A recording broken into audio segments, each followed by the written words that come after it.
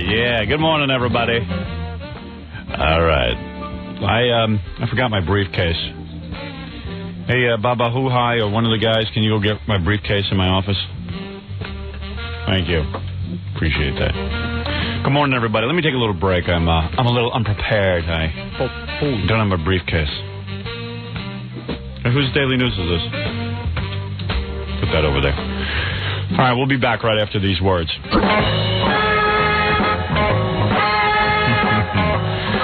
Yeah, I hear this music in my dreams. And Sonic makes Soundscape, which is a sound card for your computer. You know that most sound cards... Did anybody lower the air conditioning? Can we just have... Gorilla, get in here. I want to assign that job to you or Ganji or one of you guys. When you come in, lower the air conditioning immediately. Second you get in. How do I make that out? Baba Booey, you get in here. Oh, it is low. Doesn't make a difference. They must have just lowered it, Howard. That air conditioning is the lowest. It is already so low. Get out of here, Scott. I took care of it. You took care of it? Thank you. Yeah, I do it every day. Yeah, you did a great job. Thanks. You should be very proud of yourself. That's his job. It's his job, Don't man. you try to give it away. It's a good man. So hot in here. And Sonic makes Soundscape, which is a sound card for your computer. Here's the way most computers sound today. They use a technology from the 1970s called FM. Now listen to this. This is what most computers sound like. It sounds like a cheap Casio. A taper drum. Now here's the same sound. Now you hear the trumpet and the drums. You hear the difference? I don't particularly like this music, but No. I do hear the difference. I'm not saying... Forget the music. Forget the music, Robin. I wondered why this wasn't getting to me. Now here, I'm going to ask Fred to play a little bit now of the a little bit, Robin, of the way sound used to be on these computers. Go ahead, Fred, and then stop it. All right, stop it. And now here's what it really sounds like. It's all good. Hey? Sounds good, right? You mean that was the same song he just played? Yeah, that's in Sonic. Any of that stuff. No, actually, in Sonic, I mean, listen to the difference. Play the one. That's the old way. Now, here's the new way. You see, it sounds like a full orchestration when you're playing games on your computer or you have CD-ROM titles, and it will enhance your business presentations, everything. It's just great. In this age of the computer, you should have good sound. List price is $279. Special introductory offer of $199. I try to speed talk through these commercials. Free overnight shipping, 60-day money-back guarantee from Insonic, 3-year warranty. Call 1-800-7-SOUNDS or go to Electronics Boutique or Waldensoft. That's 1-800, the number 7, and then SOUNDS. We're back with the Howard Stern Show.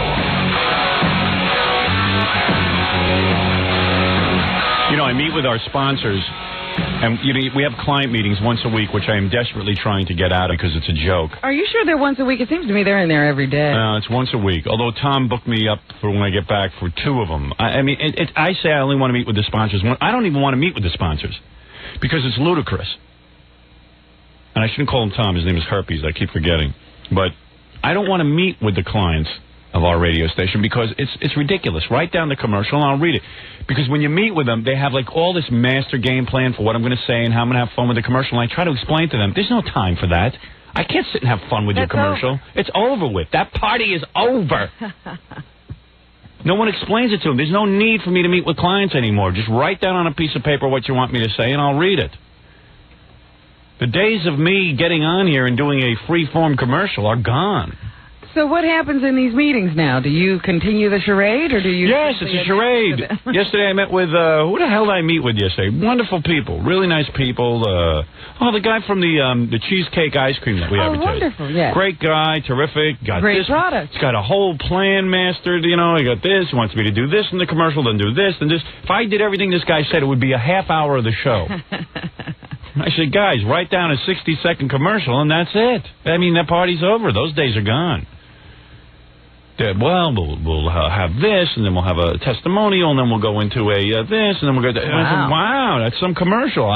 That sounds like an infomercial. Infomercial. It's great. If I had a product, I'd want to advertise it like that, too. I don't even advertise my own products anymore for a long time. My videotape, 1-800-52-STERN. You don't have time to get a plug-in. I do a plug in 2 seconds. I don't have time for that. I'm busy. See, it gets to everyone after a while. You all get the disease. It was a great meeting yesterday. Yeah, the commercial was, we'll walk around the radio station and feed everyone at the radio station ice cream, and then they'll comment on it. We'll have each of them come in one at a time. One at a time. And that'll take about... Good. There's only 300 employees. All right. Hey, by the way, our E-television show is so successful. People enjoy watching us at night as well as listening to us in the morning. Last night you didn't, unless I missed it, did you do the thing in Gary's face? That was Friday night. That already aired. Yeah, but don't they replay it at 8 o'clock on Monday? That is correct. I didn't see that, though. You didn't? No. It was the last segment. Did you see the whole show? It was. I'm trying to think now. It was 2 segments of the gay guys. No, it wasn't. That wasn't the show. What was it? Last night's 8 o'clock show. Oh, I know why. Because Saturday, they probably aired. Oh. They did. That's true. That's what it was. They didn't want to run darn it. because I thought I'd be able to see it last night. Last night was the Heather Barrett, Gary Shandling show. Yes, Yeah, that was that's good. right. That's a good show. And then I watched Alec Baldwin at 11. Yeah, how was that? That looked great. Did it? How could he be up that late? Yeah. I was. Yeah, how does Gary... Hey, wait a He's up second. at 11. Seriously, how do you stay up I'm late? about to contribute something to the show, and you guys make fun of me for it. But it is weird that you get to stay up so late. I mean, when do you sleep?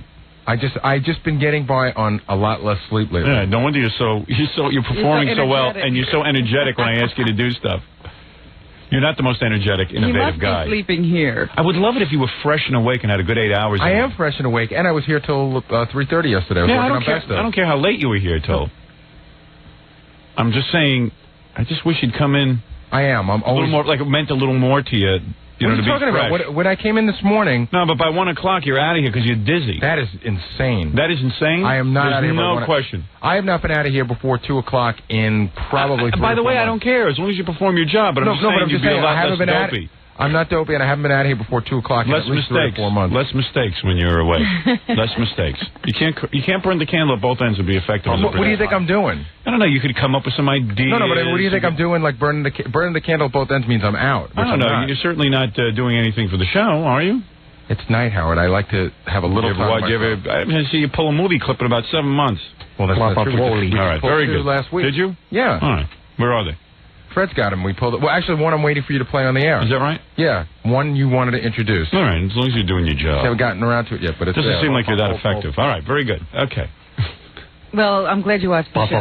Hey, by the way, I went through my office today. I said, hey, for the television show, since the E! show is so good and everyone likes it, I said, I'll show you a couple of items from my office. We never get to do this. Yes. You know, back in my office, we get so many things in the mail from our listeners, and some of them actually remain in the office. Some of them we throw out. The ones that remain are usually the better things. Mm-hmm. The collection is what you're talking about. Now, here's something someone sent me. This is the Howard Stern doll. I like that. I like love that, too. that wig. I love the wig, and you can see It's actually porcelain. There he is. Hi, Howard. Hey, don't bother me. That's not a puppet, Howard. Shut up, you idiot. That's a doll. Well, all right. Come on. I'm putting on a little show for television. Isn't that great? It's like the Home Shopping Network. I could market all these items. I would like that doll. See, I would get that doll. Hey, did you hear the one about O.J. Simpson, Howard? Oh, look at that. I'm not moving my lips, Robin. Hey, did you hear the one about O.J. Neither Simpson? does the doll, so it's perfect. Yeah, but he's got hair in his face. You can't see him. Isn't that great? Well, there it is. That's the Howard Stern doll. Someone made that. It was very nice. Very cute. Very cute. By the way, I saw your Letterman appearance. I thought it was great. Yeah, it was a real good appearance. I watched it, too. Very funny. Yeah, it was real good. But let me just say something about Letterman, okay? Robin, I don't know if you noticed this watching it. Maybe it's in my head, but enough people have said it to me, people that I respect. Oh, don't respect me. Oh, a little bit. Letterman seemed to... He was working against me. You know what I mean? He was doing everything. There were a few zingers, as Johnny would say. Yeah, in fact, he's become Johnny. Yeah. He's twitching like a mother effer. Yeah. He's every minute he's twitching. You know, he's doing the Johnny twitch. Yeah.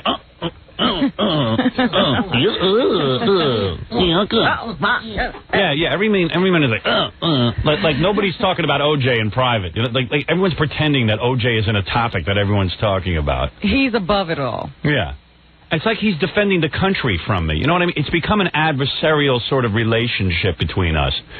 Like, he sits there and kind of thumbs his nose up at everything I bring up. Meanwhile, they've approved everything I'm bringing up. It's interesting to me that he introduces you as America's worst nightmare. Yeah.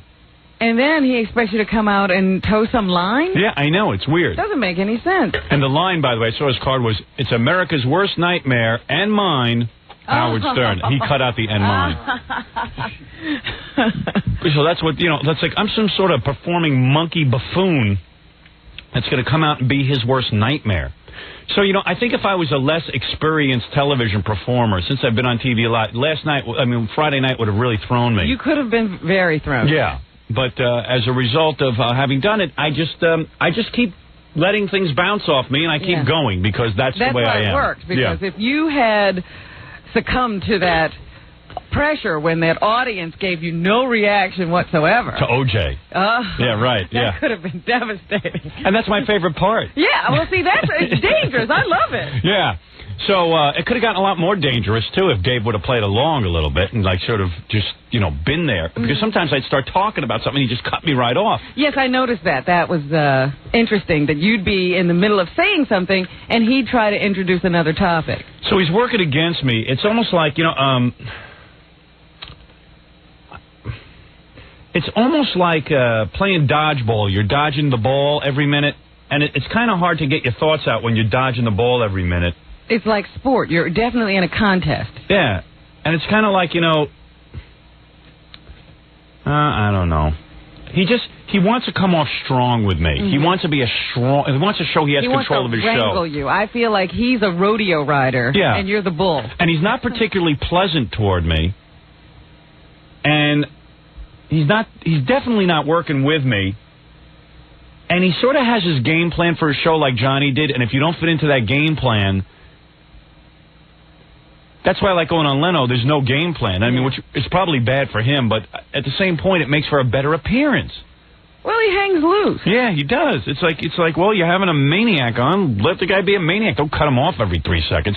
Plus, I mean... But this is, again, when I contend, when you watch, let's say, the last Eddie Murphy interview on that show, David was working as hard as he could. I know. To get anything out of it. I know, and that's what I tried to bring up. Remember when I clapped my hands together, and that was the point I was going to say, hey, what about Eddie Murphy, I was going to say. This guy comes on, he doesn't say a word, and you're sitting there kissing his ass. It's Dave. Eddie's there, but he's not saying anything. Right. And then Dave kisses his ass real good. I think just for showing up. I think at this point, Dave, it's weird, too, because Letterman's people have said, hey, why are you going on Leno? Why don't you just do our show 3 or 4 times a year? Mm-hmm. And I've said, nah, I mean, why does Dave want me and not have, he didn't want Leno to have me, and then I go on and the guy's fighting me. Yeah. He's like pushing up against me every minute. It's like weird. I don't know. It was just weird. I'm not saying it wasn't funny or anything. I just sensed this sort of hostility. And it kind of came through, I don't know if you noticed, but when I mentioned my movie, he sort of gets like in a snit, and then all during the commercials, I mean, after my segment was done, he's sitting there trying to figure out how I'm producing the Sam Kinison movie, what I paid for the book, and he's trying to figure out, like, why am I doing all these things, and he's still just on television. Yeah, he's the $14 million man. Yeah. And he's not doing anything. I mean, if that TV show dried up tomorrow, that's it. That's all he does is that TV show. And he's like, well, how do you have time to do that? How are you doing that? Why don't you follow me around like Imus used to do and figure out everything I do, and then you'll do it. But I don't know. And then he must be feeling guilty or something, because during the commercials he won't stop yapping to me. You know what I mean? Yeah, because it was interesting. That's something they don't do on that show that they used to do on the NBC show. They used to stay with you a few minutes and you'd see Paul and the band playing or something. They'd give you a wider shot and you could see whether he was leaning over to talk to the guest. They put up some graphic on this show now, and you don't know what happened, whether there was any conversation or not. Yeah, I used to like to see that, too. Yeah. That's usually the most fun. You see the people I want to know that move. Yeah. Oh, I want to know whether the people separate and turn their backs on each other. No, his head was practically in my lap. I don't know. It's like this war where Letterman's got to prove he's the king or the funniest guy on the block, because everyone's always saying the only guy who can knock Letterman off is me. Because think about it. Who else is out there that could do a talk show and beat Letterman? He definitely wants to feel that he's in control. Yeah. Even our E! show. even our E! show, Letterman's reruns are our lead-in, and we whip his ass on that. He doesn't bring in a big lead-in. But I don't know, there's like this whole competitive thing, and it's like, hey, dude, I'm on your show to make it funny. Don't fight me every step of the way. All right, here, let me show you some other stuff from our office. Okay. Now, this is something I really like. This is this hangs in our office. This is a picture of our old TV producer from our Channel 9 TV show. Yeah. This right here is a mask, and you can wear it if you want to be funny at parties and stuff. You just put it on, and it's like, you know. The Dan Foreman mask. Yeah. Hey. Fred, you want to try it on? I love it. Yeah, Fred, this is a favorite of Fred's. I always like Fred to wear it. Yeah, watch Fred with it on.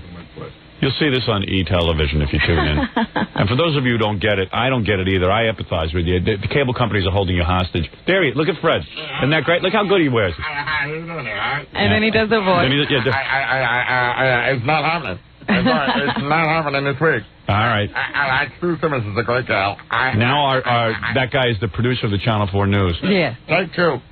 There you go. All right, very good, Fred. Now, here's something that I really love. I got this in California. This sits in my office all the time. Let me see if I can set it up for you. Haven't played with it in a while. I showed Robin this. This is a prototype for a Baba Booey monkey doll that someone developed.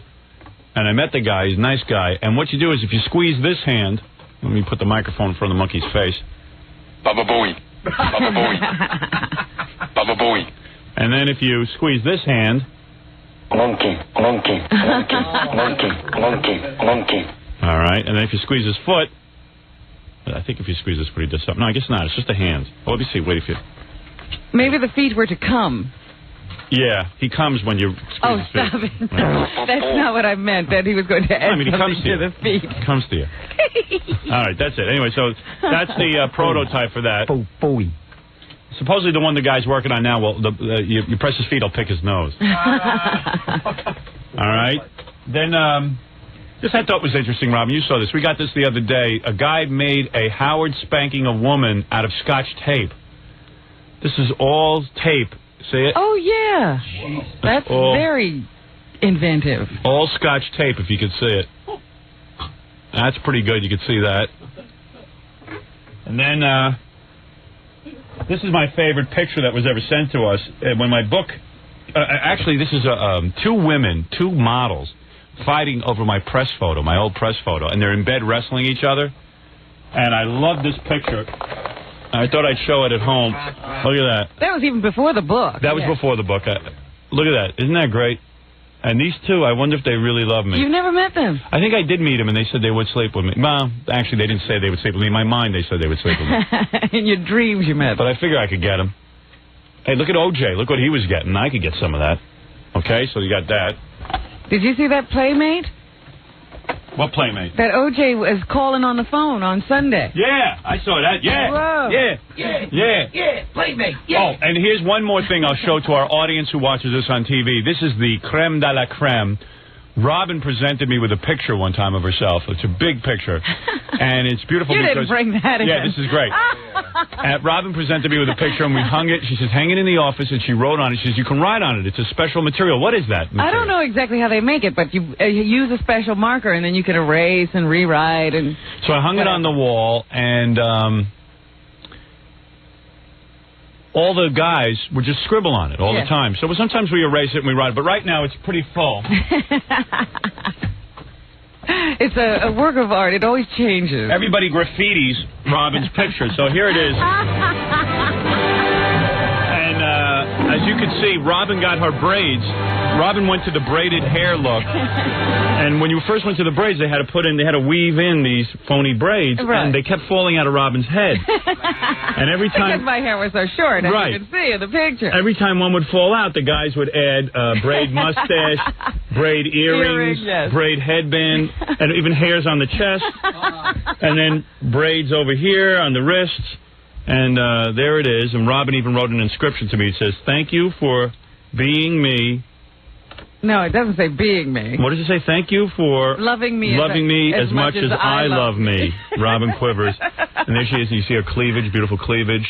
And Robin has a little Chinese tattoo on her chest. And someone drew it in, a little Chinaman on there. And then he says that means, and we're always trying to figure out the meaning of Robin's tattoo. And this one says, Robin's tattoo means I dig gooks. Oh, stop There it that. is. Who wrote that? I don't know. And then, let's see. That's not funny. Somebody drew little lines up here. I think those are supposed to be more braids. More So braids. When I got the braids, people tried to put hair on the picture. Yeah, so there it is. That's a big favorite of mine, and you can see that on our E-show. That was gotten in response to the fact that I have a huge picture of myself in my apartment. Yeah. That picture's not as big as my picture. Right. Now, Robin has a picture of herself hanging in her living room that is 3 times the size of this. 3 times the size of this. Oh, stop. It's not 3 times, but it is bigger. That is big. 2 times. Would you like to show your actual tattoo, Robin, to the camera? I mean, if you don't mind, a little cleavage shot there. Little cleavage shot. Well, I There don't it know. is. How do they get this? Where's my tattoo? I don't remember. It's on that side. Is it? Oh, Yeah. there it is. Let's see. Can you do that? Let me see.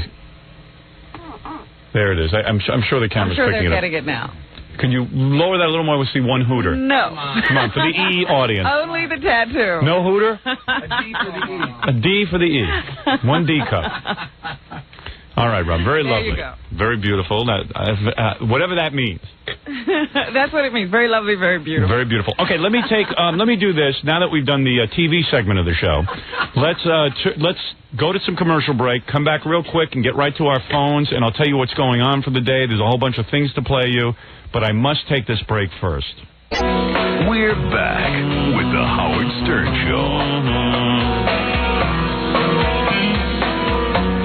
I don't go for much rap music, but I've been obsessing on this song lately by MC Hammer. Oh, yeah? Yeah, I really like it. I got turned on to it again. I was in my hotel room in Cleveland, and Amy Lynn was up there. And you put this on? I had the radio on. Someone put the radio on in the room. Hey, Jackie, who put on the radio? I have no idea. Somebody did. Fred, who put on the radio? I don't remember either, but it just came on, and this was the song you heard. Maybe Ralph did. Maybe he thinks of No, we things just like discovered it somehow. You mean the radio was discovered? Now, We were somebody... trying to find it in the room, and they had it like in this hutch that no one would think It was in my hutch. A million years. That was a nice room in Cleveland. Oh, that's right. That's right. I don't know. Why is this such a complicated question? Somebody went over Freddie and turned says on... now it was discovered in the hutch, but he doesn't... I don't remember who. You don't remember who discovered the hutch? So everybody decided they wanted music. Is that what you're saying? We were looking for the radio, couldn't find it, and then someone stumbled on it inside the What is it, Ralph? I found it. Oh, you found it. That's what I thought. Yeah. The Vasco da Gama. All right. And listen, I'm getting a lot of hate letters about you being on the television show. Why don't you get out? Really? Yeah. People just can't stand your monotone, and they don't like you. They don't let... Ralph's turned out to be one of the big stars of the TV show. Because he makes himself known, and all of a sudden he's getting mail. I and people, noticed that he's here another week. I told you he'd be here forever. he had fan mail from, like, Oklahoma and stuff. Because he's... Where's that guy who wanted to meet him? I don't know. I've been waiting for him. But Ralph is turning out to be one of the big stars. Him and Baba Booey are the 2 big stars. Although Fred is really coming to life, too, because they were telling me to get a lot of mail Fred, because people can't figure out, is he an inhabitant from another world or what? You know what I was thinking? We should have dress-up day for the TV show once a week. And Fred, you should wear like a Superman costume or something weird, and I can wear like... Yeah, well, we could, Yeah, we'll work somehow. What will Robin wear? I don't know. We have dress-up day. Maybe we wear a tux one day. I don't know. We'll just have some fun with it. He loves costumes. I love costume. I'd love to tune in and see Fred in like a Mr. McSixaplex. Well, when we used to do the Channel 9 show, I Yeah. always loved those pictures of you guys in the Viking outfit. Yeah. Ralph, stuff. once a week, bring me costumes. Okay. Like Viking and all kind of stuff. Jackie is belly button man. Belly button man. Revive all those things. Yeah. But a lot of stars are emerging on the TV show. Fred, Ralph getting mail from all over the country. I mean, it's outrageous. Hate mail from all over the country, yeah. Some guys dig you. Some Is that homos. true? He's very popular with... Well, maybe we need him for the men. For the male audience. Well, we could Male dress. numbers. We could dress as different TV shows. Like one week will be Gilligan's Island. Here's an idea. I could be Skipper, and you could be Mary Ann, or the what's the actress? Ginger. If you really want to go, I'll be Ginger. Yeah. No, I'll be Ginger. No, I'm Ginger. I don't like that idea. Why? Because I think every show I'm going to end up being the monkey. Yeah, you're gonna have to wear a monkey costume every week. We'll do Doctari. Well, but yeah, Lost in Space, I'm the monkey. How about Tarzan? You're Jane. I'm Tarzan. Sure. Gary's There's Cheetah. a monkey.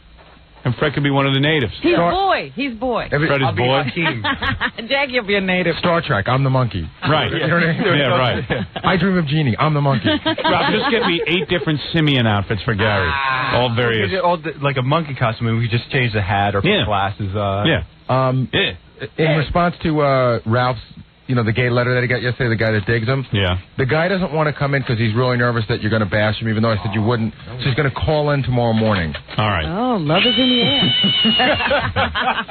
Way to go, Ralph. We love. Listen, Ralph, you got to stop walking in every break. And is it getting to you too, Gary? Well, the only reason why it gets to me a little bit is because I can't talk to you about producing the show because Ralph's telling you how to put your headphones on. Yeah, I know, but you know what it is? Every break yesterday, like for a day he was good because I yelled at him for a full, I have to yell a full day in order to get him to be good for one day. For one day? I didn't touch you. You should be done. You should be gone. You can go home now. I didn't touch you. Go home. I can't. No, but you're in every break. Why can't you go home? Because I've got to make sure you look okay before I look leave. fine. How long is that going to take, Ralph? Yeah, Ralph, how long? I mean, at what point do you go home? Go home. You're done. I've got work to do. You're done. You don't have work to do. This is one guy who, God bless him, he loves to be around me. I told you he would never leave. And you know what it is? It's it's boring out there in the hall. So like during the break, to be in here. he finds a reason to come in. Sometimes I don't know. He walks over to Fred. He's powdering. Don't worry about Fred. Fred looks fine. What's he going to do out in the hall? Fred's got to be powdered. Yeah, He's on no. I You told want you the what. show to look sloppy? No, I want it to look sloppy. Okay? No, you I don't. want you out of here. When Fred goes to the bathroom, you can catch him in the hall. Don't come in here unless it's for me. Okay. Call Fred out if you need him. That's right. Call Fred out of the room. I can't get work done in here. There's an environment that I've created where Fafafui comes in and tells me things during the commercials. And we have a discussion. Jackie talks to me, gives me ideas. Fred gives me ideas. Robin I comes come in, I'm hitting him with the And door. you're interfering with it. You're just distracting me. I don't realize that. You're distracting me. I don't realize that because I'm not touching you. So how many times, you say you don't realize it, but we had this discussion 2 days ago, and you were fine for a day, and now you're back to being your annoying self. I came in and I didn't touch you, so I thought that was okay. No, now you're going to stay out in the hall for the whole morning, and then you're going to get bored, and you're going to go home. No, I'm going to sit in there and watch. And if you find something wrong with my hair, tell Scott Einziger, and Einziger will come in and tell me. He'll just say, Howard, put your headphones on properly. Why can't I come in and tell you that? Because I don't want you to. Why? Because you're annoying. You don't leave. You don't know how to be efficient. You don't. You are not busy. I've got to do my job. Why are you keeping me from doing my job? You've done your job. You blew my hair out in the morning. Again, I'm having the same discussion. Again, he doesn't get it. It's for my convenience. You're disturbing me. You're disturbing me. Do you understand? Yes. Now do you understand? Yes. Okay. And actually, if I can make a suggestion, instead of telling Scott Einziger, just tell me because you don't want to add an extra person to the mix of coming in here. That's what it's about. Gary, you know what? You know I said you were sleepy and dopey?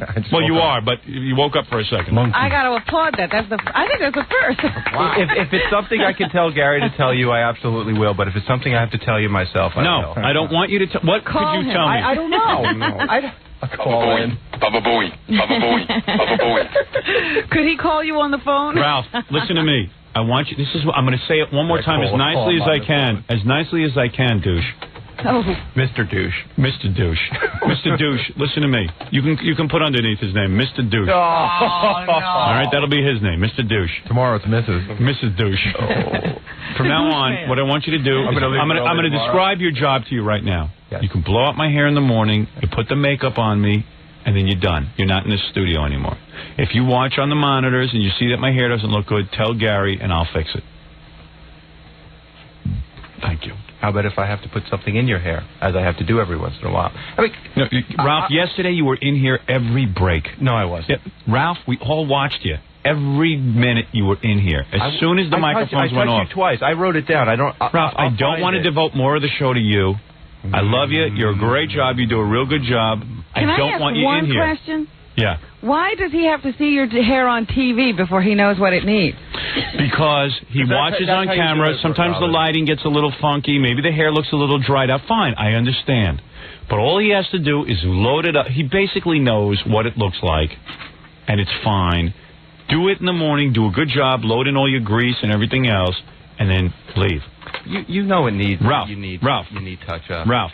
I don't know why. Then I tell you what. We'll make one time during the show that you can come in. You can come in at 8 o'clock and add grease if you want. Okay. That's it. Otherwise, I don't want to see you. Okay. 8 o'clock. You know what, Howard? Can I just jump in? I don't know if this is what it sounds like when you and I argue. No, he really doesn't listen. I mean, you don't listen, but he really doesn't. I mean, Ralph will continue to annoy me to the point where I can't have him on the show anymore because he's distracting me. And I've had this discussion 100 times, and he doesn't believe it. I thought he worked for you. He does, but he doesn't listen. And I'm telling you, I don't want to see you in here. Right. I don't know. I got to do my radio show. Tomorrow I'll have it all. Well, today and tomorrow I'll have it all worked out. No. As of today, you have it all worked out. Right. Goodbye. We won't be seeing you for the rest of the program. Goodbye. You're a douche. I told you, that's your name. I have something to tell you. Sometimes I call him on his answering machine, and I go, hey, douche. Sometimes. And he picks up. Sometimes, every time. Yeah. Now, go ahead. You're a douche. Hey, by the way, Howard, you know what I found yesterday? Mr. Douche. You know what we found yesterday? Speaking of getting the douche chills, one of our interns was going back through an old tape. We found a phone call that Ralph made to the show about 10 years ago when he was like this obsessed fan. Really? And you guys were playing Rank Out. And then Ralph put his mom on the phone, and you just ranked on her really bad for a while. And then Ralph came back on. And the way you know it is because it's got a really high voice. He's like, hi, my name's Ralph Sorella. I'm calling. I want to play Rank Out. Oh, man. I had no idea that. Dude. I told you guys about it. Yeah, but I told somebody to look for it. Sometimes when Ralph is at my house and stuff and working with me, I go, he's an obsessed fan. This phone call is very funny. An obsessed. You are, man. Now, get out of here. I called in once. All right, please leave. Puts his mother on the phone to be humiliated by me. No, I think you yelled for it. I'd really like to hear that. All right. I'm sure you would, Ralph. Underneath Ralph, put the name Prince of Berries, Baron of Black Teeth, or the Eminence of Annoyance. You can chyron those each time. You can put letters underneath. Now, do me a favor. Please listen to me and leave. And really, because it's getting annoying. Leave. All right, goodbye. Look at this. Dear Howard, I just had to let you know how much I hate listening to Ralph in the morning. Get that black-toothed, berry-ridden, Howard wannabe, quasi-homo off the show. His voice really annoys the crap out of me. Is that for my mom? Sincerely, Wendy from Snapple. Oh, man. Oh, no. That's what it says, but I'm sure it's a fake. You know, she has the same reaction I have. Come on, go. Good. That's your new name, quasi-homo. Quasi-homo. Quasi-homo, I like that. Oh, he's back. Can we chyron it under you, D-bag? Okay. Sure, that'll happen sometime soon. D-bag? Can we chyron D-bag? Chyron on D-bag. D-bag. D-bag. Quasi-homo leaving the room. Doesn't know how to quit while he's ahead. Right. Quit while he's a berry. Oh. What was I telling you before douche came in? I don't know. All right, let me take a break, and then we'll be back. We'll regroup. I'll get to the phone calls right after these words. I was watching Baywatch last night. I forgot that Monday was Baywatch night. Yeah. Were they giving artificial resuscitation to somebody, or did they have on frogman masks? No. I'll tell you what happened. Because I must have tuned by it. Was the worst episode of Baywatch I ever saw. What happened? Well, I was really bummed. I watched that show for bikini girls and stuff, and, a little plot. What, did they leave the beach? Well, this one was weird. This episode was about this whole busload of Down syndrome, Mongoloid children. You don't want Mongoloid children on your Baywatch. Well, let me tell you, it was a nice thought and everything, and it was about how David Hasselhoff was going to help all the Mongoloid children. What was he going to do with them? And I don't know. He was going to help one of the kids with sports, and he tries hard. I tuned out after about 20 minutes because there was no whenever there was a bikini girl, there wasn't any bikini girls because they don't want bikini girls standing next to Mongoloids. They didn't have the Mongoloid girls in bikinis. No. Oh, no. Oh, no. See, now that would have been interesting, don't you think? A Down syndrome girl in a bikini ain't having it. No, they were not in bikinis. And then any of the good-looking girls who were normally on the show, I didn't see. And one good-looking girl is wearing more bathing suit than any woman on the planet because when they have them next to these Down syndrome kids, I guess they think it would be in poor taste to show bikini girls next to Down syndrome. And even a good-looking girl in a bathing suit next to a Down syndrome kid, you don't exactly get aroused. So it was like, the show's about arousing guys. No, David Hasselhoff says it's a drama, serious show. Yeah, tell David Hasselhoff to get a life. It was maybe the worst episode ever, and it started out good. There was some old dude skin diving. He had like a Diver Dan costume on. See, I told you I saw like skin divers or something. Yeah, the guy had a Diver Dan thing. He had the whole big metal helmet. Yeah, I thought it was an old movie. Yeah, it was an old guy in a metal helmet. I go like, what's this guy doing in a metal helmet with a big tube attached? Like, where's the skin diving? So we're in a diver day. So this big fake rock falls on top of them. That look like one of those Lost in Space rocks that they made out of foam. Right, those rocks that really don't have any weight. Yeah, a balloon. This balloon falls on him, and his leg is crushed, and one of the girls goes down and moves the rock. That's what I saw, that rescue. Yeah, and it started out good. I go, this is good. She's pretty hot. She's rescuing him, and she's swimming around in her suit. And then next thing I know, I'm watching Retards. Oh.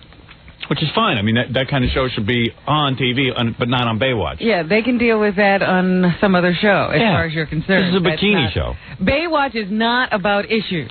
Yeah, is that what you're saying? Yeah, it would have been cool if it was like two really good-looking bikini girls, like with practically nothing on, and they're showering, and all of a sudden, like maybe a retarded guy comes in and tries to have sex with them. That would be fun. Oh, Howard, I can't believe you even said that. That would be good. Like, you know what I mean? Sees him naked and freaks out. How would he get in there? I don't know. I mean, what am I, a script writer? I'm not a script writer. I just watch the show. You just have a plot. Yeah, I have to make up the plot now?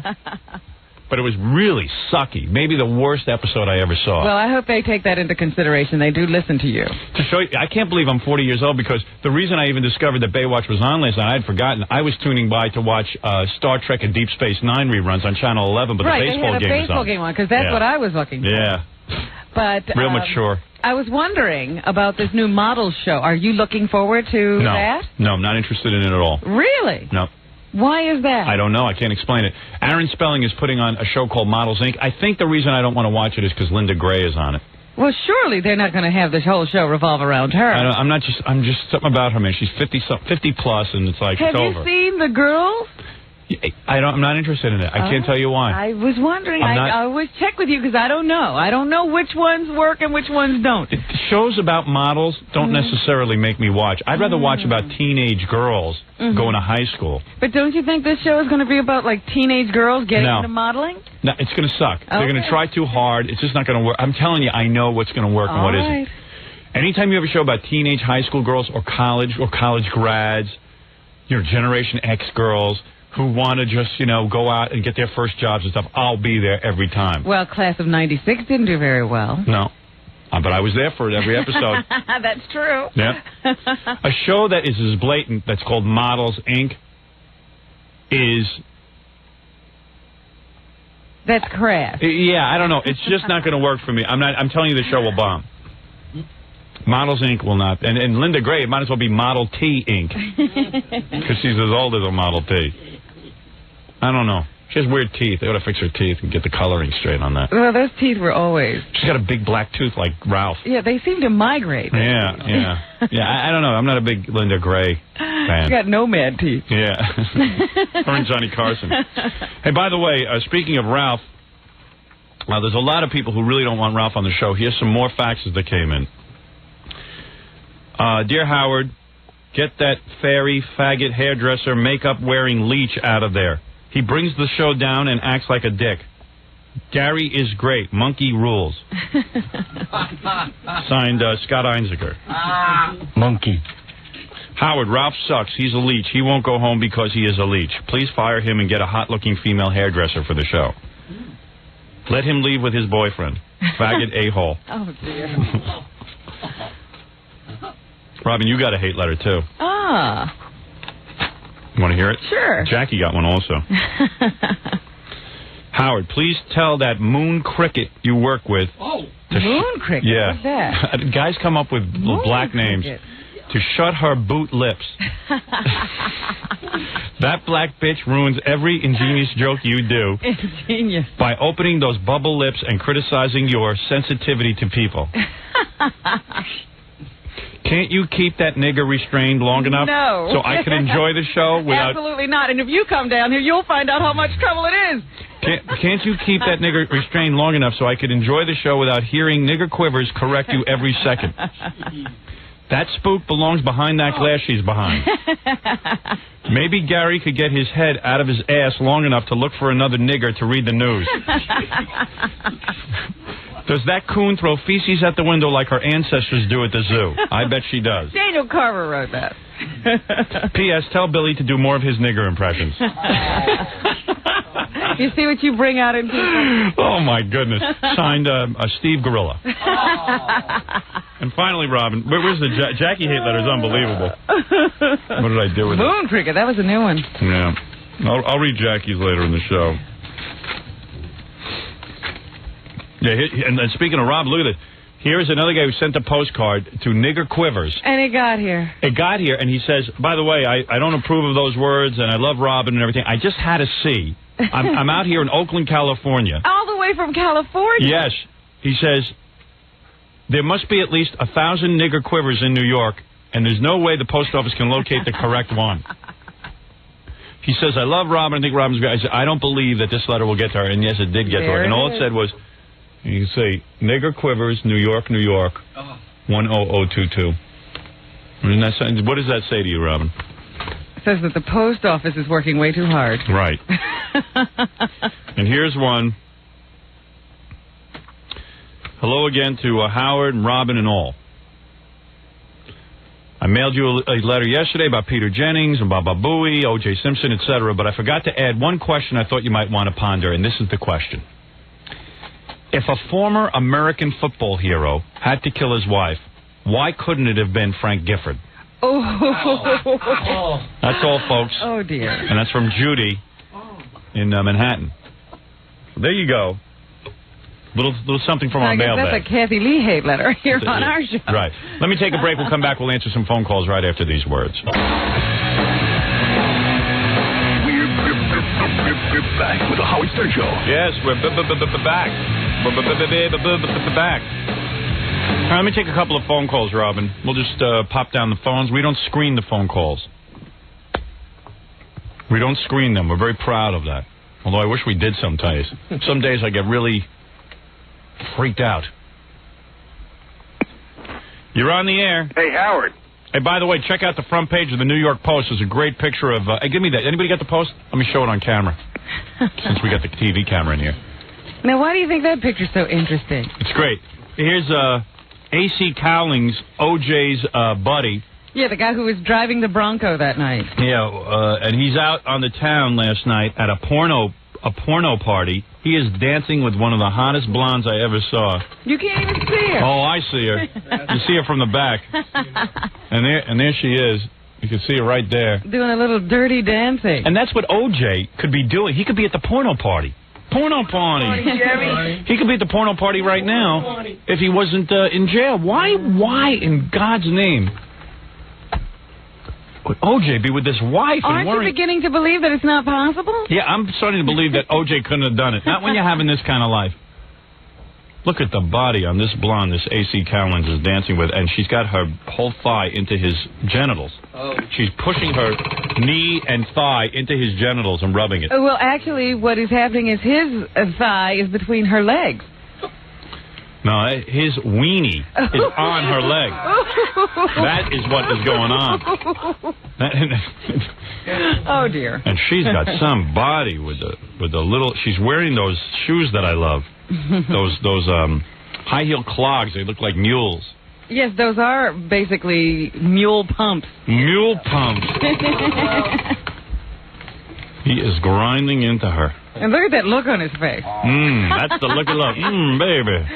She's got huge chest, little tiny shorts with the mule pumps, perfect legs, big shocking blonde hair. Tiny waist. Freddie says tiny waist. Tiny waist, and he's a very big, large black man. Beautiful. He kind of looks like that guy at Good Times, John Amos. No. A little bit. You think so? Sure. Absolutely. He's got a crazy shirt on. Yeah, he's got a crazy Hawaiian shirt on, like a zookeeper. He's wild. I'm having a good time shirt. Yeah, he's got, this is my wild... Party shirt. Yeah, party shirt. My Hawaiian shirt. With all those big flowers. Yeah. Joy boy. Is he thinking, I'm going to hit her? No. I don't think so. I don't think he's thinking that. Oh, my. Let me show you my Bronco. It's too intimate a picture for the front page. Would you like a ride on the Bronco, the same one O.J. was in? If you use the phone. Wow. I'm still trying to figure out, there's a thing in page 6 today. I told Robin to read it because I want to make sure I know what I'm reading here. Larry King settles for silence. This Larry King is so out of control. They say Larry King's worst nightmare has come true. His former lovers are teaming up in court to relieve him of his fortune. This is the guy who says it might be awful to wake up being you. Yeah, he says, wouldn't it be horrible to wake up and be Howard Stern? No, Larry. It'd be awful to wake up and be in your skin. Yeah. Do you know what that's like, Larry? Yeah. And yet there are tons of women who will go with him. Recently divorced wife number 7, Philadelphia headhunter. Literally. She was. She's going to chop his head off and shrink it.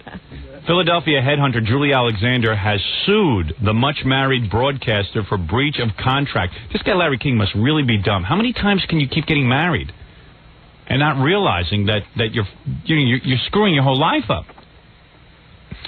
Anyway, sounds like some kind of a personal problem to me. Yeah, I think he's got a lot of problems. The millionaire talk guru was believed to be paying $19,000 a month when the settlement called for 3 times that amount. And where does he get that money? I don't know. Believe me, he doesn't make big money. Believe me when I tell you. They're talking about nearly $60,000 a month. I know. But he says there's no way he pays that.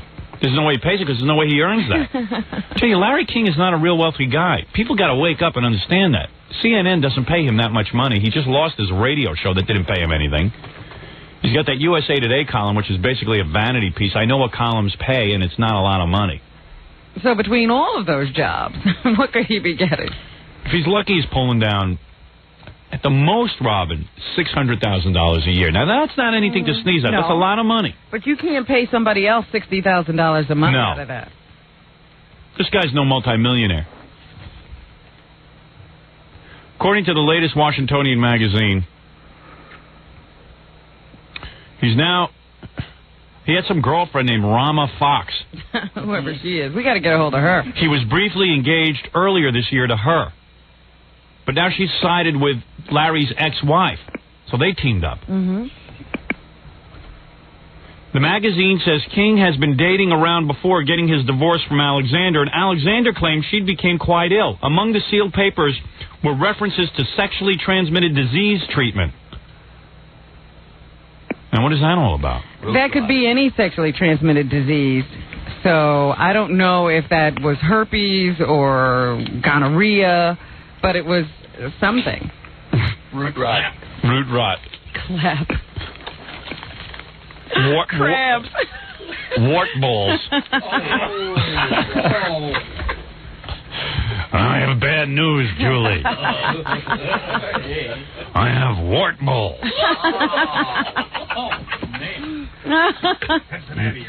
Cincinnati, you're on the air. Right. I'm losing it. Anyway, I just thought of a great Captain Jenks call, but I would never even suggest it. No, that is wrong to call the Larry King Show. It's even more wrong to walk in front of the Today Show with signs about me, now that they have that open window. Is that happening? No, I'm just saying it's very wrong. I don't recommend it. I think it would be wrong.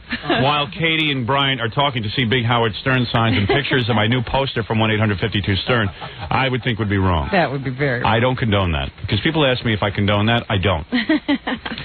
Yes, you're on the air. Howard. There's no good time for that kind of stuff. Yes, what can I do for you? I don't know if you realize, but I'm from Rockland County, and right where the Jersey border goes into New York, there's a sign that somebody crossed off Governor Cuomo's name and put your name up there. Yes, there's a lot of that going on. I don't condone that either, but as long as people are doing it, make my name bigger. Oh, it looks great. No, I don't condone that, but I got to tell you something.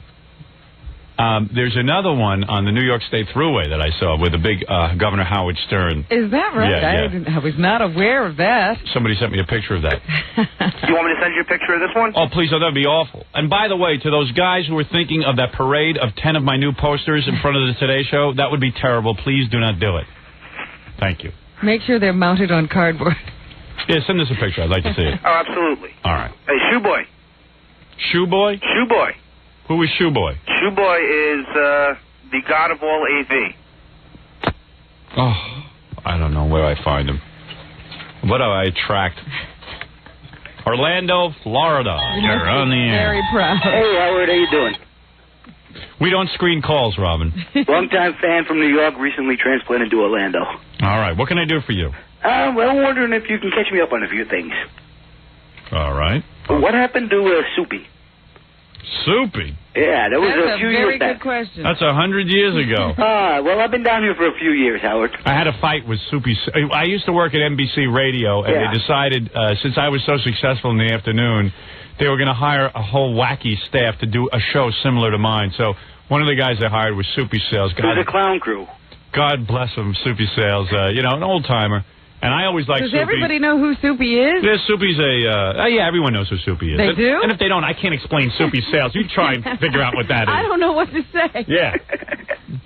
Soupy now washes dishes at the Friars Club, I think. I believe it. No. He doesn't do that. But what happened was we got into a big fight with Soupy. It was a very tense time for me at NBC, and needless to say, he had a piano in there. I cut the wires on the piano. It became a whole big fight. Yeah. Oh, you had that guy Paul that played the piano, right? Right. And then eventually... You weren't speaking at all. There wasn't even any speaking in the hall. Yeah, and then when I was doing my Channel 9 TV show over at WOR in New Jersey, Soupy was in the building. Robin brought him in. We had a bit of a makeup session. And then... I tried. 2 seconds later, I don't know, I was on the air bad-mouthing him again. What happened was you bad-mouthed his son. Remember when his son was playing with David Bowie? Oh, his son is both of them. They were in that Bowie band. Yeah, well, they were. They suck. They're terrible. Well, that's basically what Howard said. Yep.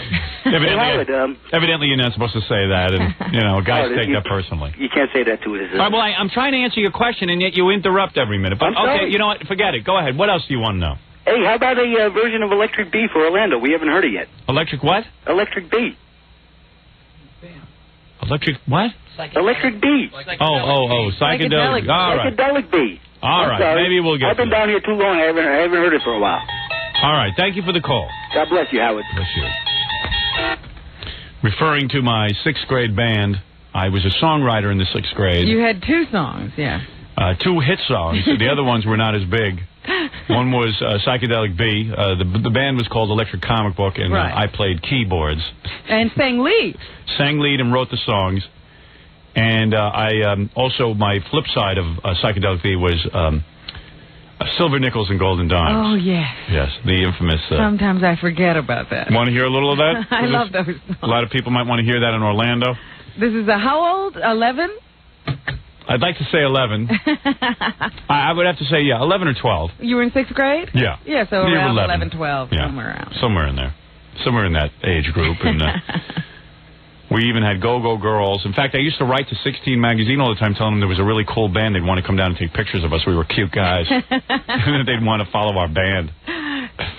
We knew how to pose for pictures like the Beatles and stuff. But you did a lot of posing. Yeah. You just ran around and posed. And we would go down to Sam Ash to buy instruments and stuff and have no money. We'd pretend like... I knew 6 chords. That's pretty funny. But I was a hell of a songwriter. You got to admit, the songs are pretty good. When people hear my genius, they can't believe I gave up songwriting. Well, you might have worked it into something. Oh, yeah. Hey, at least I gave up when I was 12 years old. Jackie still writes those bad songs. Has Jackie written anything lately? Because I haven't. Are you still writing, Jack? I saw Jackie hauling off a big piece of musical equipment yesterday. Yeah, I saw a huge keyboard going out of here and a suitcase. Yeah, Jackie, you got a free one? Is that what happened? It's kind of on loan. We're gonna figure out. But you're never going to have to give it back? I think we have to give him back, but I'll never give it back. I can master it. Somehow Jackie worked himself in with that group of guys in Sonic. Yeah. I let him take the client meeting for me. The next thing you know... Next thing you know, Jackie's hauling out Casio-type equipment, like big, giant keyboards. Yeah, he's backed up a van. Yeah. Hey, if I'm going to take a meeting, I'm going to get something for it. This is the adult version. Nice. Evidently, Jackie held him up, because Jackie's like a weird guy. You know how Jackie always like goofed on me because I didn't have a bottle of champagne for him at our New Year's show? Mm-hmm. I understand Jackie threw a party for himself at Caroline's the other night. Really? And he had a cash bar. You're kidding. No. Ratso, of course, king of free drinks, was freaking out. I go, hey, how was Jackie's party? Did you have fun? He just goes, cash bar. Ooh. I go, what? He goes, cash bar. I got there. He goes, I had to pay for drinks. I go, oh, if I ever did that, Jackie would have my balls in a sling. You would be hearing about it from here to eternity. When he does it, it's, hey, man, it's just, we're hippies. Everyone's got a chip in. CD. Yeah, Caroline was nice enough to give us the club. You're right. I'm cheap. Oh, you are. You hate to admit it, but you are. You're the one who calls everyone else cheap. I'm very cheap. Ratso always wants a free drink. He can pay. You got it. You got the dough. Pay. What do you want from me? The shirt off my back? Some party. You get there and you ask for a drink and they go, that'll be $3.50. Yes, sorry. Sorry. You wish it was $3.50. How much was it? I have no idea. Yeah, they were really... Made sure I was covered. They were soaking... Jackie, what happened? Come on. What happened there? What do you mean, what happened there? What happened? I mean, that's... A-Rock and Caroline's threw me a party, and it was open to the public. Right. But why would you invite your friends and have them buy drinks? Well, evidently, there were some people who could get free drinks. Right, because I heard that a couple of people, were telling me they had a beer or something. Yeah, like you were allowed one beer. That's some party. Cast your bread on the water. Oh, if I ever did that to Jackie, oh boy. Hubba hubba. The world would come to an end.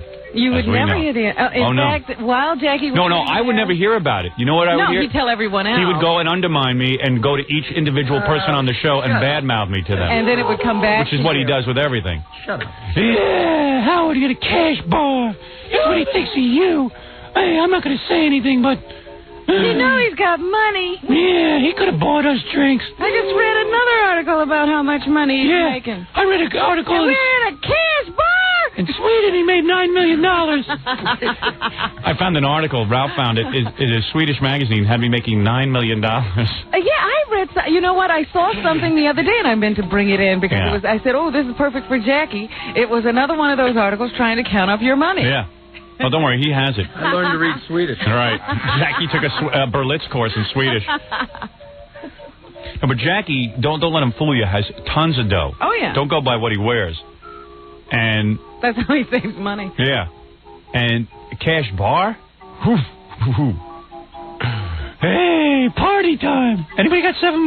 Everybody come down. Didn't even tell you. No. Well, thank God. Who wants to pay for drinks? Free party. Howard doesn't have to have a cash bar. He makes $9 million in Sweden. Hey, I'm moving to Sweden. I'm making more money there. What do I need to be here for? I'm not appreciated. Anyway, here I am with my band. Let me take a break, and then I'll play you my band. All right. All right. I'll play you my 6th grade band. I'll give you a little bit. I'm not going to play the whole thing. Oh, come on. I'm afraid someone will steal the song. Someone like Jackie will patent it and put it on his disc. He didn't answer. Is he still writing songs? Are you still writing songs? Of course. Oh, wonderful. We have to hear some of your new stuff. Would you break out some new material for us? I'd consider it, yeah. Really?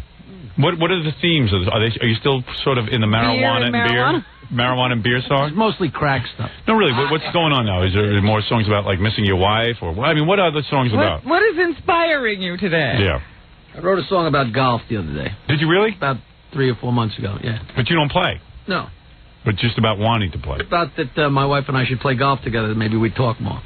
Maybe if she came back from California, you'd talk more. She did. Oh, she did. That's why I'm exhausted. Oh, yeah? You're back to having sex and everything? We got most of the rooms of the house covered in the last 2 days. Is that right? Back, baby.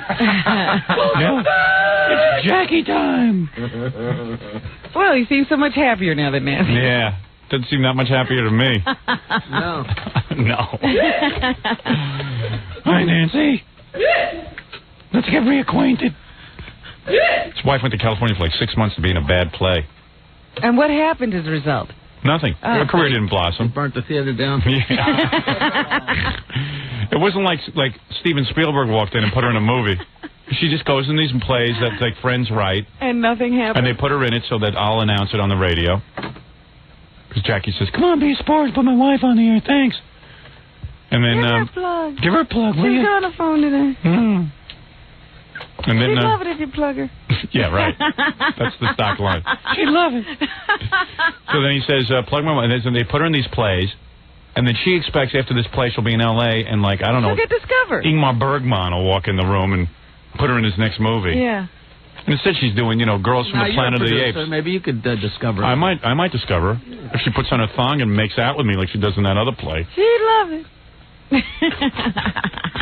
I might put her in a movie, as a matter of fact. You should audition. I'm going to audition her. Good. Have her come down here and do an audition. She's had all this experience now. Yeah, I want to see if there's an improvement. All right, anyway, we're going to take a break, and we'll be back right after these words. We're back with the Howard Stern Show. By the way, Jackie the Joke Man will be singing the golf song at his Big Chuckles appearance this Thursday, June 30th. Evidently, he will be singing the golf song, some of his newer music. How about a golf game? What is that? It's called How About a Golf Game. How about a golf game? Ding, ding, ding, ding, ding, ding, ding, ding, ding. This Thursday, June 30th at Chuckles West Side, also telling his funny jokes in Mineola on Long Island. For information and a sample of Jackie's CD, call 516-922-WINE. And by the way, to order Jackie's Wild Comedy CD, it's $10 plus free shipping and handling. Price includes full-color Jokeland catalog. Call 1-800-323-5464. When you call, who knows, maybe you'll be lucky. You'll talk to Nancy Sirianni, Martin. Cougar Mellencamp. Yeah. Somebody sent in a Jackie joke. Why did the joke man cross the road? Why? The joke man will cross anything that trusts him. Interesting. A very, very highbrow. High concept. What? Thank you. Jackie's mommy, it's not. I see. Interesting joke. I've never heard such a cryptic joke. Wow.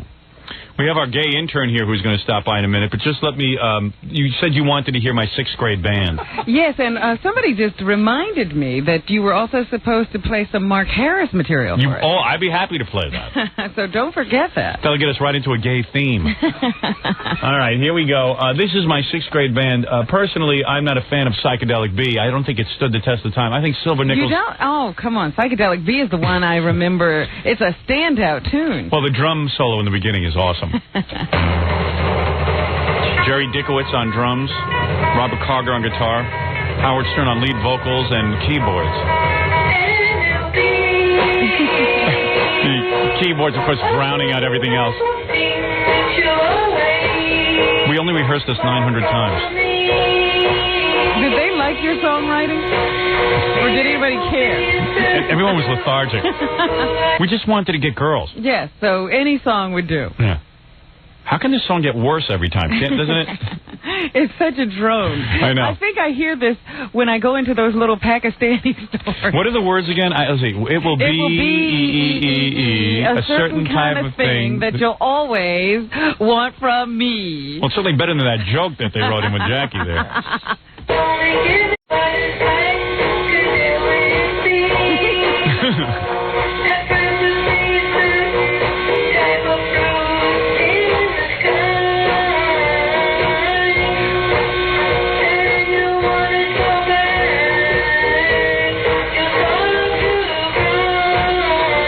Better than Fred's original music. Oh. Sorry. I'm just a little defensive. Hey, I was in... You were only 11. Right. Let's be honest. It's not that bad. It's good for an 11-year-old. Exactly. It was early alternative. Right. It's very grunge. And I was dressed grunge. Pre-Seattle. Pre-Seattle. I got to admit, the part coming up is pretty good. The what do they call that? The refrain? The bridge. The bridge? And and you want, yeah, that part. Want. You like that part. That's a really good part. Come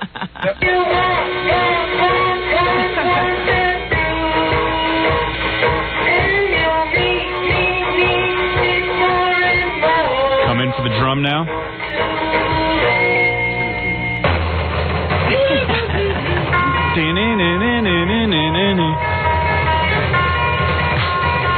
One, two, three. Haven't you ever heard those little songs where... That's yodeling. That's what it reminds me of. By the way, the guitars were all tuned by the mailman. Came by once a day and helped us out. He was our roadie.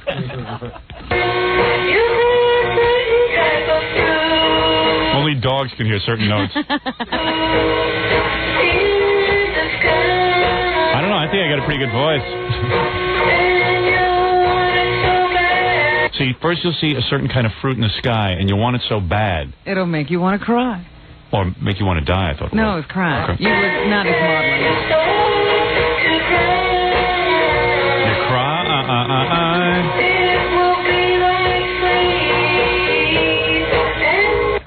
They found all the neighborhood dogs dead in front of a bus. You want to hear little Silver Nickels and Golden Dimes? Yes. All right. I don't want to interrupt this one because I happen to think it's brilliant. I wrote the lyrics. Robert Carger wrote the music. Is that right? This was a collaboration Yeah. between Carger and Stern. Right. The Lennon, great team. The Lennon and McCartney of Roosevelt. Yeah, well, The B-side. this is the B-side, but I personally, this is my favorite. This is the one I thought was going to put us over the top. We used to send tapes of this, at least I did. I mailed them into 16 magazine. Did you? Even Yeah. the tapes? You didn't Yeah. just stick to pictures? No. I said, hey, come on, we're the next big... Because they always had pictures of Dino, Desi, and Billy, and I never heard Dino, Desi, and Billy on the radio or anything. They just had pictures of them. So we would go down to the high school, and we'd have to practice posing for an hour a day. Yeah. Like we would just like pose on the bleachers and like have different like big stances like the Beatles had on Help. Sure. Do Yeah. your album covers. Yeah, album covers. We were like the Dave Clark Five, you know, and we had our, you know, and then we would like wear our pea coats. We'd all Yes, I do remember one picture. Weren't you all in like, little suits? yeah, no, we were playing a bar mitzvah. Oh, that was that was that. We never wore suits unless we were asked to play at religious services. So you did actually get to play Oh somewhere. yeah. Well, Jerry Dickowitz had a bar mitzvah. Oh, so it was him. Yeah. So we got to play that first gig. We did 2 songs, I believe, Psychedelic B and Silver Nickels and Golden. No, actually, we did Wild Thing and something else. And Hang On Sloopy, because they were the same chords, easy to do. Do you want to talk to one of the members of the Electric Comic? Who was on there? Robert Carger. Is that right? As a matter of fact, your songwriting partner. this is the, he was the McCartney, I was the Lennon.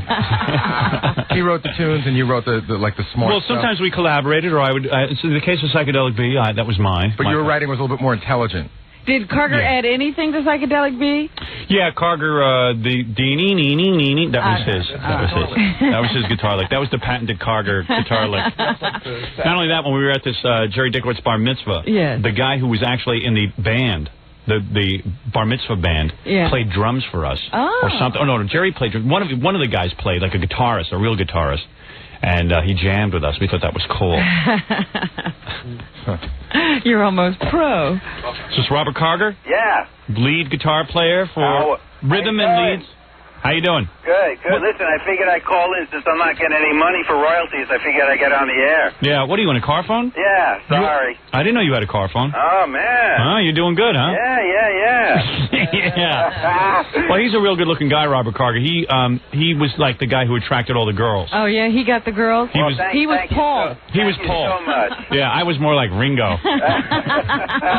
But this is a song that Carger and Stern composition, Carger on music and me on lyrics for Silver Nickels and Golden Dimes. Yeah. It was great. Both of us. Who was the mailman? Oh, were you joking? I was only making a joke. Oh, okay. My brother used to help us out. Yeah, your brother his brother was actually a good musician. Was he? Yeah, and we were smart, though. We got out of music at age 12, so we knew what we were doing. All right, here we go. This is what I consider to be our greatest accomplishment. By the way, thank you for giving me credit for writing the music. Absolutely. I remember it like it was yesterday. It was yesterday. All right, here we go. You might not want credit for this music. Wait, that's Psychedelic B again. Hold on, what is it? I was going to say, Carger never played anything else. Here we go. Mary, come play with me. We'll give you a silver nickel. I sounded like a big homo. Or something. Mary, come play with me. Yeah, but very talented homo. Thank you. Mary, come play with me. I'll give you a silver nickel. That was the mailman that said that. Mary was actually a guy I knew. I was in love with him.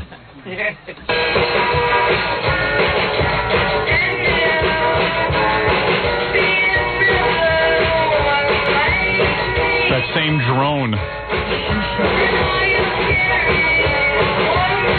Well, there's trademarks in this band. Remember we had to teach Dickowitz how to play that drum part? It was impossible. Yeah, we had to, he's the only guy we knew with a drum set. Well, the last time we were on the air, we had the reunion. We still had to teach him. I know. He was the only one. He had drum lessons and a drum set, and in order to get it just right, we busted this guy's balls for hours. I mean, just making sure. You two were perfect. Yeah, well, you hear this. We were perfect.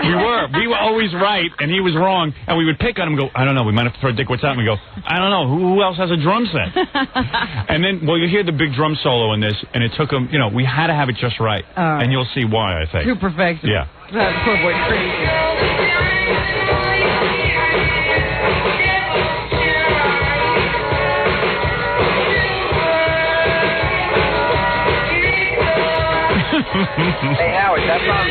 What? That bar mitzvah we played at, was that Dickowitz? Yeah. That was his bar mitzvah. Yeah. That was a big show. That was our big. That was our coming out party. Was that you're coming out and you're going in too? And then after we now I'm going away. Yeah, after we bombed at that bar mitzvah, and like nobody was dancing, we got 2 girls to be our go-go girls. Right. And we dressed them up in white go-go boots. We said that's the problem. We don't have enough flash. Wait a minute. So I got 2 chairs. Bombed at Yeah, we bombed. Of course we bombed. Nobody wanted to hear more songs. it was like losers. Nobody cared. We should have called our band the Losers. But we were convinced we were going to get girls off this band. Oh, I think that's brilliant. Yeah, right. I mean, suddenly like Paul Revere and the Raiders were like the London Symphony Orchestra, and we just wanted one-hit song. I'm telling you, that's all it would have taken. But wait till you hear the drum solo. This is the best part coming up. And this, we busted his balls 100 times. Yep. Here it comes.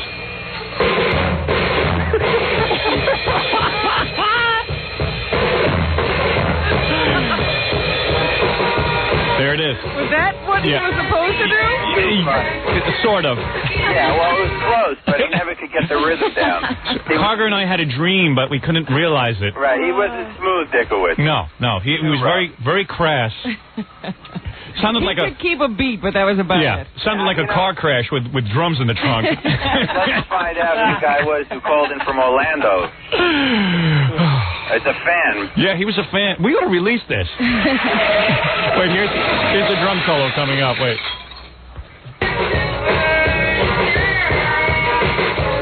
I think it happens twice. This was about prostitution, you know. No, it really was. I've never revealed that. I could tell that right away. Did you know that? Of course. Oh, you did, Robin? Yes. Past experience? No, I just hear it in his voice. He's not telling her he wants to play for a nickel. Right, and I'm also telling her she's going to go to hell for being a prostitute because it's wrong. See, Carger never understood my lyrics. No, I had a tough time with the music. Very intense writing that stuff.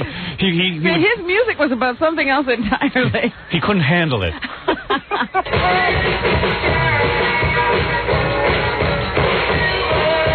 Nickel. Hey, we should get together again and play. Yeah, we should have another reunion. Isn't it our 25th reunion? To get that band together again. Hey, we should go play. You know what? The next time I do a live, like, funeral or something, maybe we'll bring back the band. Absolutely. And I'll perform. Absolutely. I do it. Is this Me drummer too. available? Who, Dickowitz? Oh, he's got a hard-on to be on the show. Absolutely. Are you kidding? He's absolutely available. This time I'll make it, I promise. All right, good. Yeah, because you weren't there for the last reunion. I know. I know.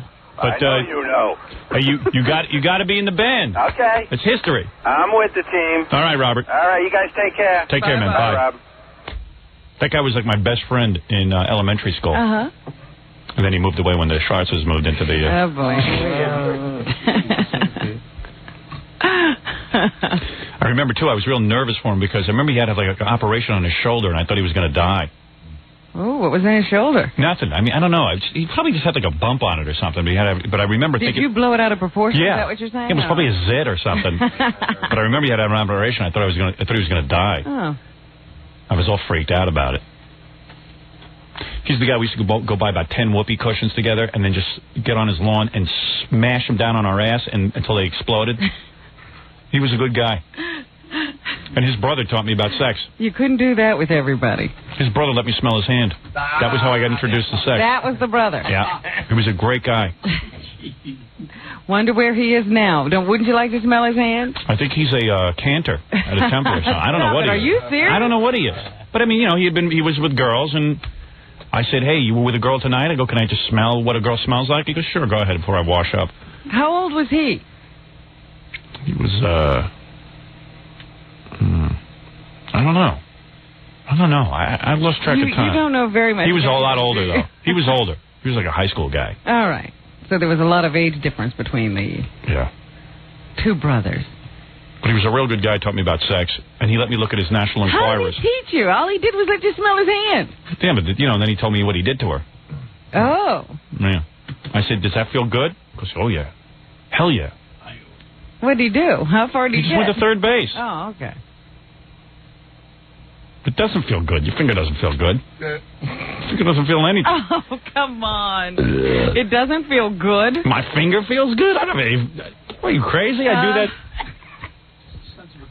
I was freaking out because I couldn't believe, like, I said, boy, see, there's first base, second base, and by the time you get to third base is a very smelly base. I was like, whoa. Booyah base. Booyah base.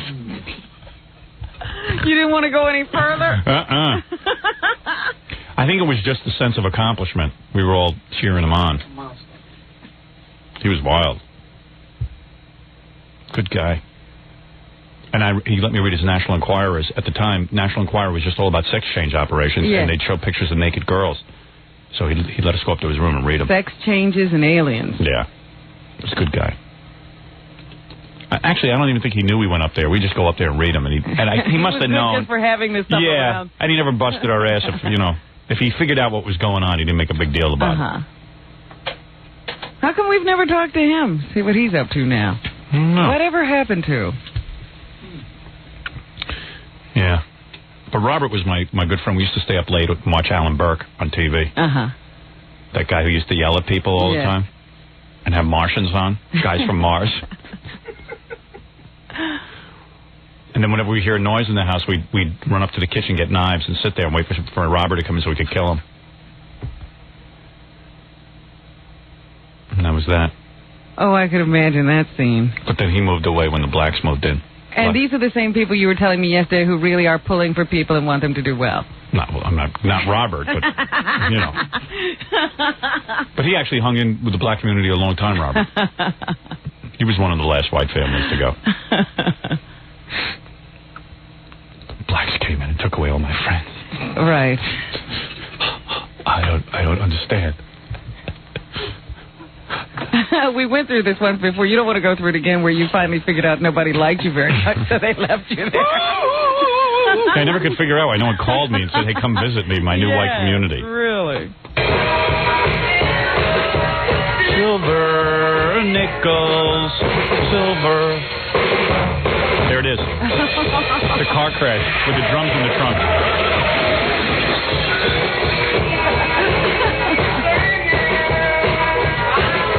Too much drum. I was recording Your vocals are way back in this, too. Yeah, I mixed them down.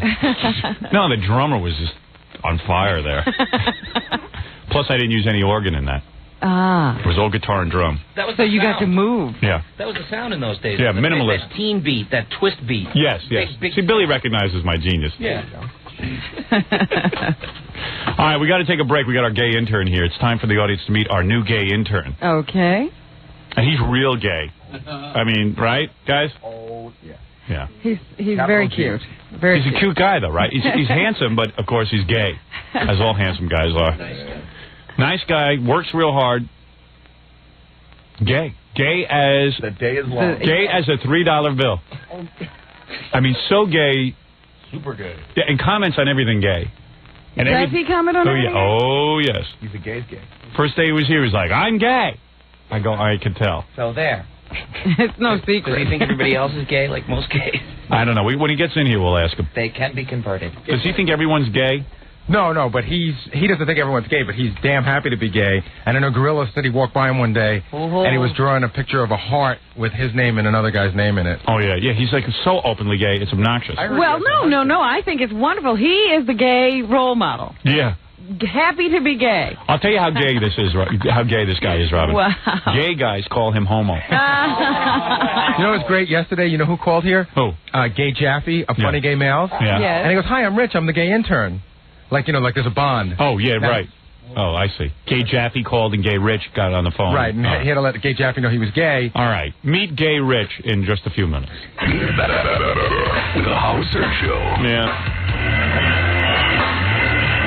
I got to do a photo shoot on Thursday for my paperback. I need a girl to pose with, but you know what? I'm just going to tell them to. I'm going to tell the Simon & Schuster to just cast for the girl. You know what I mean? I don't have time to go looking for girls over the air.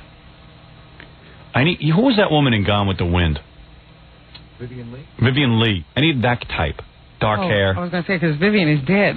Is she still dead, Robin? Because I could use her for this.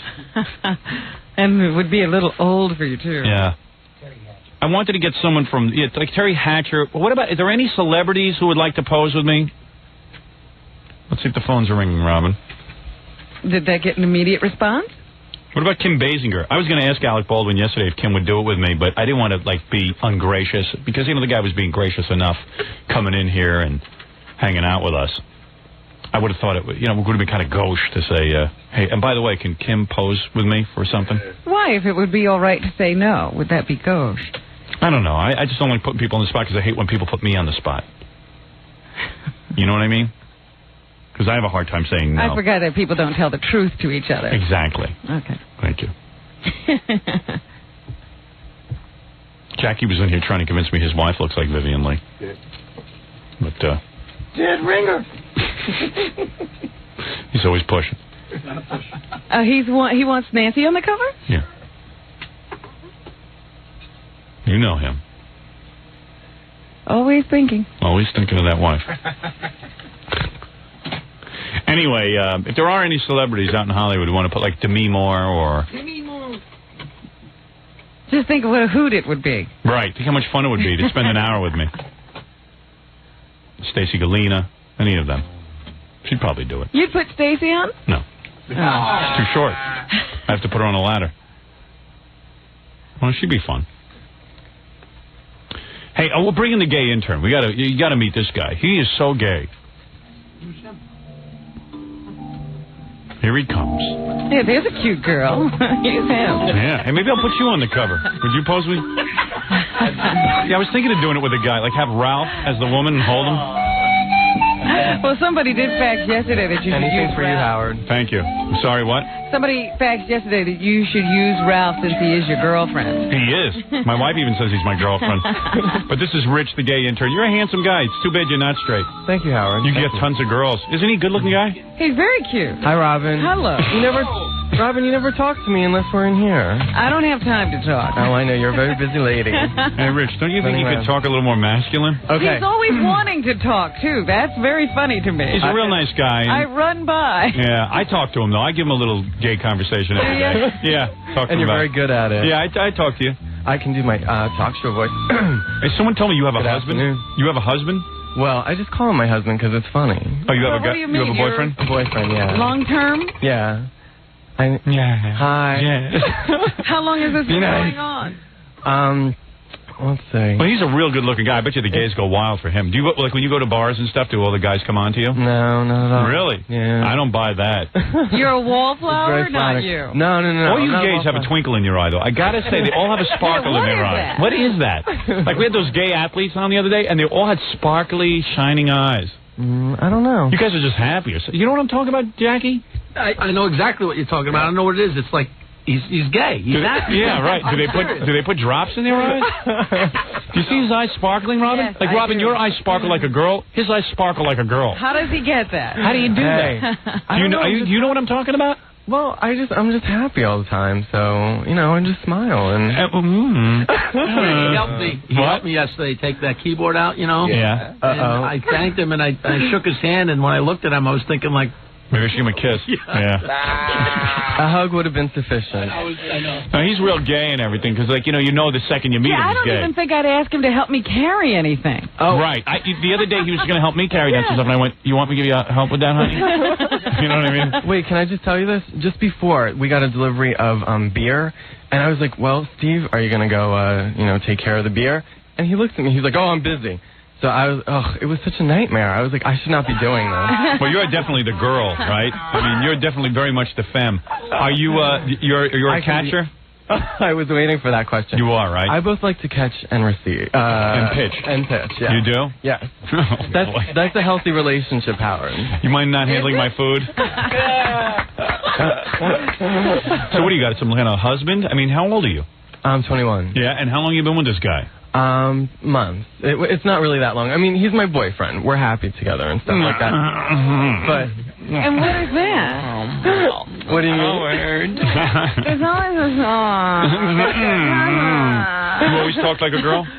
I'm not. I can talk in my talk show voice if you want me. What is that? Hello? Hello? Isn't that good? No, that's not any more masculine. So you met some guy how many years ago? No, months ago. Oh, months ago. And did you have him tested for AIDS and stuff? Are you real careful? We're very careful. You are? Everybody should be careful. You're not tested, you're careful. Oh, no. Well, I've been tested, but not since I've been going out with him or anything. But Now, how old were you when you started having some gay sex? When I was 17. Really? In high school? In high school, you were openly gay? Mm-hmm. Did you get the crap beat out of you, or were people tolerant? Everybody was so sweet. Really? Because I got to hang around with, like, the gorgeous girls of the school. Like, the football players wanted to date my friends, so they would never say anything bad. Really? You worked it well. Right. Perfect. And there were other gay guys in the school? No, I was the only one. You were the only one that admitted it? I was yeah, exactly. Right. Did you know of some others? I had my suspicions. Well, at least he's pretty brave. But we don't know where he went to high school. Yeah. What? Well, I mean, but people know where he went to high school. They do? Yeah. There were people who want it. Oh, what did I say? No, you didn't say anything too bad. I'm just protecting the identity of some guy you went in bed with. I don't even know his name, so he could tell me anything. Right. I'm saying, so you had an affair with another person in your high school. Let's put it that that everybody thought was straight. Oh, I'm sorry. Yeah. Any more at home like you? So did your father almost die when he realized you were gay? Or did they raise you to be gay? My dad is like big Italian Goomba. Like, Oh, boy. Does he think you're gay, or does he think you're going to outgrow this? It's so funny because we'll walk down the street and he'll be like, "Oh, look at that girl," and I'll be like, look at her boyfriend. Where does a guy come off like just being so openly gay? You know, most guys in high school were never openly gay. I mean, that's really unbelievable. This is a person who's been gay for a long time. Yeah. You know, it didn't just occur to him. You ever want a sex change operation? No. Because you'd make a good-looking girl. Would you stop? You'd be kind of cute if you grew your hair out. Do my eyebrows speak to you in any way? No, seriously, couldn't he be a nice, attractive girl? Do my eyebrows speak to you? I don't know. I'm very happy being a man, thank you. Really? Yes. I love my, manliness. Yes. Right. Oh, boy, is he gay. He is so gay. And who are you attracted to? I know it who never occurred to you not to be happy about being gay. No, why not? You know I who don't he's know. I'm just everybody else has this problem. You know who he's real attracted to? The guy from the E! Network, Scott Einziger. Yeah? He is Put him on a stick and lick him like a lollipop. Really? Delicious. That's who you like? That's the kind you like? He's beautiful. I love his chest. Can you get him to take off his shirt for me? Yeah, sure. Hey, Scott, come on in here. You're gonna Scott? The other day, Scott came in here wearing... I always thought Scott was gay anyway. Well, you did tell him he was effeminate. Yeah, Scott, you're kind of effeminate. I could see where guys might think you're gay. Scott's not gay? Come on, Scott. Hey, Scott, you got a girlfriend, right? Yeah. No, Scott's not gay. What's his name? Do you think Scott might be gay? Do I? Well, when I first met him, I did, but then I heard he had a girlfriend. So, but that really doesn't mean anything. Because he dresses kind of gay with his little shorts and his khakis and stuff. Oh, it's so beautiful early in the morning. So did you know that gay Rich was attracted to you? Yeah, Kathy told me. Yeah. She did? Yeah. So how does that make you feel, Scott? How do you feel, like a sex symbol? I'm flattered, but, he's barking up the wrong tree. I understand. He's barking up the wrong tree. Would you drop your boyfriend for Scott? Yeah. Do you have one of those relationships where your boyfriend would understand if you had a night out? Absolutely not. No, he would so not you're understand at all. So He'd have better luck with Ralph, I think. yeah, right. So in other words, you see Scott Einziger and you go wild. I do. Yeah, you melt. I from get all him. flustered. Scott, you want to get out of gay Rich's lap? Delicious. Give him a kiss, Isn't it Scott. nice to know you're delicious, Scott? Go ahead, ask him for a kiss. Come on, would you please give me a Get kiss? Ralph in here. I want to kiss you, though. Get Ralph. Just a little kiss. Give him a kiss. What does it mean, Scott? Hey, Scott, give him a kiss on the cheek. Get out of here. Why? What's the big deal? I'll kiss him on the cheek. Are you not secure with your own He sexuality? doesn't like me. I am secure. Move on camera like you tell everyone else. Hey, get on camera. Scott doesn't want to be on Scott won't even get near him. You won't get near him, will you? Oh, why should I? Well, what's the big deal? We can't Are you see a you. homophobe? Are you a homophobe? Not at all. I said I'm flattered, but, All of a sudden, Scott is being awfully shy. Give him a kiss on the cheek. get out. Give him a dream. I think you're scared, quick. Scott. He might like it. Real quick. Scott, you might be late homosexual. Denial? Sheena, queen of Like denial? Grillo. No, I never said that. I like to see him blush. When we're in the back, I always beg him to let him show me his tattoo. Oh, yeah, his tattoo's down by his groin? Yeah. And you said you'd kiss it? I said I'd lick it. Really? Yeah. You like Gorillo? Are you attracted to him? No. I like Scott. There's only one man here. And for what is me. it? Why do you like Scott? His hairy chest? Yeah. Oh, you Scott, like hairy guys. show the camera your hairy Yeah. chest. You got to see this. Check this out here. Pick up your shirt. Look at this. He's got a. Hey, come on. Come here. Get into the light. He's got. Look at Scott's chest. He's got like one of those chest hairs that like he has to. Do you like shave all the way down to your chest hair? Yeah, we have to shave the neck and then Yeah, he cuts it off. He's got so much hair that he's got like a hair shirt. I know, because then all of a sudden it just springs forward. And you like a lot of hair on a man? Yeah. Oh, man. Yeah, you're his type. Why does God play that trick on some guys and make them attracted to other guys and attracted to hair? I'm looking at the pictures in your office when you had hair on your chest and stuff. Yeah. I like those a lot better. Really? Yeah, I like your hair, like the hair on your head now, but I like you having hair on your chest. No, I shaved that off. So you're attracted to Howard too? No, well, I mean, no offense or anything. Yeah, that's okay. But no. Not at all. Am I an ugly guy? It is a banana. Give me a banana. So, you're not attracted to me at all, huh? Well, I mean, I find you attractive, not physically, but like I enjoy speaking with you and stuff. Right. So even in the gay world, Howard, you would have been their best friend. I know. I can't believe I can't find one. You really, in other words, though, you would sleep with me. Let's say I was gay and I said, hey, let's sleep together. You would sleep with me because you like my personality and because I'm on the radio. Well, not because you're on the radio, because I like your personality. Right. So I'd still have sex with you. But you wouldn't necessarily be You'd that be off and on to Scott in a second. Yeah. You'd never be faithful to Howard. I'd be having sex with Howard and thinking of Scott. I didn't see your whole chest, though, Scott. What are you doing? Scott, pick up your shirt. Pick up your shirt, man. Show me your chest. Come on, give the guy a thrill. The rest of us could care less. Let's see. Ooh. Is that like seeing a naked girl for you? Yes. Really? Really? Wow. I look at the back of your door. The Robin didn't even get that turned on by Scott's chest. Well, I told Where are you, Robin? Scott's kind of soft. Scott's kind of femme. Scott, seriously, the first time I met you, I thought you were a homo. Really? Yeah. Why? I don't know. You're kind of. What? You're kind of feminine. You're pretty.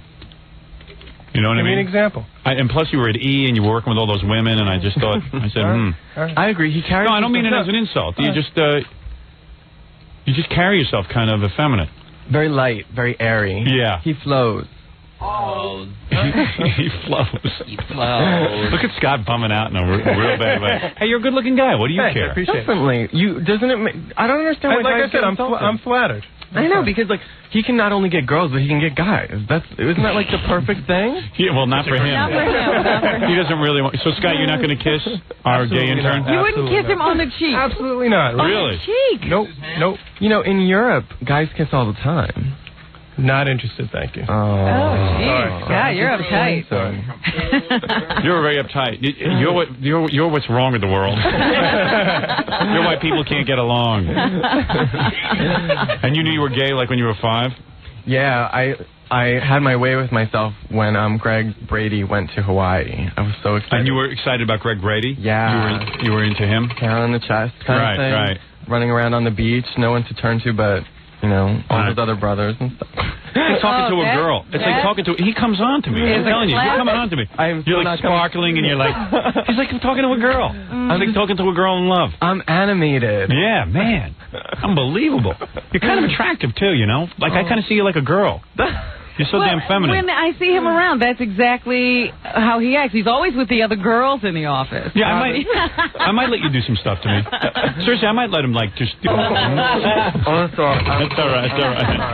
All right, forget it. I'm sorry. That's okay. It's okay. It's easy to forget yourself in here. Sorry. So now, how did you go out and find this boyfriend of yours? I met him through a mutual friend. Yeah. It was really He looks like a girl I used to know who was real attractive, so maybe I'd let him do some stuff to me. I wouldn't do it to you, but I would let you, maybe if you blindfold me. You know what? I think that would just be the start. You think so? Yeah. Yeah, he's kind of cute. I think that you'd go all the way. Scott, you not attracted to him at all? No, not at all. Oh, you don't think he's attractive? You don't think he's an attractive man? I guess there's some other people who would be. Seems like a nice guy. Why don't you go sit in Jackie Black? We're almost there now. You're backing off away from Gay Rich. I can't believe what a homophobe you are. So far away from me. Let him rub your legs. I've always said you can never be satisfied. He's even afraid to move into a You're a homophobe. area. You are. Will you hold my banana? No thanks. What do you ask him? Would you hold my banana? He's got a banana in his hand. Oh. Hey, could you come in tomorrow, Rich, in a wig and a dress? Let me see how you look. Do you ever dress up? No. You never put on women's clothes? I never have. You never put on a pair of high heels and a dress and Well, see what you look like? When I was like 4, but never like 4, maybe 14, maybe 4 days ago. Never. Yeah. Okay. No. I don't know. Not at all. But have you ever been with 2 or 3 guys at the same time? No. No. It's so funny because like I look at the on your door in your office and Yes. that totally like repulses me. I'm like, oh. Well, those are girls. I know, but And girls repulse you. You've never been with a girl? I love women's breasts though. Like I love breasts. I love your breasts. Well, at Robin. least you're something normal. I do. Go ahead. How could you not? I mean, they're beautiful. Now, which guys on the show are you attracted to? Do you like Fred? I like him. He's very nice. He's a very sweet guy. But not attracted? No. You don't like his body? No. Really? What about my body? My body's not so bad. You have a very nice body. You're so tall. Is that good? Well, for some people. But not for you. Well, I'm kind of... If I cut my head off, would I be better looking? No. What about Billy? You're not attracted to him, are you? No, but everybody's so nice. Everybody's really nice. No, we know they're not. I just want to know. I know you're attracted to Scott. You're in love with him. But Jackie, you're not attracted to? No. No? Sorry. Or maybe that he'd be attracted. What about Gorilla? Gorilla you'd have sex with? No. Really? Well, I'm not saying... No, I don't find Gorilla attractive. No. Really? But... What about Ralph? You like him? In a pinch. I'm not into the long hair thing. Oh, I see. So but I mean, he has a great body. Gays are not into long hair. Long hair. Yeah, they like very neat. Everything's neat. But they're all into Ralph's body. Yeah. He does have a really nice body. But let me just tell you, the best thing is... Who here is Tom Giussano attractive, our general manager? That you like? He's sophisticated attractive. Like, he's too old for me. But, right. You know, he's definitely sophisticated and stuff. Mm-hmm. There's this other guy who he has brown hair... Ganji. No. You're not attracted to him? No. All of a sudden, gay guys are so discriminating. Meanwhile, they have sex with just about anybody. That's not true. Oh, that is true. Yeah, all of a sudden, no one's attractive. That's not true for me. Mm-hmm. I'm a petite flower. Right. Well, do you have a gay name? A woman name? You do, don't you? No. Definitely you do. No, I really don't, though. You're a Leslie. No. You're Leslie. That's your name from now on. That is so not it. Gay Leslie. That's what gays do. They give themselves names that are sort of like Stacy or Leslie. Or names that could be male or female. Neuter names. Yeah, neuter names. Like Dana. Dana. Right. That's true. Don't act like that doesn't. It's so not true. Felicia. Shaniqua. What is you have called yourself a girl name? No, I really haven't. Never. Not even as a joke. No, I really haven't. Mary. No. None of your friends ever call you a girl name? No. That totally annoys me. Terry.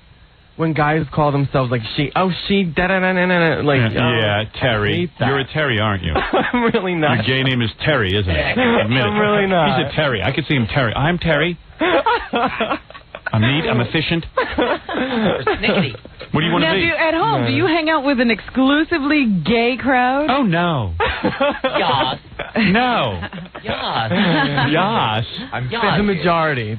Yeah, because I can imagine that he doesn't mix well. Hey, doesn't it ever hurt, man, doing what you do? Oh, does that hurt or the what? First time it's one of those good pains. Oh, man. Robin, is that a good pain? You've had that. Come on, is that a good pain? But the best part about it is that I can, like, hang around with gorgeous women. And that's great, and not do anything to them.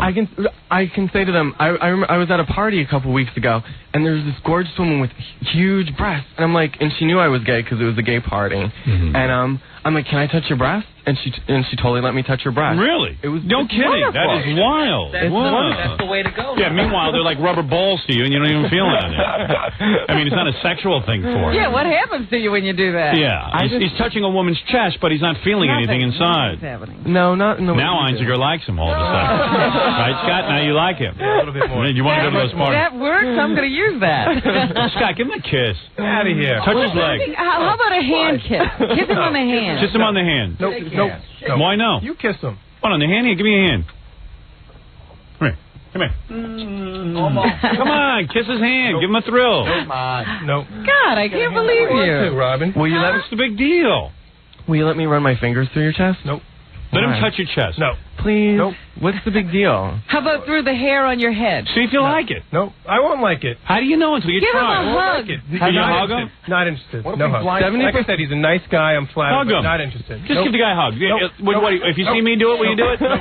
Scott, suppose he needed mouth-to-mouth resuscitation. Can he give you a back rub? That's a different story. Faint. Can he give you a back rub? No. Dude, give him a back rub. He'll like it. No. Just big. What's the big deal?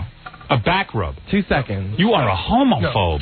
Look at you, Scott. I can't believe how Who can see him? He's out of the camera light. Move into the camera I'm in light. the light. I'm in the He light. won't touch you. Don't worry. Those who scream the loudest anti, like, Oh, gay are the man, biggest. you're afraid to let that guy give you a rub, a back rub? Not interested.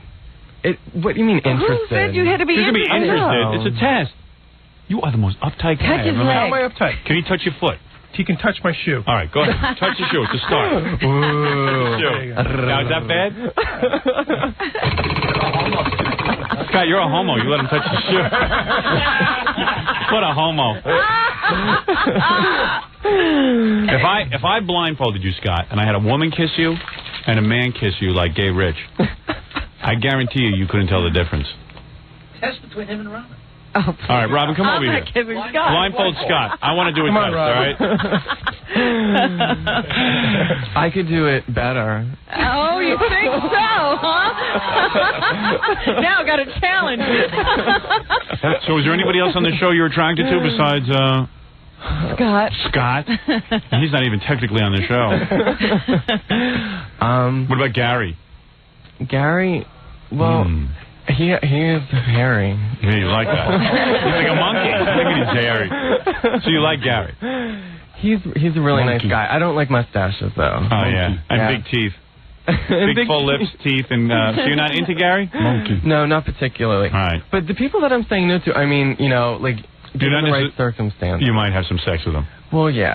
All right. You know. But Scott, you'd have under any circumstance. You'd love Scott. You want to marry him. I dream about Scott. Really? So, like, when he's in the room and stuff, is it painful? Like, are you like, oh my God? Can you talk to him? Look at him? It's very difficult, and it's funny because everybody else looks at me like, and they're like waiting for me to like do something because everybody else knows. I had no idea you knew. So Gay Rich is looking at Scott as he's talking, and Scott turns away. He won't even look in his eyes. So Scott, does it make you uncomfortable having I'm to not be with uncomfortable. That's why he's 2 feet away from me. Yeah. You are so uncomfortable. Am I nice to you? Am I not nice to you in the office? No, you're very nice. If Gay Rich told me he was attracted to me, I'd look him right in the eye. What do I got to be afraid of? It's very flattering. If a woman told you she liked you, you wouldn't be in another room. Yeah. I'm not recruiting. I am not recruiting. Like I said, I'm flattered. But I am nice to you. I am nice to you. No, you're very nice to me. You are. You would have beat the crap out of him just like you. That's what you're supposed to do. When a homosexual likes you, you beat the crap out of him, right? No. The thing is, though, that, you know... Hey, you don't love me. 70% of all guys, when they were younger, like, did something with another guy. Yeah, I had something. I had something. Scott, did you ever do something with another guy? No. Oh, you liar. I did something with Jackie. You never had in the bathroom before. You never had a towel snapping incident or anything, Scott. You never had another. Yeah, maybe in camp when I'm 8, 9 years old. Yeah, that's what I'm saying. Yeah, of course, everyone does. What happened there? Oh, I don't remember. Oh, yeah. Blacked it out, huh? Yeah, I think something major happened, didn't it? Did you kiss another guy? Nope. Share a sleeping bag? Nope. Did you guys exchange touches? Nope. Oh, No. please. What happened then when you were 8 or 9? I'm thinking You said maybe when I was 8 or 9 something happened. I'm What saying happened? maybe it did. Oh, Scott, you're uptight. No, I'm not. I think we need to hypnotize you to recover that memory. Scott, queen of denial. Yeah, this is a tough seat today. Yeah. I can't believe you won't let him touch Take you. his hand. Take his hand. He touched Hold my his hand. shoe before that. Now, why can't you hold his hand? Because I don't want to. Why? Hold Tell me his why. Why do you think? What do you I'm think not happened? interested. You will not hold his hand. No. If You you, wanna- come held here. his hand, what would that Okay, mean? Rich, give me your hand for a second. You will not hold his hand like this? No. Like this? No. Why? Because. Do you think something bad will happen? No, I just think that'll, lead to something else? Yeah, well, with What, you is sitting he here, going to attack you? It's very nice. He's rubbing my knuckles. I'll smack you in the head. You do that again. Get over here. Take his hand, Scott. He's a very nice guy. I know he's a nice Hey, guy. he's got more feminine hands than most of the women I ever slept with. This guy hasn't done a day of hard Don't work. you want to feel a homosexual's hand? You're not kidding me. Scott, No, I don't, Rob. Scott, would you be willing to hold his hand if you could wear gloves? Oh, That is that's ridiculous. not fair. Why not? No, Would that's you? terrible. Would you be willing to? If I give you a glove, would you hold his hand? No, that's cruel. Why is that cruel? Because it's cruel. You'd be- Why should I wear a glove? Why I'm just not? interested in You're holding his obviously hand. why? What is Because the big? it's As not a test. proper. It's not proper. It That seems is true. to me that Here. Scott I am thinks not tolerating that. Wrap his hand in a napkin. No. Wrap your hand in a napkin and hold his hand. if he holds his hand, Hey, Gay he Rich. won't be able to Hey, Gay Rich, restrain here. himself. Touch my nipple. No. Go ahead. Come okay. here. Come here. Watch this. You're uptight. I'm watching. Gay Rich, big deal. Here, Gay Rich. No, don't lick your finger first. That's where I draw the line. That's wrong, huh? Use that other hand. What's the matter? Here, go ahead. So rough. Go ahead, get me excited. The dry hand. That feels good. Sure. Get out of here. What are you, crazy? Touching me like that. You're afraid to have him do that? No, Let him do believe it. you won't let him hold your That's for my hand. girlfriend to do. That's not for Rich to do. Rich is going to be your girlfriend. He just wants to hold your hand. You won't hold his hand and let him touch your nipple? It's a man's nipple. It's okay. He can touch my hand. All right. Go ahead. All right. Let's see. Let's start. Oh, boy, look at that. God, you're too much. Feel too good, baby. How did that feel to you? It felt like nothing. It felt like someone I touched think my you're a hand. homo the way you Leave grab your his hand. hand there, then. Yeah. Man, it's Do you think he'll attack you? No, I just don't want to give him any wrong ideas. You know what I'm saying? You don't want to lead him on. I'm not recruiting you, Scott. I know you're not. Relax. Hey, we just got a call from Scott's girlfriend. She's packing a bag. She knew something was wrong. Yeah. I have to take a break. I want to thank Gay Rich, my gay intern, and Gay Scott. Take that back. I take it back. You're not gay. Wait, Howard. But thou do protest too much. Whatever that is. Whatever. Can we get some naked guys in here, please? Yes. Guys to take off their clothes? Yes. Please. Jackie, take off your clothes. Listen, that'll be wonderful. No, like from off the street, like good, like beautiful, delicious men. Jackie, just moon the guy. Give him a... Come on, Jackie. Jackie, you're not I'm sorry, I'm with Scott. Really? I'm jealous. Scott, I like the guy, but I ain't serving up no buffet. you're a buttocks man? Do you like that buttocks stuff? What do you look at on a man? Do you like the way a man smells? A buttocks smell? No, not particularly. I mean, it doesn't repulse me like it would you, but you know, it's just invigorating. When a guy passes wind, do you like it? No. No? No. Is that like perfume? When you a girl get? when a girl passes wind, do you like No. it? Same thing. Really? Yeah, but I mean, the buttocks for you guys is like a whole party. Yeah, but you complain about that, don't you? What? On a woman, you complain about that area. Oh, yes. But I don't know, but guys are really into that area. No, I'm talking about the area of woman you like, Oh. but you complain about. Yeah, well, I don't do stuff to it like that. I don't You smell want it. to though. You ever make a guy go wash when you're in the middle of having sex with him? No. I you usually smell? I take a shower before. No, but what about the other guy? Well, I mean, we take a shower together. Oh, you do? Oh, gee. All right, you know what? I'm getting nauseous from you. All right, I can see why Scott won't touch you. Well, thank you, Gay Rich. It's a pleasure to have you here at the station. Gay Rich, the Well, it's intern. nice to meet a happy gay person. He's crying on the inside, believe me. It ain't all that happy. No, it's nice to have you. And by the way, you're fired. It's because you're gay. So you never had to come out to your parents? They always knew? Yeah, I told my dad, and my mom knew, but I did officially tell her when I was 17. I see. Very good. Bring on the naked men. Yeah, well, sure. That'll happen sometime soon. On your radio show. What do you want to be? A radio guy? You want to be in radio? No, not at all. I'm taking journalism. I'd like to be a reporter, like For the gay newspaper? For the Advocate. For the Advocate. I went to the. I've uncovered a big scandal. I went to the fashion shows in Bryant Park, and I reported on it for my local paper. Ah, very good. Good for you. That's a beautiful. You know what? You should just get married and have someone support you. You know what I mean? You'd make a great wife. I would. I clean and I take care of my man. Right. All right. Get out of here. What does his boyfriend do? What does his boyfriend For a living. Yeah, what does your boyfriend do for a living? He works in the financial field. Oh, he does. Yeah. I see. He's beautiful too. Really? Oh, we must meet sometime. Prettier than Scott?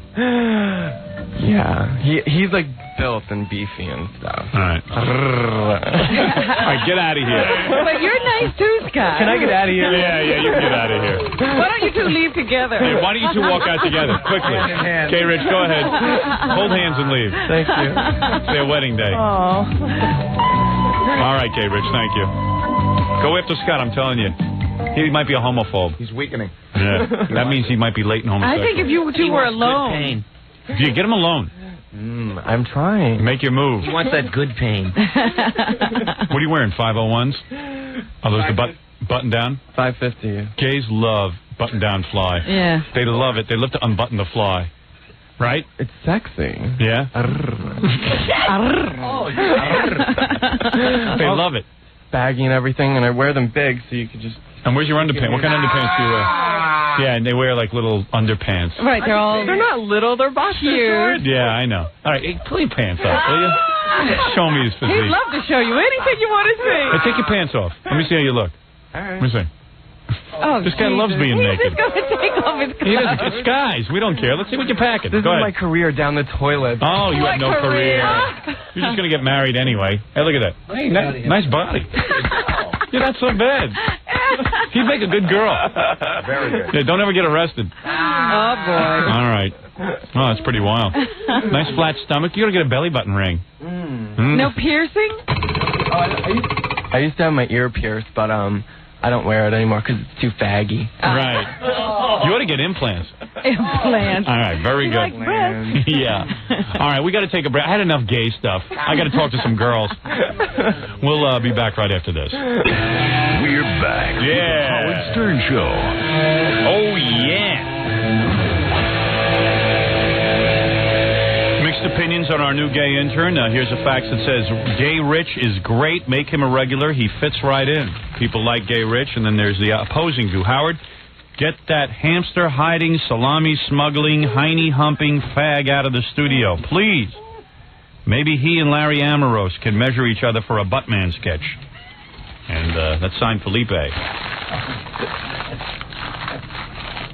Actually, I don't even want to tell you who really signed that one. Fran Shea of the E! Network. So wrong. Let me see what's doing on the phones. Beautiful Robin, I think, is in the can. If you notice, she is not sitting at her desk.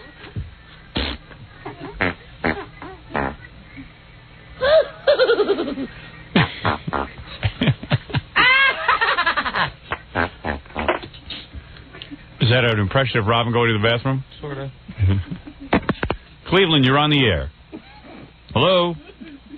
Hello. Yeah, you're on the air. Howard. Yes. Hey, how's it going? Hey, I wanted to let you know that we got your tape. Good. New Year's Eve tape. And my wife was absolutely disgusted with that thing. Well, that's why it's so good. She just couldn't see spending that kind of money on something like that. But I got her to read your book. Mm-hmm. And after she read the book, she's absolutely hooked on you. She thinks you're fantastic. Well, thank you. I think. By the way, this is King of all Amish haulers. All right, thank you for the call. And keep up the good work. We like your book. My wife can't stand the video. KOME in San Jose, San Francisco. Hey, Howard, how you doing? Thank you for the call. He has nothing to say. I can pick them out a mile away when they have nothing to say. Who has nothing to say? You. Me. El Paso, you're on the air. Hi, how's it going? By the way, I just want to announce that Mayor Giuliani, the mayor of New York, has entered the studio. He'll be sitting in for the news today. Mayor, thank you for coming in. My pleasure. All right. An absolute pleasure. And this is your first appearance on the show. Is it? Yeah, it is, isn't it? Possibly. You used to sound more like Mayor Giuliani. Oh. Hasn't heard him in a while. You don't sound like yourself. I'm not myself. El Paso, you're on. Where were you, in the bathroom, Robin? Yes. How'd everything come out? Just fine.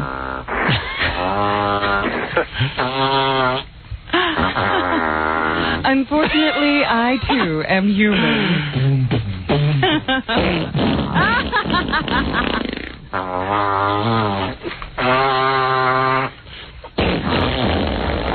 That would have have taken way too long.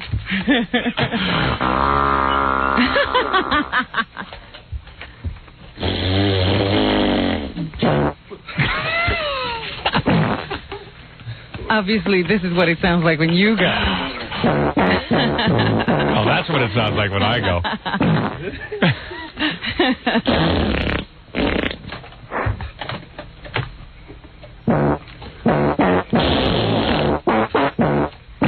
I don't know why they enjoy this sound so much. Thank you. What were you doing, number one or number two? Why do you want to know? She uses the crapper during the show? Not often, but every once in a while you get a calling. Right. No, I know you were in there a long time, so you had to be No, cleaning I up. wasn't. I didn't go during the whole commercial break. It hit me at the last moment. Is that right? Yes. What can I do for you? You're on the air in El Paso, Texas. Hey, how's it going? Pretty good. I guess it is. What can I do for you? I got a question for you. You know, you were reading the letters that you got, right? And they're saying about the, calling Robert, all these names and stuff. But how can they be a fan of yours when they know, you wouldn't tolerate something like that? Yet, they'll say something. I give up on the phones. Used to be fun. There's just so many dopes.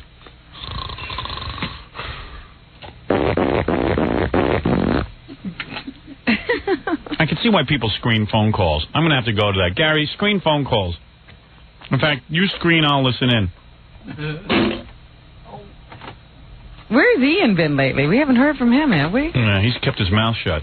I think I shut him up finally. Really? Yeah. I wonder what you did. Ian the drunk. I think I told him off. That's what I did. See if Gary's screening. He's not screening. You're on the air. Can't even get anyone to screen my calls. You're on the air.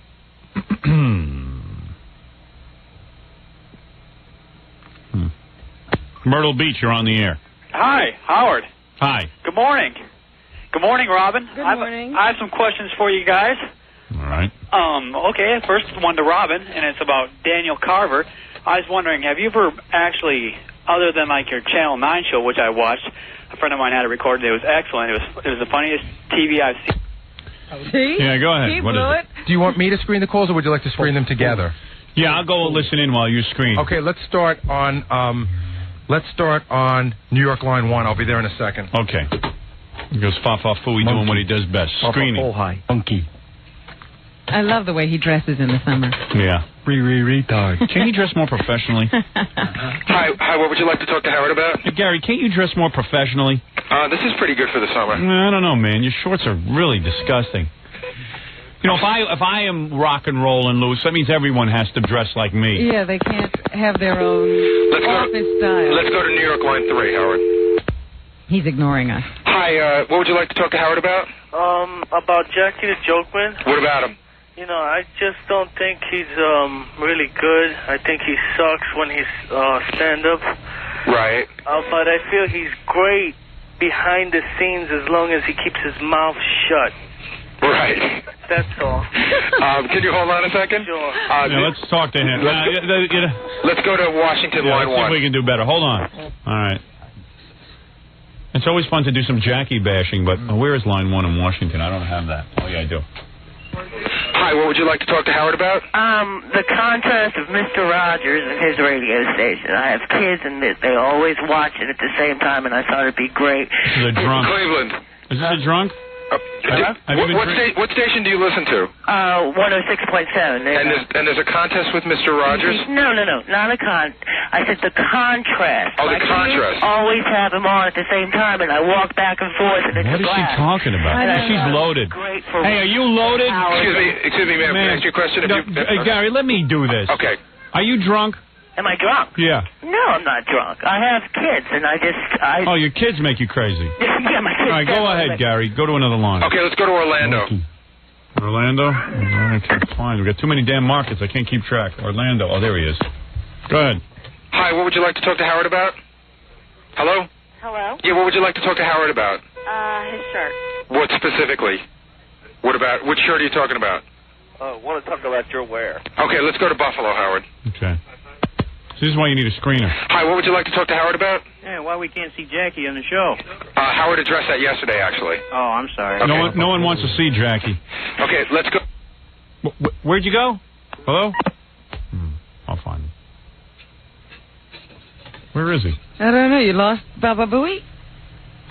Yeah. I don't know where he is.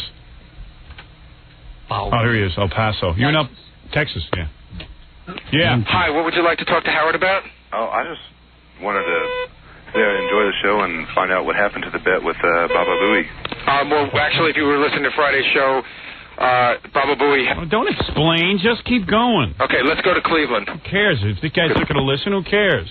Hi, what would you like to talk to Howard about? Anything he wants to talk to me about. Okay, let's go to New York, line 5. Idiots all call this show. Hi, what would you like to talk to Howard about? I'd like to talk to him about his new Eat network. What about it? I like the format, and we've been dying... Tell me to get off the speakerphone. Yeah, get off the speakerphone. I'm not on a speakerphone. You got a better phone? Yes. Well, you know what it doesn't matter. Let's go to New Orleans. I got gerbil. New Orleans. Jar Jar Gerbil. Hi, what would you like to talk to Howard about? I'd like to know when Richard Simmons is going to come back on the show again. All right, I'll address that. Okay, can you hold on, sir? Yeah. Howard, let's try one more. You want to go to Buffalo? Yeah, hold on, sir. Hold on. All right. Hi, what would you like to talk to Howard about? Yeah, why does he let Buttafuoco hang out with you guys? I can't believe that guy's such a lowlife. All right, I'll hang. Yeah, I'll deal with that. Okay, Howard, you have Buffalo, New Orleans, and New York, line 3. All right. Very good screening job. You see how long it takes to get 3 decent callers? It's amazing. All right, you get the guy who hates Jackie. You get the guy who hates Buttafuoco. Buttafuoco and why we hang out with him. And what was the other one? Oh, the E Show? The E Show. Let's hear the E Show guy first from New Orleans. What do you want to tell us about the E Show? Yeah, well, when are you going to get Richard Simmons back on? Oh, that's right. Richard Simmons. Okay. Probably never. Why? Okay, here's what's going on. Richard Simmons used to come on the show, and we used to have a good time with the guy and goof on him and stuff, and he was a good sport about it. And then I got him on the Letterman show. All the talk shows didn't want him anymore. He was all washed up because they couldn't figure out what to do with him. Now Letterman just does everything I do with him, and he'd rather have the TV exposure. Yeah, well, But he says it's because I go too far. But I don't go too far. No, you don't. You know what, I Howard? see him on all these other shows, and everybody's stealing your bits, and then they're doing it on him. Yeah, of course. But my wife ran into him at the Barbra Streisand concert the other night. I heard he was there. I didn't know they had run into each other. He was in the front row, and Allison went up and said, "Hi, Richard." And he went, "Hi, Allison."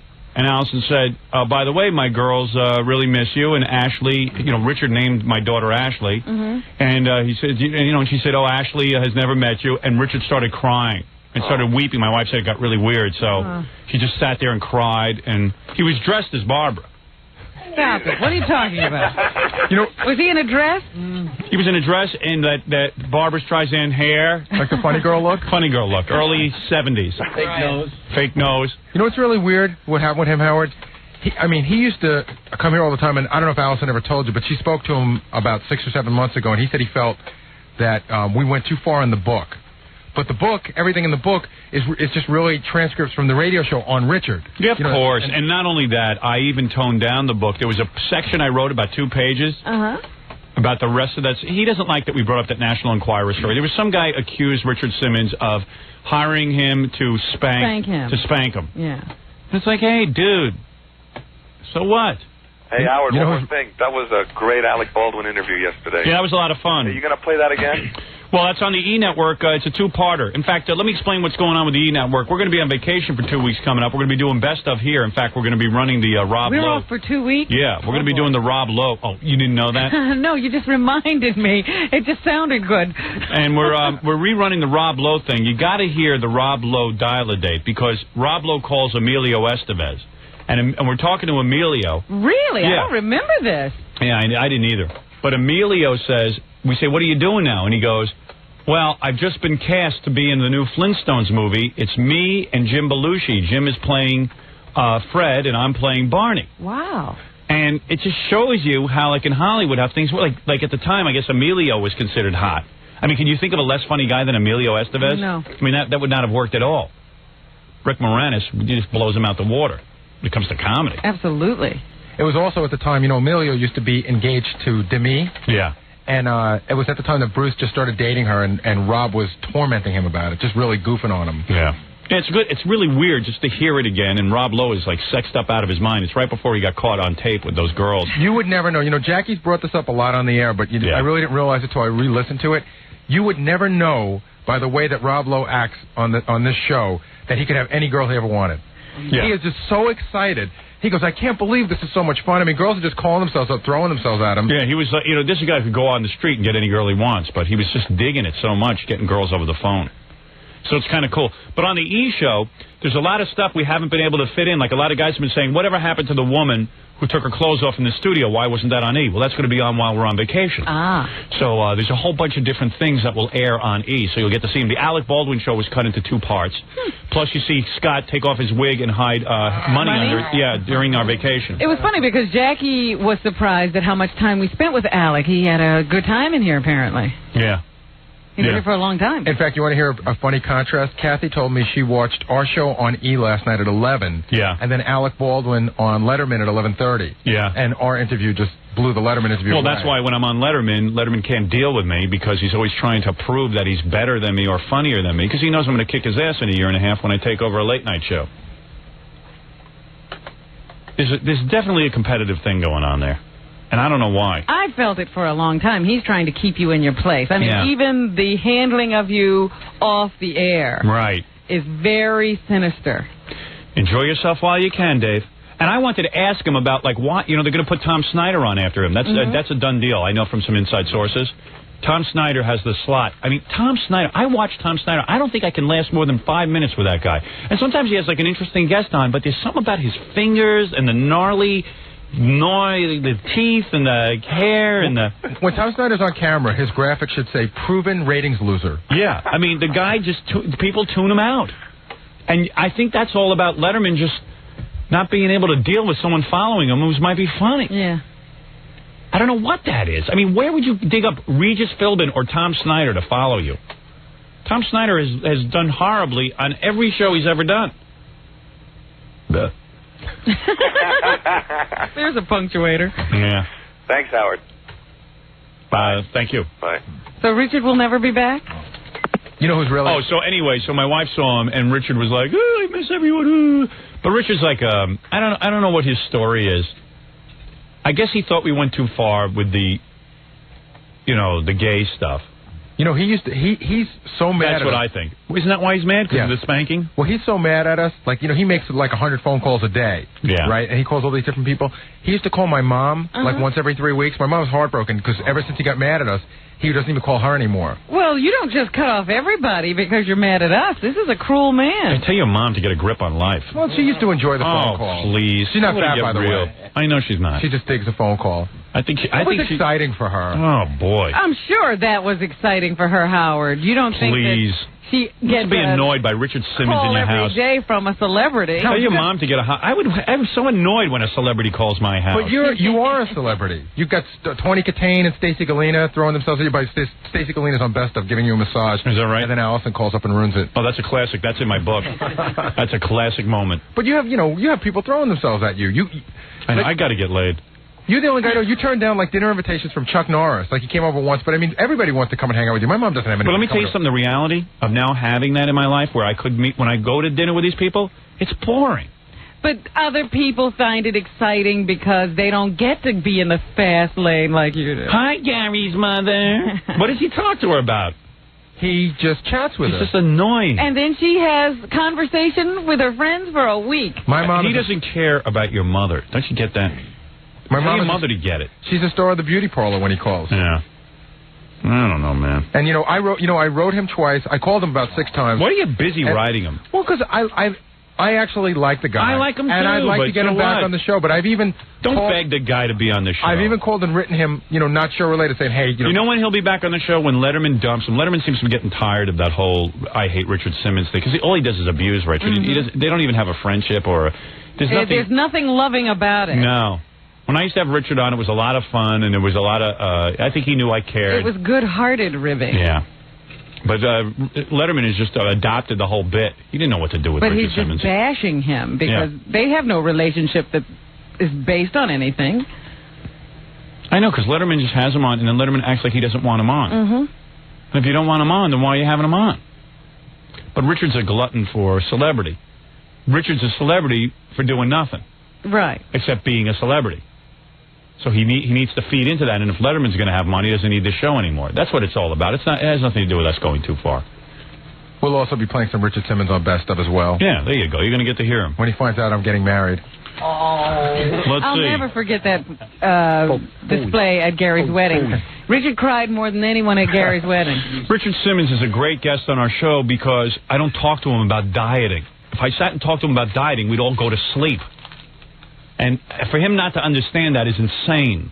Oh, he understood it perfectly. Yeah. Well, you've had like 3 or 4 falling outs with him where he didn't talk to us for 6 or 7 months at a time. Right. But this has been the longest one. How long has it been? Years, hasn't it? Well, I'll tell you what, it's going to be, it's at least a year and a half. Yeah. September, it was a year ago in September that he stopped talking to us. Yeah, he's a good guy. I like the guy, but he's way too touchy. He stopped talking It's a big deal. Some guy spanked him. Or he spanked some guy. Who cares? It wasn't like that was information that wasn't everywhere. You didn't reveal anything that no one knew. Well, the odd thing is he called us. He didn't like that I called the guy on the air. But we called and spoke to him afterwards, and he denied it, goofed about it, and then it was over. Yeah. So I don't know why he got mad after that. Who knows? He addressed it. He's a touchy guy. Go figure him out. You know what I mean? All right, who's on the phone here? Oh, this is the guy who hates Jackie? That would be New York 3 hates Jackie. So you hate Jackie? Hello? Hello? Hi, you hate Jackie? Yeah. Okay. Why you hate Jackie for? Why? This guy tells jokes? No. Yeah, I feel that he's corny. Right. As far as stand-up comedian. Maybe when he's a writer on the show, I think he's great. He's fabulous. So what do you want him to do with this information? Excuse me? So what do you want him to do? No, all I wanted to tell was how it was. Jackie, you can't please everyone, unfortunately. That's the problem. Well, I understand. It's the voice. His voice is irritating the hell out of me, and I don't want to turn off the radio because you're on. Right. See? So you're saying tone Jackie down somewhat and not hear his voice that much? No, I just don't want to hear him, period. Oh, okay. Oh, can't have Jackie on at all. No. Jackie, would you mind trying to keep your voice down? It's very irritating to this gentleman. No. Thank you. Number 2 is yes. Robin. Go take English lessons. What was that? Robin, all right. This guy can barely speak. A couple of months ago, that people who sell oranges are Puerto Rican. Right. And that's not a fact. The fact is they're Mexicans. Same thing. Okay.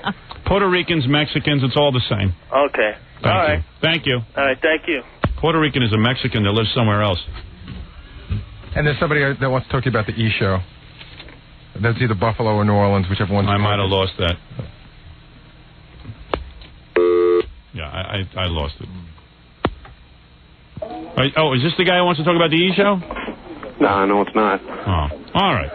He must have hung up. Is this Gary? Yes. What can we do for you? I'm calling from Canada. All right. Listening to you on... We don't care where you're listening. What do you want? Oh, okay. Well, I wanted to ask Howard some information about his movie. What do you want to ask him? Has he thought of anything for the... is he going to have any kind of a sound score for the movie? Yes.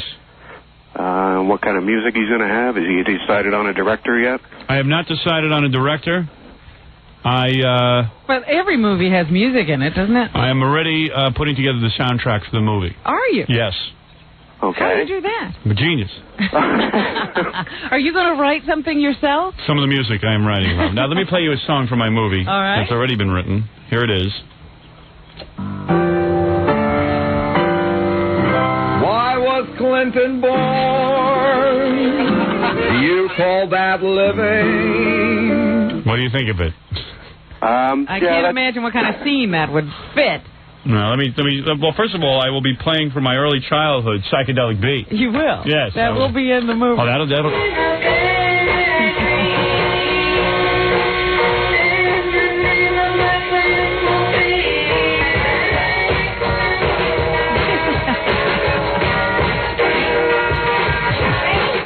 grunge. I have another question for you. Yes. Regarding Gary's wife's pregnancy, was that a grudge baby? Did somebody have it in for him? I don't know what you're talking about. All right, very good. No, with movies, I found out on the soundtrack. You begin working on your soundtrack right away. You put together your whole soundtrack deal.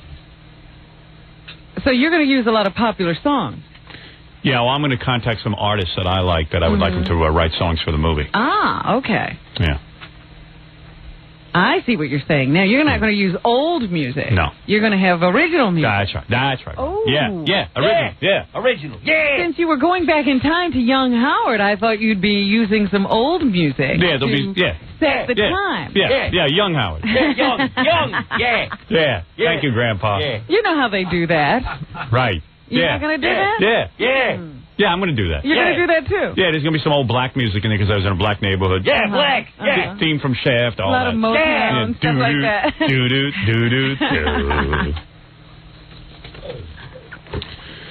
Let me take a break, Rob, and we'll come back. We'll do some news for everybody and, some other things, too. I never played you that MC Hammer song. You did play us a little bit of Mark Harris, though. Yeah. I got to play you that. I don't know if you want to... Is he on a Clinton kick? Every song is about Bill Clinton? Well, not everyone. I have two of them here. One's about Clinton. I thought I'd play you this stuff. I got so much good stuff to play. So little time to do it in. No, my song with Amy, me and Amy Lynn have a song. I didn't know that. It's MC Hammer. That's your song? Yeah, well, it was on we were in the hotel in Cleveland with all the girls. And she was there, and she let me rub her back. So... To this music? So the radio was on, and this song was on. I go, I love this song. She goes, I thought you liked rock. I go, no, I like this. It's like...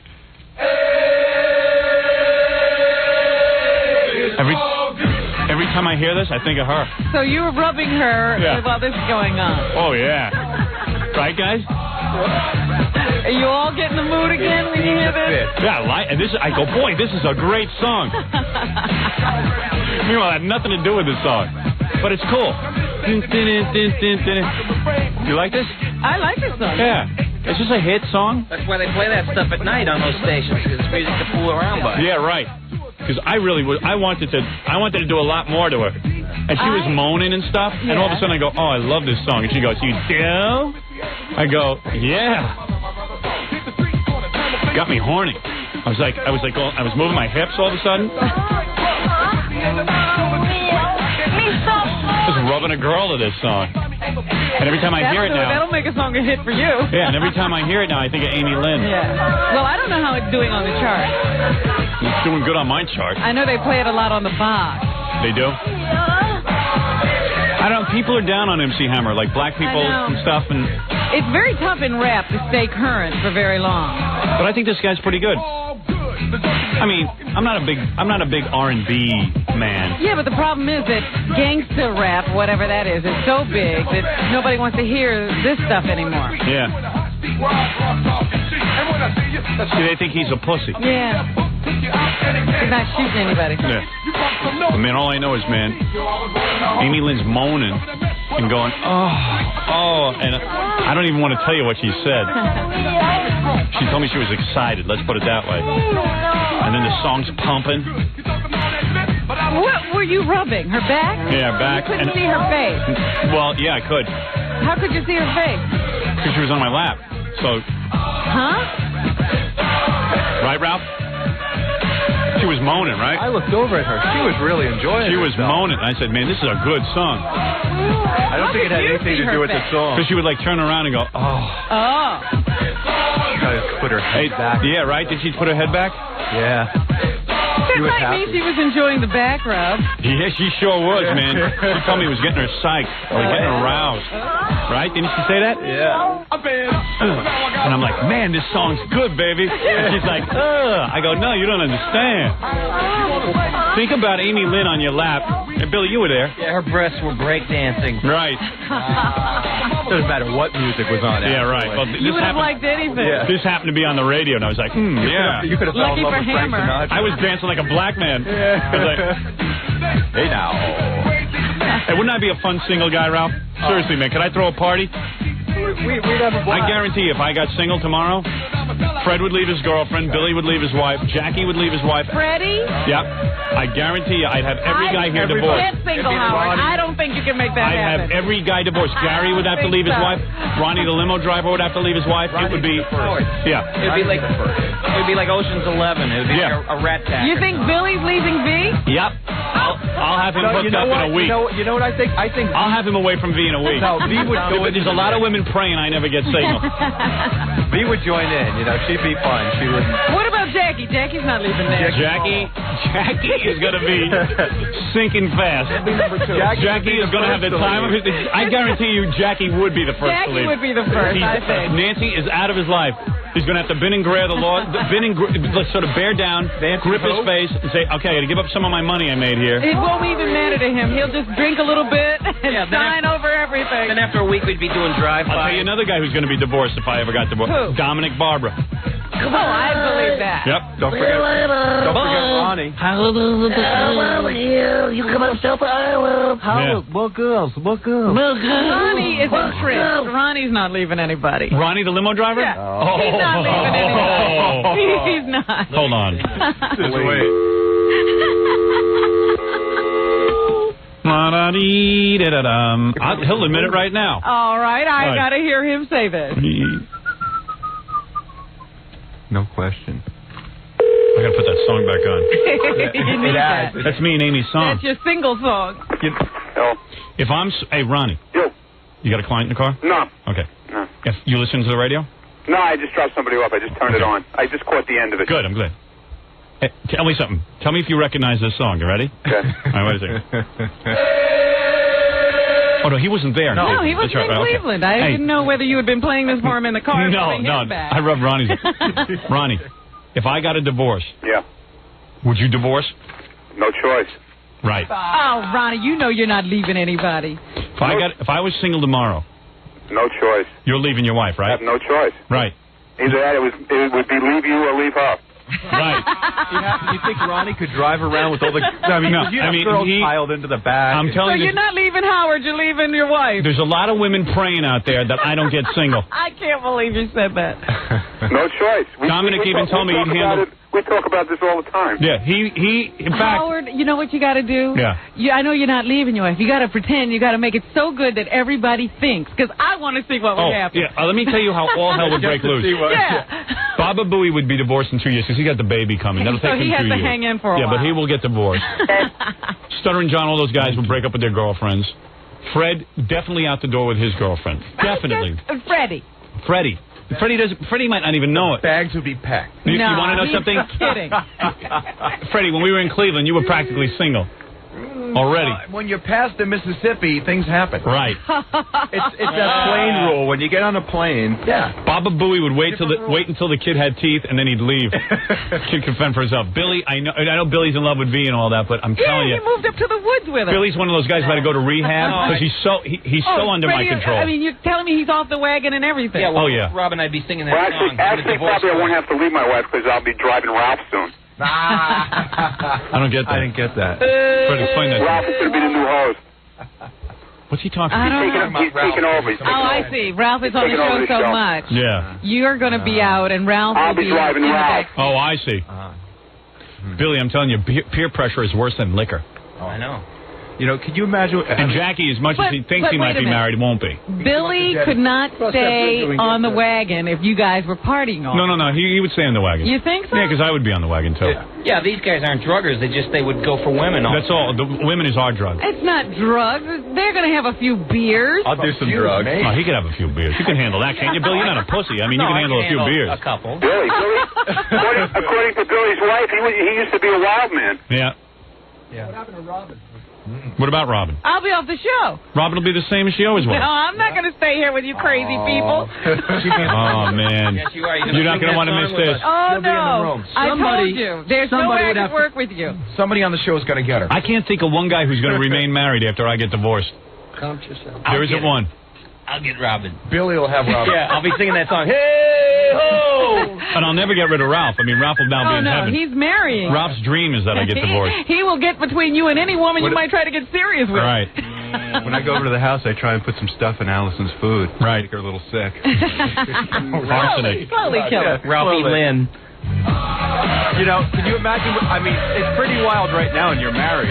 You know, if you were. Yeah, it's wild for you. You end up with all the girls. You're the only one able Dick. to act on it. In fact, if I ever got single, there'd be nothing left over for you. Yeah, this is good, just like it is now.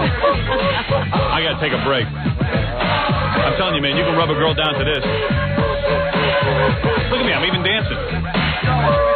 Oh, I wish you could do this so I could see everybody's life fall apart. Yeah, my program is going off. Oh, you would see the total destruction of this show. It would be devastation. My wife is the hinge that holds the whole thing together. She is the glue. We'd be one big infected group. Oh, yeah, I can just see it all now. I'd have a full-time gynecologist on staff just to check out the women. You might even start taking drugs. Who knows? Oh, yeah. Wild man. Playing and listening to race music. All I know is, man, one night in Cleveland, all of a sudden I'm listening to black music. Wild. Yeah, I'm dancing for the camera. You call that dancing? Hey, let me tell you something. Come over here, I'll rub you down to this song. Amy, go, Well, Amy, go, Amy, go. I must say, Amy did whisper to me the next day. Yeah. He's really good. Yeah, tell that to my wife, who ignores me. Yeah, Amy had like this dizzy look on her face. She's in love with going me. around going, he really is Yeah, good. that's right. She was stunned. You're damn right. It ain't gonna stop there. You're damn right. Let me tell you, the fun just begins at the back rub. Boy, she's got some back. I do have to Got that arch. Oh, she's like rubbing a What Barbie were you doll. doing while he was doing all this? Besides watching. You don't want to know what Ralph is doing. He's sitting in the corner. Ralph always up to something dirty. I did. Robin, if you can ask my wife for a divorce for the week, I'll show you I can destroy everyone's marriage in the group. Why do I have to ask? One den of iniquity, and every guy on the show knows it. Robin, you could state an intelligent case for us. Say, Ellison, for the show. Jackie can't say anything because Nancy's listening probably, but he knows. Yeah, Jackie's so quiet. Oh, he's always quiet in this kind of discussion. That pen stuff. Because he's the first divorce. She's got to realize the only reason he ever married her. Do you really? No, but she's got to realize the only reason he ever married her was because of your influence. Of course, but he'll never admit that. I apologize to my wife, Nancy, for just behind death. Nancy, I'm going to have him with 3 or 4 babes at a time. Because it took Jackie a while to realize he was married. Yeah. Jackie didn't quite realize it. He's still trying to figure that out. Yeah, how it happened. But Ronnie, you'd be divorced, right? You know it. Yep. He knows it. He admits it. All of you. I just have to tell you, all of you would go crawling back to those women in a There's week. no way we could go on. In fact, what we do is we all chip in and buy a house together because it would just use a pad to have score with chicks. They'd be so miserable. Every night we have different girls. That house would smell. Oh. So bad. We'll call it the tuna fish house.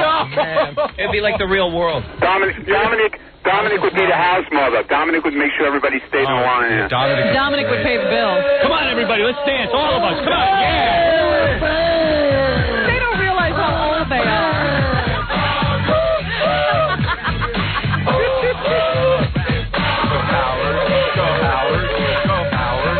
Look at that. Yeah, he's Mr. Party Man. Hey, where's you guys? Aren't we partying? Yeah. Like Cleveland. Come on, it's Cleveland. Come on, you guys. Cleveland. Indian girls.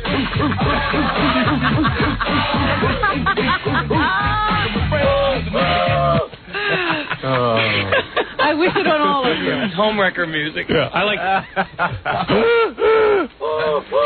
I wish it on all of you. This black music is a bad influence. How do I dance, Robin? I don't even know what you're doing. All I can see is your arm going up and down.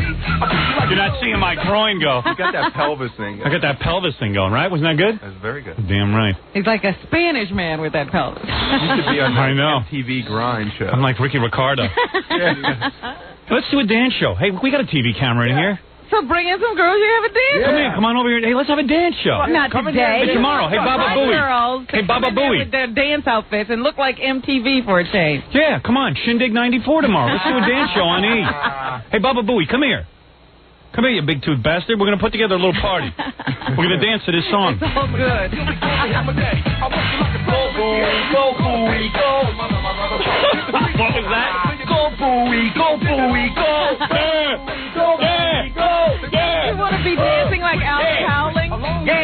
cover of the Post? With models. Hello, Baba Booey. There he is. Hey, Baba Booey. Hey, let's do a dance show tomorrow. We got the TV camera in Baba here. Booey, you getting divorced? Hey, Baba Booey. Yes, sir. I was just trying to think what we have on the agenda for tomorrow. Guest was. Let me take a look. Let me take a look at my computer. Maybe we can involve them in the dance party. Yeah, the guests could be part of the dance party. We got the TV camera. Models. Yeah. Models. Girls, models. Yeah, models. Yeah, babes. Is it okay if dogs attend the dance party? Yeah. Is that tomorrow? Yeah. What do you mean dogs? You mean real dogs? Yeah, we have dogs coming. Bow wow remember? wow dogs? I think that's tomorrow. Was that right? I don't want dogs. I want girls. No, there's naked girls coming with dogs. There's nothing wrong with that. Oh, that's okay. Throw the Who dogs is that? out. Wow. We're having the National Greyhound Association in Robin. They put greyhounds from the racetrack. They usually put to sleep. This organization You're puts putting them me to sleep. Puts them up for adoption. What is this? Sounds like a tune-out Today already. Show or the Howard Stern Show? Hey, Ronnie, you want to be on the Shut dance up. show? Yeah. We're going to have a dance show in here if you want to be in on it. No, Ronnie, we have to save your marriage. You stay in your car. Bikini girl. No, wait a Am I minute. supposed to Hey, dance everybody. I'm supposed to dance with my car here, Robin? Dance in your car. Put a remote camera in Howard, I there. think I can get a real MTV dancer in here, too. Oh, yeah? I'm almost sure I can. What's her name?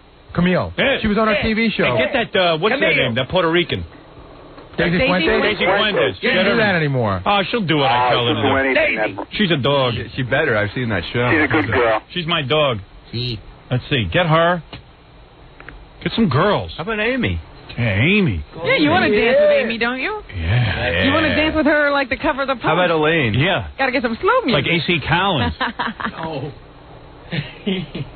Let's see. Hold it a second. What do we got on the show tomorrow? Let me take a look at my computer. Whatever it is, cancel it. Yeah, this is more important. Yeah.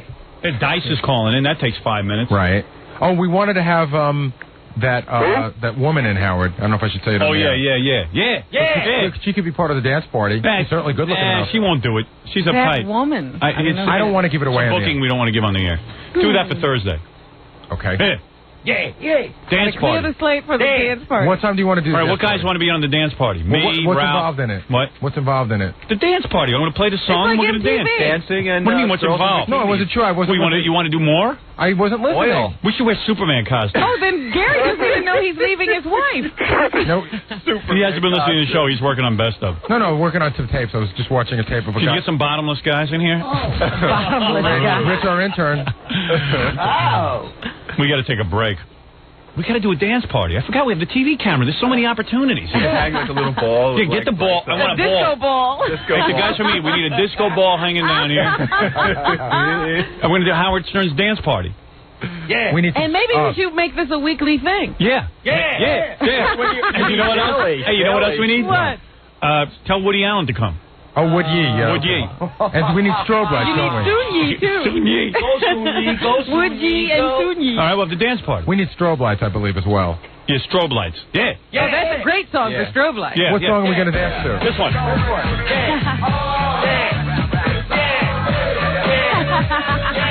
This is the party song of the Howard Stern How's that? Dance Show. That's good. You're going to dance like that? Yeah. Right. Well, you think that's bad dance? You want to have MC Hammer come and do a guest appearance on your dance show? Yeah, why doesn't he do it live? Or no, he can lip sync. It'll look really funny. That's great. We got to figure out how to shoot it because the robot camera's got to pick it all up. Yeah. You might need a day to prepare.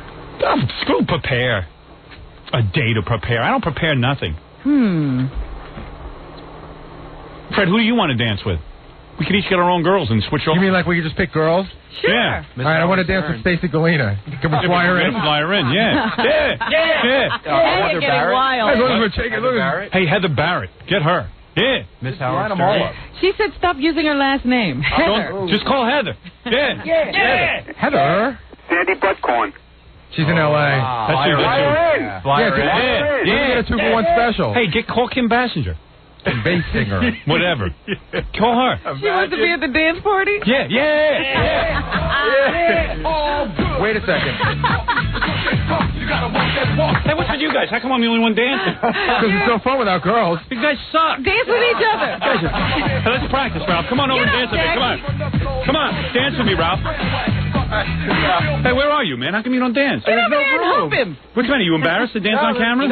You want to bring Rich back? You know what he needs? He needs a couple of ice lights. Hey, where's that gay guy? Get him in here to dance with me. He'll dance with me. in here. I got to practice for the big dance party Get tomorrow. Scott in here. Yeah, we'll dance with Hey, Scott. get that gay guy in here.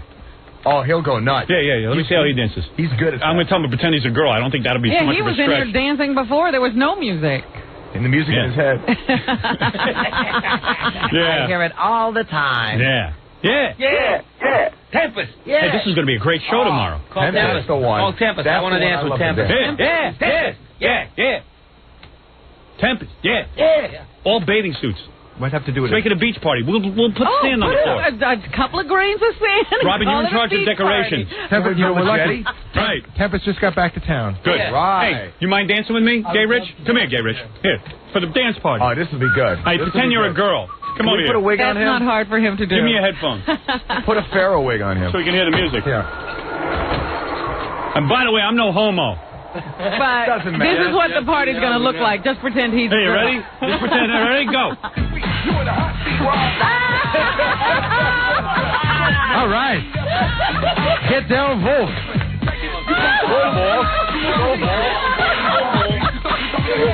You're so crazy. Get out of here. What are you, crazy? Oh, he's into Are you it. nuts? I think he could score. Dancing with a guy. I think we need him at the party. He's like a catalyst. You could be in the party. Bring one of your homo friends. No, bring one of those girlfriends from high school. Yeah. Bring one of those models you One of hang those out cheerleader friends. Bring your boyfriend. Hey, let's do an all homo show tomorrow where we just dance with guys. Homo dance party. Get Scott in here again. I got dibs on Fred. All right. She's mine. Everybody will be dancing around Fred. I want Ralph. She's got a good body. Ugly face, but a good body. Put a bag over his head. All right, big dance party tomorrow. We on? Bimbo. Gary, you arranged for the Did bimbos. everybody yell out the names of the girls they wanted? All right, who do you want, Billy? Tempest. Tempest? I want her too. Yeah, I want to. Can we? We're going to get Amy in here. Amy, yeah. Amy, yeah. Freddie, who do you get? I wanted Tempest too, but she seems to be in short supply. How about Miss Howard Stern? That's fine. Yeah. That's for Fred? I think You want Jackie? You want Elaine Beastie? I think I called Elaine Miss Howard Beastie. Stern before. Robin, don't ruin my fun. Okay, I'm It's gonna a dance show. I'm gonna see if I can get this. Can we get any celebrity girls to dance with? We're gonna work it. Why don't we think of all the women we've turned down? See, they're all in L.A. We turned down a lot of women who are gorgeous, but aren't really famous. Famous girls here. Yeah, in New York, they're Hey. famous girls. I know. Model. If you're famous and a model and you've tried to get on the show and we turned you down, call now 212-750-0550. All right, Ralph, who do you want? Heather Okay. and Miss Howard. Ronnie, who do you want? Serena. Who? Zarina. Zarina. Okay, that's good. He Zarina. loves Zarina. That's the one with the Triple H bra? Yeah, that's the one. Yeah. Triple H. Triple H, yeah. Of course, the dog walking girls want to come. Who wants them? So all girls, bathing suits mandatory. Are you letting the interns in? Bikini. Well, we'll see how much space is in here. Which intern? Oh, you want a crowded Okay. kind of You gonna atmosphere. do you want to dance? Crowded No. with girls. You're gonna just watch? I'm going to watch. So you're gonna be Dick Clark? Yes. Okay. Come on, Robin. Come on, Robin. Come over here and dance with me. Come on now. Right back. Go, Robin, go, Robin, go. Go, Robin, go, Robin, go. Go, Robin, go, All right. Robin, Come over here and go. dance with me. Go, Practice Robin, with. Come on. Give me a I little have stick. some credibility. Come on. Give me a little dance. Come on. No, the news person doesn't dance. Oh. What's the matter? You intimidated by my good dancing? That's right. You have better moves than me. Gotta go back to work, guys. What are you, a homo? Yeah, man. Yeah. Ronnie? Can we dance to Hip Hop Hooray? What is that? Hip hop hooray! Hey, Ho! Hey! No, I danced to this. This is the one I danced to. That's a great song. This is my song with Amy. You're only playing one song? This is over and over again. Same song. When it's good, it's good. A one-song party. You really can't do anything to that song. You can. Even I look decent dancing, right? No, I didn't mean that. I just meant you can do that sex. You can, yeah. You nasty sex. It's a bump and grind song. Yes, it is. I was giving Amy a back rub to that. Every You time don't want that R. Kelly song? When I marry- don't see nothing wrong with a little bump and grind. When I marry her, we're going to walk down the aisle of that. We need a slow song. Yeah, you need a slow song. Oh, a slow song. Yeah, we're going to slow it down. Well, you pick the music, Ralph. You're good. Oh, I with know that. what song. Divorce theme. What's the song that's like the number one song in the Hey, country? have the gay guy bring his boyfriend. So you have two guys dancing That's what in I the said. corner. He could bring his boyfriend. Yeah, that'll be good. Two gorgeous guys bumping each other. Yeah. Oh, I know what song we could dance to. I want the gay guy. The slow song could be that Prince song, "The Most Beautiful Girl in the I World," hate nice that. and slow. I don't Girls know like that song. I don't like Awful. that. I'm not going to dance to that. MC Homo. I tell you, you want that R. Kelly song. MC Homo. MC. Bump and All grind. right, I got to take a break here for spots. We'll plan the dance show later, but Robin, we got to come back and do the news and all that Yes. right after these words. Let Ralph work on the music thing. Yeah, get the music down. You're listening to the Howard Stern Show. 97.1 The Eagle. We're back with the Howard Stern Show. I'm excited about the dance party tomorrow. We're just trying to figure out where we're going to squeeze it in because at 7:30 we got the NAMBLA guys coming in. NAMBLA? Yeah, Man Boy Love Association. It's better than that. It's better than that. You remember the guy when Stuttering John went to the NAMBLA press conference, that guy that screamed at John who's Yes. anti-NAMBLA? Yes. For the first time anywhere, the group called Straight Kids USA, who's against NAMBLA, will debate a NAMBLA member face-to-face. Right here on our shoe. It's going to be great radio. The boy lovers versus the men who love boy hater. In fact, to give you an idea, Howard, you spoke on the air. Go follow that. There's, the guy that does the message, don't Hello. Don't better. In the documentary, you saw a piece where there's a guy that just stands outside his window yelling, "Baby effer." Right, that's him. That's the guy that'll be here tomorrow. Right. Yeah, tell him he's got to keep his language clean, though. Yeah, he'll be okay. Okay. I'll have to brief him. Tell him, whether you love boys or not, we have to use clean language. So those who love boys and those who hate boys. Well, it's All in amazing. the same room. It's amazing. It's very funny. There's a documentary out that NAMBLA put out, and both sides feel that the documentary is great. NAMBLA thinks it's great because it shows what they're about, and the anti-NAMBLA people feel it also shows what they're about. They both are promoting the movie. Thank you. This is coming out, this movie? Yeah. Yeah, sure. Well, I mean, you'll see it everywhere. What is it, Gorillo?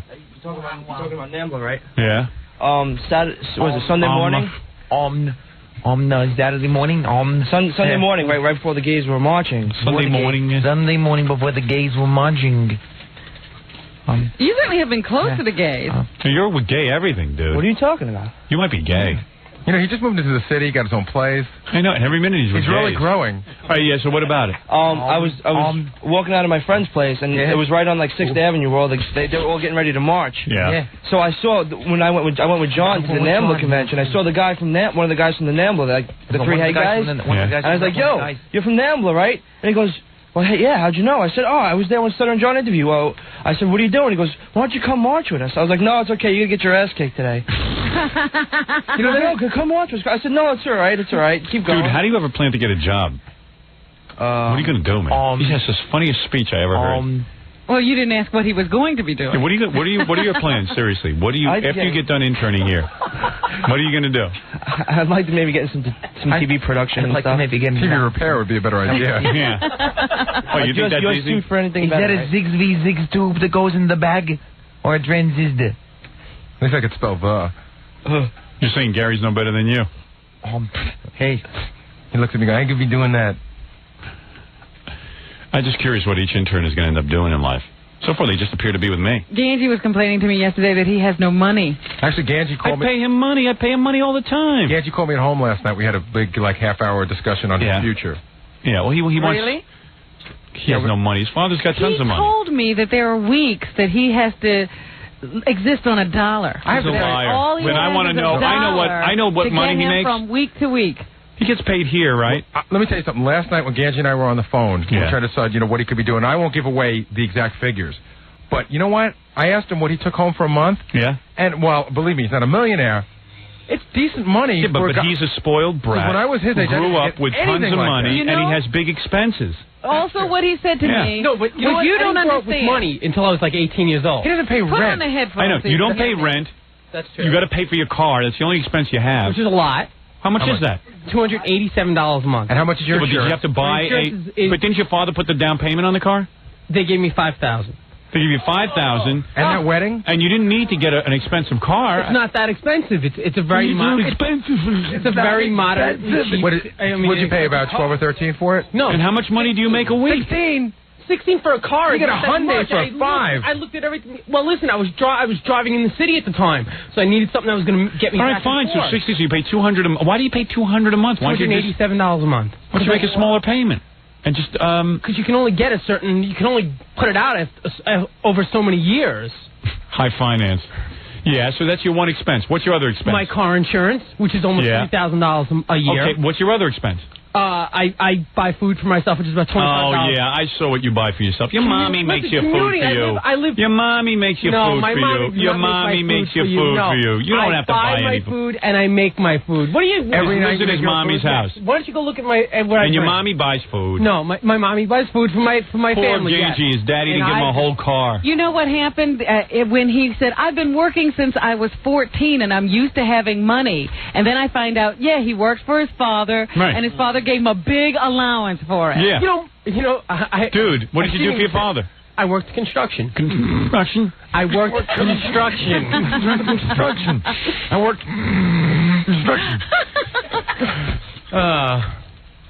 Dude, I know you make decent. I don't say you make a ton of money. But I got to tell you something. He makes decent money. I know what he brings home a month because we discussed. What do you bring home a month? What's the big deal? What do you bring home a month?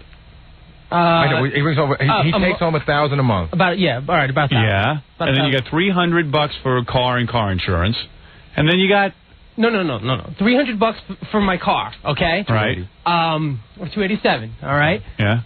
$190 a month for just one insurance company. Let's say for insurance. Your dad doesn't pay for insurance? No way. Why the hell? You know what? I'm 24 years old. Why should my father pay for anything? Hey, I don't think your father should be putting you in his house. Right. I'm trying to get out of the house. That still leaves you $530 a month. That's $470. And God knows you don't have to buy condoms. And then he says to me he can't afford to date. That's why he's not going out with anybody. Oh, you mean you got to spend tons of money on a girl? Let me tell you something. When I dated Allison, she was lucky she got a sandwich. My father used to give me $100 a month when I was in college, and then as soon as I was out of college, he cut me off. That was the end of it. $100 a month I lived on. Well, back then that was a lot of money. Back then, what do you think? 100 years ago? Well, $100 a month is a lot of money. Bread and nickel. What year are we talking about? 1976. 1976. Yeah, back then I was 6 years old. Douche face. 1976, $100 a month was still nothing. I don't know about that. I'll tell you something, Howard. Gorilla makes no money at all. Why? He has his own place, and he's having the time of his life. Well, he pays. I mean, he goes to school, so he's got a dorm apartment. He pays $800 for a whole. Why don't you sell your car? Yeah, but you're dorming in your mother's house. Yeah. Well, sure, but I'm trying to get out of my mother's house. That's but meanwhile, you should still have money. Well, he addressed Steve, and he says he couldn't do what Gorilla does. He couldn't go out and have girls paying for him. Oh. Yeah. Why don't you? No I kidding. noticed that. Why don't you take $200 a month and put it in a money market fund?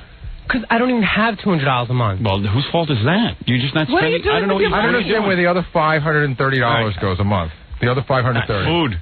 $25 a week, he says, for All right, food. we have the car, right? What is it, Stuttering John? He's got some money in the stock market. He's not telling you about it. Yeah, but that's not even my money. Oh, whose money is that? I mean, I could cash. It's my father's, of course. No. Your father gave you a gift? No. We jointly invested in the stock market with his money. They were partners, and his father put up the money. Right. Oh, so in other words, your father doesn't want to pay taxes, and when you were young.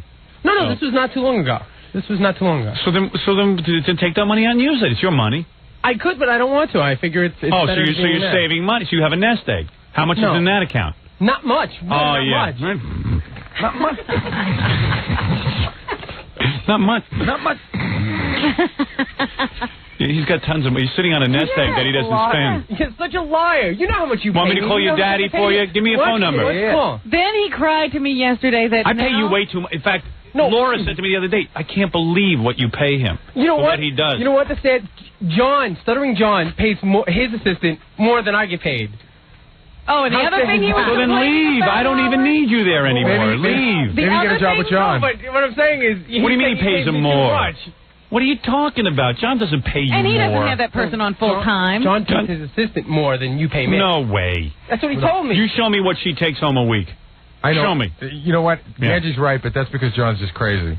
What is it? Where does John have any money? I have no idea, but I know what John pays his assistant. Is he there all the time? I know what Ganji makes. Is she there full time? Ganji's there 3 hours You know at what my John's house. assistant does? You gotta know what John's I get to You're your here 3 house. I hours. get to your house at 1:30 and Yeah. I leave at 6. You know what John's That's assistant 3 has to hours? do? So believe. I don't watch. You know what I did? You know, this is unbelievable. No. He comes to me when he was interning You're here. the one complaining. Excuse me. No, you're the one complaining to everyone. He comes to me and he says, I don't have any money. I don't have any money. I said, you know what? I need some help around the house. If you want, I'll give you. I even said to Jackie, what's a good salary for someone? Let me pump him some money. Oh, So yeah, we went there. Jackie. No, but Jackie knows. He has people who come to his house. He said and told me, and I even increased it. And I said, here, take this money for a few months. It'll tide you over. Do some work around my house, and then when you get something steady, you can stop at my house. It's fine. He's treating it like it's a regular job now.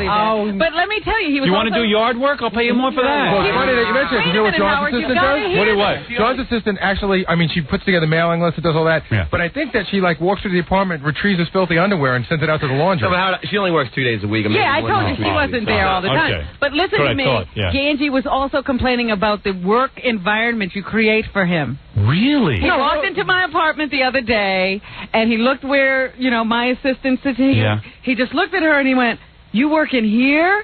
Yeah. Oh, my God, this is beautiful. No, I complained. Where we work is not as nice as this. I was complaining about where she works. Right, sure. That's not how I about heard where she it. works. Now, he has good working conditions. I was complaining. Her about his sits on this metal chair that looks like, Right, it's like sure. spikes through it and stuff. That's horrible. not how I heard The person it. who works in your house should have a nice chair, Rob. Yeah, She has a nice that's exactly what I She does? said. Yes. Ganji has full use of the kitchen, right? At your house. No. If he wants. I got him a microwave and stuff. Right, that you did. That was very nice. But, I mean, if you're hungry, can you go to the kitchen and grab a bite? No. I always invite him to get something to eat. But he doesn't do it because it would be a pain in the ass. I throw him out. I think it's like the spoiled kid syndrome. He's got everything all, till he was 18. Now he wants to complain he has no money. Well, what he wants is the same lifestyle his daddy's been giving him. He's got expectations through the roof. My father never gave me anything. When I got out of college, I was so happy to make $100 a week. I was so thrilled. I would just get a little. I used to. Sure. I found a rooming house that I stayed in. I was like in heaven.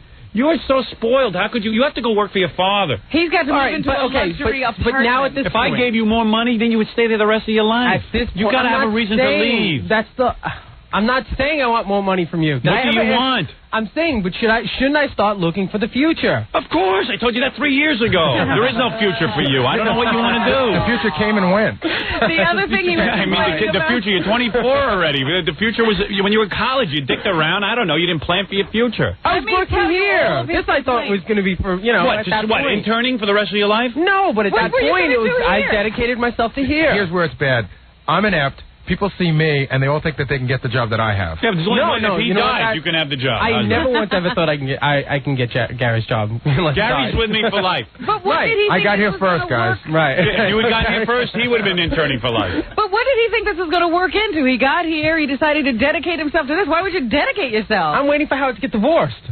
Oh, for goodness sake. How dare you. I'll tell him to come down to hang out where he doesn't have to pay for anything, and he can meet people. He still doesn't want to go. He still complains he doesn't have any money. And he's complaining about going to work on the train now. He can't afford to park his car every day. Yeah, well, that's in the city. true. So I can't afford to park he my has car. to Just ask take your the dad for more money. Why should I ask my You dad? know you've got that whole bank account. Just take some money out of it. Why should I ask my He father wants to for more save money? all his dad's money and have this Yeah. big nest egg and not spend it and then complain he has no money. You've got tons of money. I listen Why to this all should I day. You can pay off your whole car my right now. father for money at 24 years old? Why should I ask You don't have to ask him. You've got a ton of money. You just don't want to spend I it. don't have a ton of money. You've got all your stocks you guys tied up. Think But I got a question. Hey, who cares? You know what? I got my own problems. Howard, can I just ask him I one got 3 question? kids of my own. I don't need you as my 4th child. Can I just ask him one question? Yeah. If you went home today... If my kid was as big a loser as you, I would just pay him and tell him to go have a nice life. That's all. If you went home today, Right. you walked in the door and you said, Dad, this communications thing isn't working out.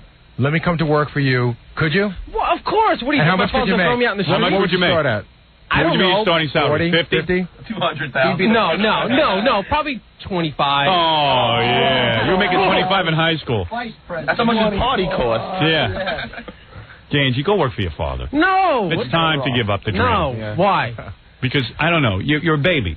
Why am I a baby? Don't You're going I do around, a good job you're for you? whining first I of do all. a great job You for do you. a great admit job, it. but stop complaining. I'm not complaining. I'm not complaining. I don't even know what you want to do. He tells me he wants to produce television. How's he going to do that? I don't know. He doesn't produce He's a going thing. to do it from your basement? Here's what we're going to do. I don't know. Ganji and I are going to Well, make that's some the whole thing. I calls can't do today. it from the basement. Ganji and I are going to make some calls today. I recommend him for jobs all the time. Oh, is that right? I do. I've recommended him to the E! Network 100 times. Yeah. I can't tell you how many times I put in a good word for him. We're going to make some calls today.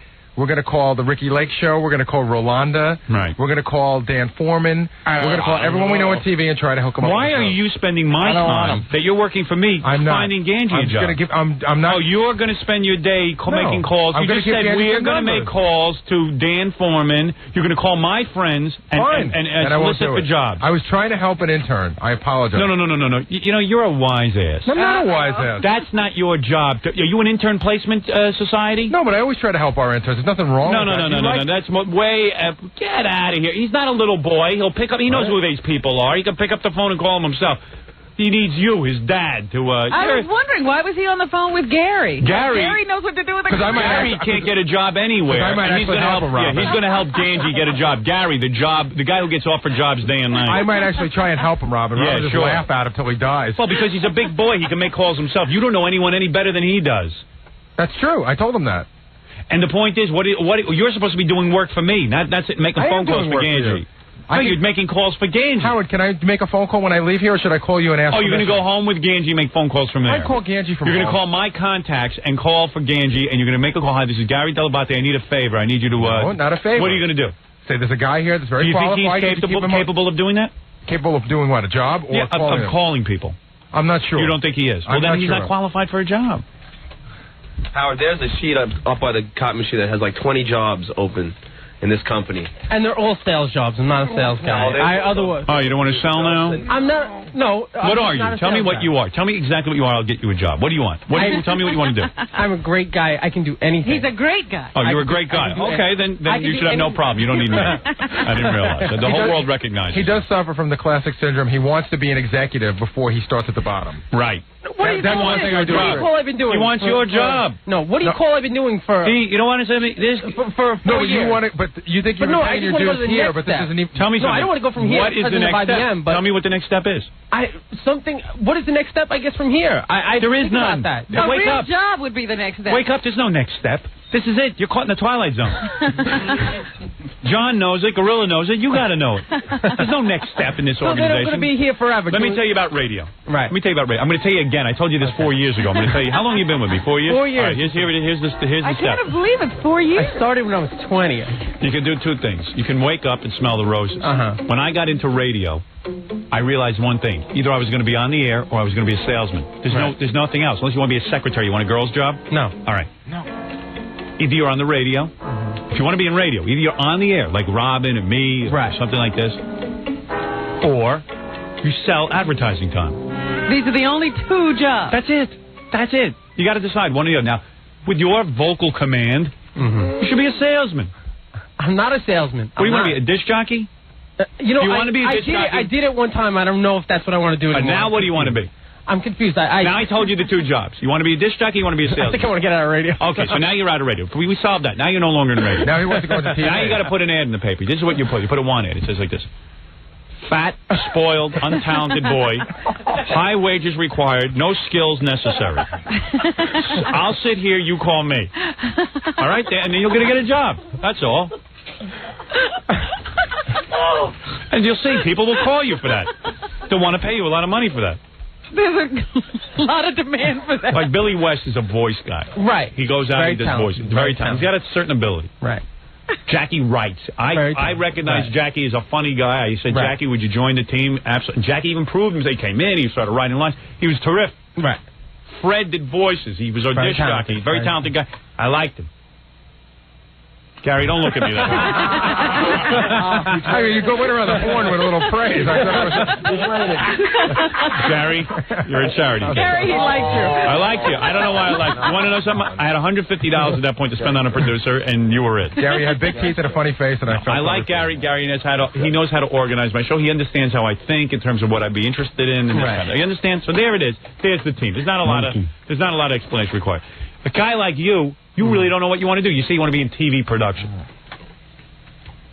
Why don't you talk to Scott Einziger? He's a producer. I do. Talk to John Reiber. John Reiber. Where's John Reiber? John, come in here and explain to Ganji. Come in here. You need career counseling. Does he really talk to these people? No. Yeah, I talk to Scott all the time. And what does he say? I call E all the time. Yeah, and who do you speak to? The janitor? What do you call No, her? I call Fran's assistant all the time. Yeah, and what do you say to her? I say, hey, keep in mind, she says, Fran's looking, she's thinking, she's this. She's looking and thinking. Meanwhile, she has to look and think. You know what? There's even a bunch of our ex-interns who are on sort of the freelance production assistant circuit. Some of them just went to go work on the World Chess Tournament. I talk Not to them. steady work, but... You talk to them? Yeah. And they don't even want you. I don't know. Maybe. John, help us out here. This is John Reiber, big producer at E, top producer, executive producer. Excuse me. I mean, explain to him, how did you get into business? Well, actually, I started like he did as an intern. Okay, then what did you do? television. What was the next? In television. So you want to be in television, Ganji? Yeah. Oh, you do now? Yeah. You just went from That's radio my to next television. step. You spent 4 years in radio. Now you decided my next step is I want to go So the intern in next television. step for you is another internship. Yeah, you got to go work for free for another 4 years in television. That's what John is telling you. Actually, I know you don't want Gary to do this, but what he was offering to do was a great help. I'm not interested in that. I am Gary's boss, and boss wants him working on the show, not sitting and doing placement service. No, I understand that, but... I don't care about that. Don't bring that up. It's a very sore spot with me. Now, what did you do? Did you have Gary make calls for you? Is that how you got in television? No, I was an intern and I got a job while I was there. Because they recognize your ability. Yeah, I guess so. And now you're a big shot. That's it. They recognize his ability. We haven't recognized anything. So you know what, Howard? Another problem with I recognize your ability. I try to give you some work. A big problem with this show is that in a way we spoil the interns, and the way I mean that is everyone should be gone after 6 months. Somehow they stay long because they're comfortable, and it's fun to hang out with you, but they're wasting valuable years that they should be doing other internships. Listen, the guy can work for me till he's 26, 27, have a lot of fun, and then go work for your dad. No, it's not the way it's going to go. That's not what's going to happen. I don't want to do that. No. I'm not going to end up like that. No. You're going to end up like that. No, I'm not. Right, John? Is he going to end up that way? You see Ganji. Did you ever think of hiring him for anything? Well, actually, we did talk to him about being a production assistant. Yeah, so we what don't happened? have an opening right now. Right. If we Okay, had so an there you opening- go. If there was an opening, you'd give him a $3 an hour job. Good. Right. Okay. There was no opening. All right, so good. where's my next step? Can you drive a crane? He's had 57 openings. A wrecking ball? If is a big word. Remember that. I'll teach you that. But Ganji doesn't call any of the other production companies around town or the other TV stations. Well, that's what I'm doing. Who did you call After yesterday? 4 years. Right, well, after 4 years. This is a guy now with no, figure it out. he has no TV production experience. Now it's 4 years later. Yeah. Now he decides Hey, he's going to be in TV. I worked on Butt Bongo. All right. That's right. Didn't you hold my coffee cup? Yeah, I did. All right. Thank you, Valuable John. experience. Thank you. I know you're uncomfortable being on, but this career show, you were very useful. All right. I have to take a break. We have to do news. This is absurd. I can't sit here with him all day. Took him 5 years to do a disc jockey demo tape. Sent it to 2 stations, and then he got rejected, discouraged, and that's the end of it. Yeah, he thought he wanted to do radio, so he took 10 minutes of speech lessons. Yeah. Yeah. You Real how many motivated. speech lessons did you Real take? motivated. A couple. 2. I actually dropped out. 2. What's going to happen? Mr. Hustle. What's going to happen with your acting career? I'd like to do that. As soon as I get money, I'm definitely going to go back to that. I just don't have any money. Acting lessons are expensive. Listen, you know how expensive acting lessons are. Why don't you have your dad pay for it? You got all that money. I'm not going to have my dad pay for anything anymore. Why did you spend 4 years in school? It's the thing to do, I guess. Next he'll be taking flying lessons. Right. I want to be an astronaut. 90% unemployment rate in acting, Mike. Yeah. 90. You're being kind. 91 now. He went through 4 years of college, and then he decided he'd get out he's funny. and find out what he wanted to do. Like, I'm working on a movie now, right? So he'll come to me before I shoot the movie and say, hey, are there any jobs while you shoot the movie? And I'm going to say to him, Could I be Ganji, the director? I'm making a professional movie. Yeah, what are you going to do? How are you going to get What Ganji am I going to do with you? You've never worked on a movie. I'm going to suddenly hire amateur hour? And what? You don't think I'm intelligent enough? What would you do in the movie? I couldn't do production assistant work? What does a production assistant do on a movie? Basically, a gopher. Basically, a gopher. Make sure things. And you don't work. even know what a production assistant is. Not everything is a gopher. Not everything is a gopher. People don't pay just gophers. They have an ability. They have a certain ability. They have to do timing. Know what's going and on. What? And I'm a big retard. I don't know how to do anything. You've never done it before. Why should I do it with you? What do I do here with you? Nothing. Do nothing. Well, at least we knew this job when we took you on. Howard, give us something that he can do that he does for you. He can dub the dailies. Right. You can dub tapes. That's what you do. Come on. You know I have to hire an actor to play you while you're cooking my potatoes. You're not even going to be in the movie Cooking My Potatoes. You're gonna be cooking my potatoes while another actor plays you. Actor's going to come here and follow you around to learn what you do. Robin, this is crazy. We got to take a break and get out. Go back. 10:15. You're not what going are we anywhere. wasting time with Get out of here. Thank you. Robin has to do it. Thanks for all your help and all support. You'll get a job. Yeah. Robin, your picture just attacked me. All right, we gotta. I can't believe you still had that down there. We gotta take a break, and we'll be back right after these words. We're back with the Howard Stern Show. We're actually back with Robin in the news. I'm still trying to schedule in this dance show. What's the problem? Tomorrow's show will be a dance show, but we have the Nambla guys at 7:30. Baba Booey says, I want to do it at 6:30, the dance show, but Baba Booey says the girls don't get here in time. I said, well, whoever gets here in time is in. If not, we'll just dance with each other. Because we just got the word we got the disco ball for tomorrow. Oh, good. The disco ball is ready. Oh, it'll be ready by tomorrow. And we also got strobe lighting. Uh-huh. It's going to be good. And I'll be the DJ, Grandmaster Howie Howe. I'll be playing this. Now, are you a good mixer, DJ? Sure. Lucky if I can find a turntable. I'm a disaster at that. I told you I tried doing that once when I worked at the Holiday Inn. Yeah, and you had all the wrong records and everything? Yeah. This was 1976. I was looking to make some extra bucks like Angie. So I say 6:30 we do the dance show, get all the girls down here. Yeah. Get gay Rich in here with his life mate. Let him dance. Well, I don't know if you can call them life mates. Whatever. We could have Scott in here. He could do the mixing of the music. There you go. He's a DJ. He could do that hokey pokey. Yeah, stand up there and do that little dance he does behind his turntables. Yeah, we could have him do hands up. We'll have him do it on camera. That's never been done before on camera. What? Hands up, baby, hands up. Give me all, love it, give me all. You'll love it. There was nothing funnier in the entire world than at Gary's wedding when Gary instructed Scott 1 billion times, do not do anything except play straight music. And we pulled Scott aside and said, Gary changed his mind, wants you to go up on stage and do your hands up. And he went running up there, and I thought Gary was going to have a heart attack. And Scott went up there and made a total fool of himself. Oh, I it was never great. laughed so That was the best. I know, I flipped my wig. So, here, Scott can spin records and do hands up. Yeah, motivate the crowd. You know, he's the guy who keeps the party going. Yeah, tomorrow we're taping a half-hour dance show for the E-Network right here in studio because we have our cameras. You can do hair up and flip his... Yeah, hair up, baby, hair up. Baby, baby. Give me all your hair glue, give me all your hair glue. I'm the spark plug. You'll never work. Scott, do you want to DJ tomorrow? Sure, why not? Can I have a string like attached from the ceiling that we can pull, we do hair up? No. You put it on a string with a pole and you can work it. Yeah, and I work his hair during hair up. Like a fish pole. Want me to wear my tux? Can you wear your tux for tomorrow? Sure. That would look good. Sure. Okay. Sure. With the green shirt. Music the way you want it. We could do the electric slide, too. What? The electric slide. The electric slide? You do the electric slide? That's the electric slide.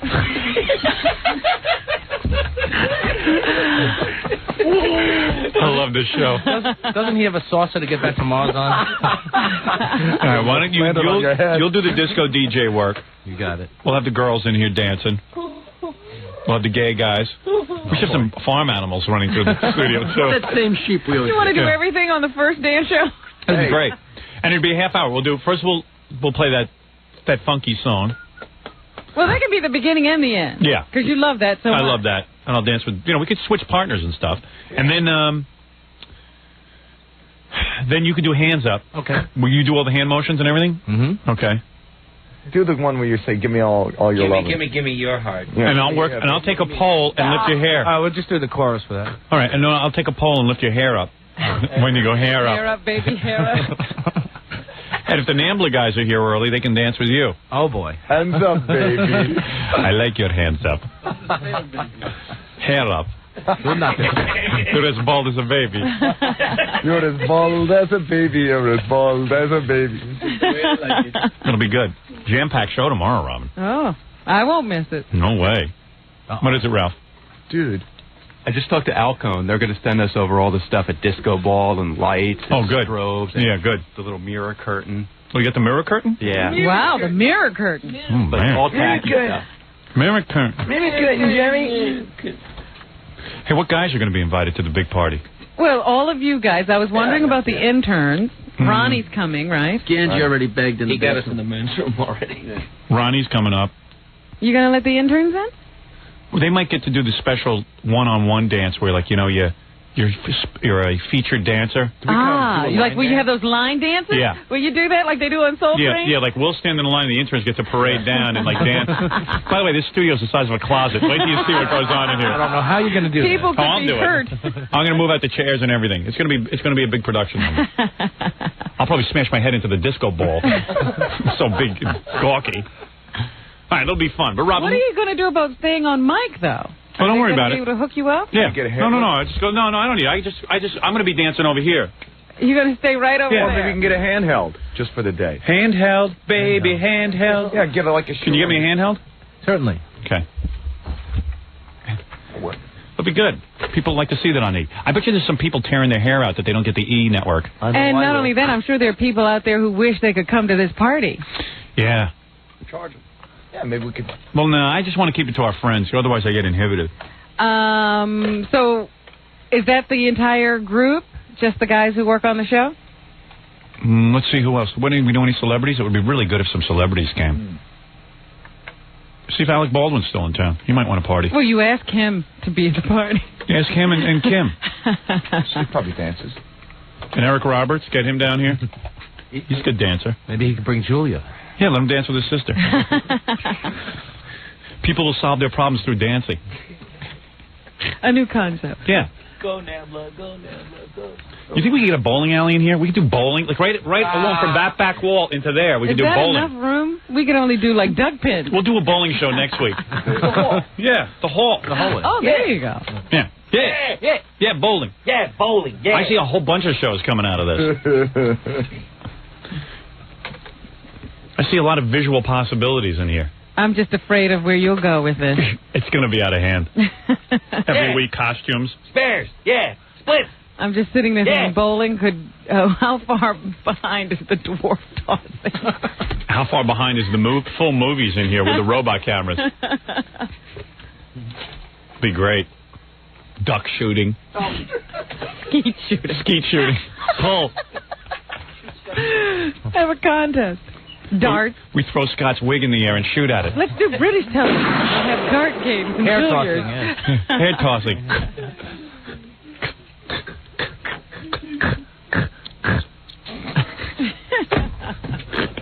Cock the rifle. Oh, there goes Scott's hair. Get another one. All this on the E network. They got to put that in. Just call your cable system and scream at them. Rant, rave. Because they're all getting real annoyed. All the cable systems are really pissed off. That people are called? Yeah, that we're encouraging people to call. It's like, hey, dudes, you guys run our service. Where's our service? Why is it they get upset when people call? I don't know. They've had life too easy. Yeah. Because and why they just don't add it? If there's that many people that want it, add it. Make people happy. This is their cable system, essentially. No, they're going to fight everyone on it. Dickheads. Cablevision.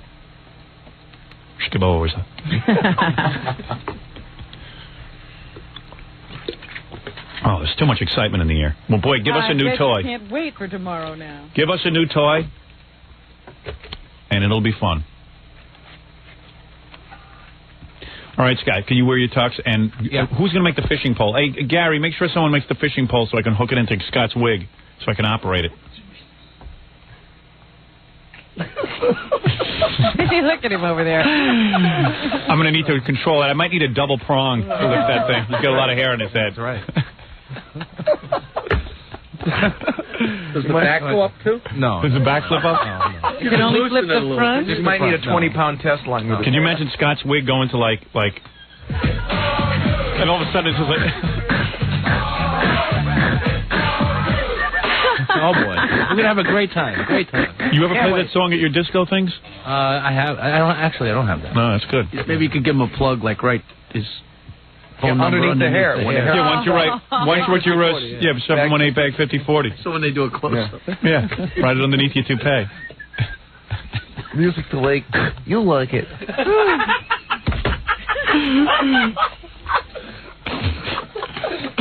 Get mad at me. You have some nerve to laugh. I wish it was tomorrow. I know. I can't wait. Let's sit here till tomorrow. I can't wait for the dance show. I want to see Scott's wig off. He didn't even care about the girls anymore. Jackie wants to see the wig. Wig up, baby, wig up. Hey, what else are we going to do in the dance show? We got... No, you don't. The repercussions. He's going to have to do that every time he gets them. All right, I quit. Every booking they're going to wig up. We do the dancing with the girls. And then we should have Scott's wig up song. Yes. Wig up. Should we take that song, Hands Up, and recut it so it's wig up? Baby, wig up? We can do that. Can we? Fred, can you do that? Sure. Okay. We got to sing it live, too, though. Wig up. Oh, you can sing along, absolutely. Yeah, we need a track. And then... Maybe we should all get wigs. And then the interns could do their own little dance party. Where they Scott dance. Yeah. A new craze. Yeah. Yeah. Yeah. Yeah. Yeah. Yeah. Billy, what are you going to wear? Yeah. What am I going to wear? Stumped him. Rumpelstiltskin outfit. Shine all up. All right, we got to take a break. We'll be back. Robin, let's do some news when we come Please. back. This is obscene. Let's hurry up. It's almost as obscene as that diamond on your neck. Oh, you. All right, we'll be back right after this. We're back with the Howard Stern Show. Who is the rock and roll king of beers? Budweiser. Is it? And they're bringing you the news with Robin. Jeez. What? I'm worn out from the dancing. You're going to have a whole half hour of it tomorrow. That'll be good. Actually, that'll be good aerobic for me. That way you can go home and rest afterwards. I'm excited about tomorrow's show. You'd better be glad that E! Show doesn't go to Long Island. Yeah, I know. It's a blessing. My wife keeps saying, let me see some of those E! shows. I go, not if we have a dance show, you know. Go ahead. O.J. Simpson's team of lawyers is going to be in court today. Oh, yeah? Is he having a dance show? No. No, certainly not. Asking for a look at the evidence.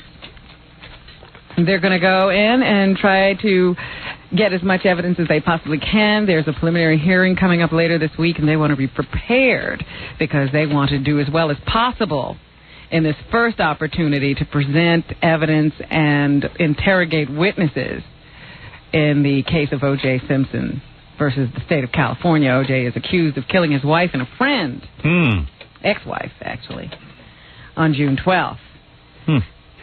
The prosecution also wants some new information. They would like hair samples from O.J. so that they could compare them to the hairs, the short, curly, black hairs found in a cap that was left at the scene of the crime. Interesting. The hair. See if that's O.J.'s. The only thing they don't have at this point is the video of him doing the carving of the bodies. See, you still have O.J. guilty. Yeah. It seems to me that what do you have him as? The evidence could be against you there. No. They now say that a coroner's report says that Nicole's mother spoke with Nicole at 11 p.m. that night. Right. Yeah. Now, if that were the case, O.J. would not have had time to commit the murders. He was on an 11:45 flight from Los Angeles to Chicago. Yeah, but now they're saying it might have been 10 o'clock they spoke. That's what the father is now saying. Get the phone bill. That the call came around 10, more like 10 o'clock than 11 o'clock. But we'll have to see. Where does the mother live, do you know? Yes, in Dana Point, which is in the Laguna area. So it would probably not be a toll call. It's a toll call, but it's not very long distance. It wouldn't show up on your phone bill as a separate call, would it? But they have a record. Probably, yeah. But they have a record of I it? think there's a record of every call. Oh, really?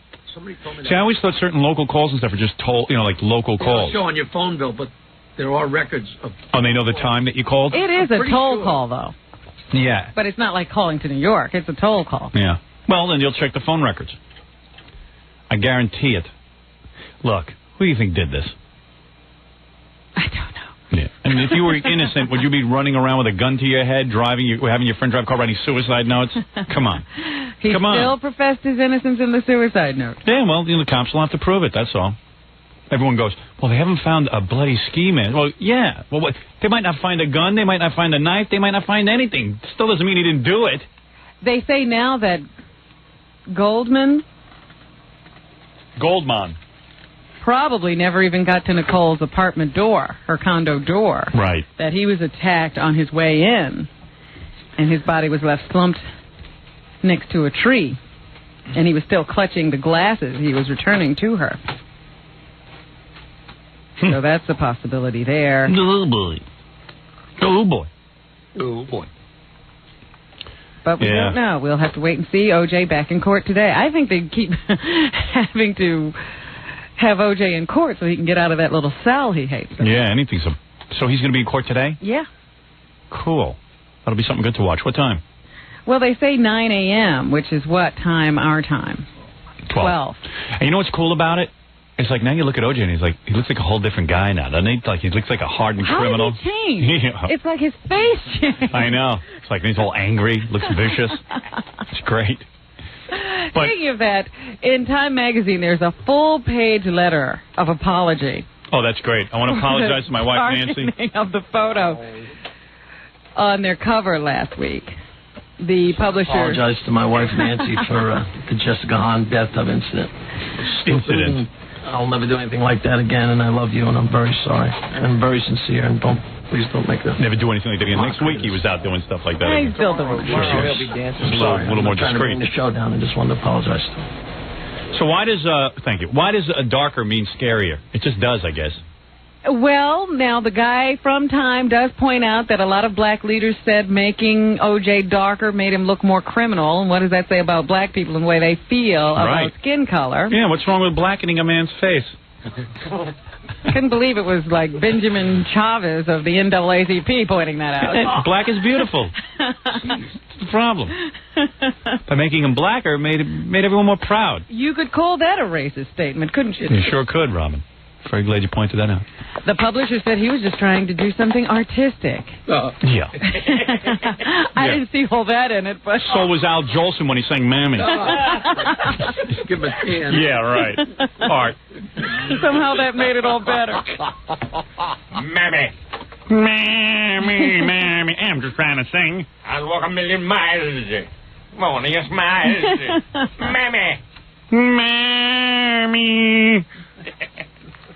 Meanwhile, this whole case has the whole country talking about... If Time Magazine wanted to get really racist, they would have put, like, jungle parrots and giraffes behind them and, like, a cannibal pot and a bone in his hair. They had thought of that. Did they really? No.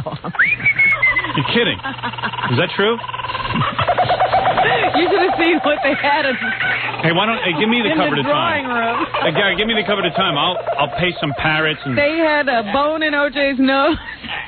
Yeah. And he was carrying a spear. Yeah, carrying a spear and beating a log with a stick. He was no longer wearing clothes. He had a bone necklace. You got a copy of that Time Magazine around here, Baba Phony? I'll draw some bones and stuff in it while you're talking. Monkey. Go ahead, Rob. And a wreath around his head. Yeah. But as I was saying, it's got the whole country talking about wife battering. Yeah. I don't know if people have stopped beating their wives. No. In fact, it makes you guys think about beating their wives. And some experts have said it'll make wives even more fearful of their husbands. They see what has happened to Nicole Simpson. They learn their lesson. And maybe they'll try to start listening a little better. Yeah. You should see V. West. She hops too when Billy tells her stuff that now. Call the electrician. Call the electrician. Cindy Adams says Elizabeth Taylor is going to sue NBC TV. Suey. Everyone sues. She's asking for some extraordinary amount of money. And why? Because NBC wants to do a television miniseries. Based on a book about Liz's life. And why is that wrong? In that book, they say that Liz was a battered wife.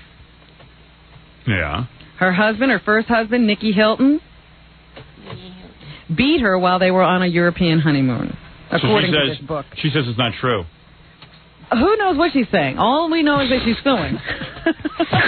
Wait, here's the new cover of Time magazine. Okay. Our own Jackie Martling put this together. Here it is.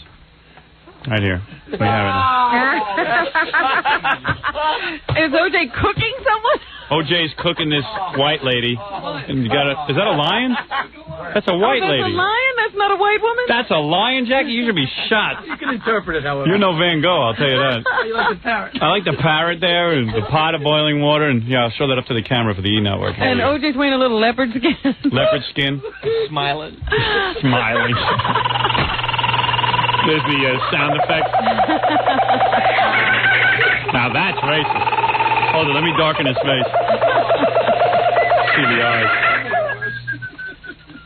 I'm gonna make it worse. There you go.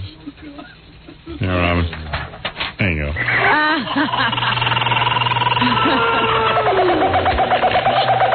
All right. You gotta let your artistic side come through. Yes, that mugshot was so damning. Let's right. just darken up O.J. and make him look more artistic. Crime needs a face. Yeah, so you were saying. Yes, the first husband beat her on their honeymoon. Another time they say Hilton walked into the bathroom while Liz was taking a shower and punched her in the stomach. Can you imagine? Mike Todd. Can you imagine? Can you blame him? She is so annoying the way she talks. Her third husband. Get out of the bathroom. Went at her on many occasions. According to this book. He hit her in front of such guests as Debbie Reynolds. Never hit me in front of Debbie Ryu. I know. Hey, I've kicked the TV when she's on. And Eddie Fisher was also who became husband number 4. Todd grabbed Elizabeth's head and pulled her by the hair across a room into another room. Then he banged the door shut and everyone could hear the punches, the hollering, and the screaming. Is there any of her husbands that didn't beat her? Well, she's had 7 or 8, so only 3. Well, she really must not listen. Are accused of hitting her. And Richard Burton, the one she said she loved the most. He allegedly battered her as well. Is that true, Richard? Elizabeth wouldn't listen. Are you Richard Burton or the guy from Lost in Space? Both of them. Oh, dear. Dear Elizabeth, my beautiful blossom. They say once while dining in public, Burton slammed the side of a table into her body. I love you, split face. She should be suing her husbands, not the movie. Who hit you harder, Mike Todd or me? Even though this book is coming out, she hasn't sued the people writing the book. She's just suing NBC. That's great. That's a big case. Hey, I bet she could kick Eddie Fisher's ass. If you put Liz Taylor in a room and Eddie Fisher, I bet you she could beat his ass. She's a big, full linebacker.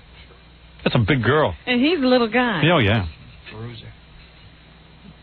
Cleofatso. Cleofatso.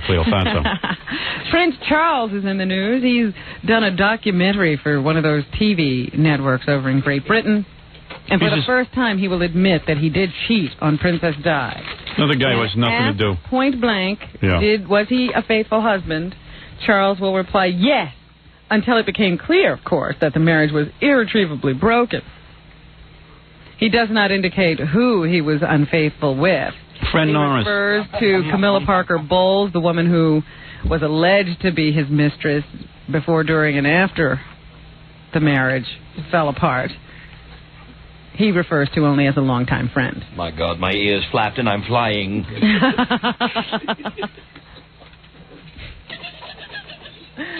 We insist on being interested in those royals.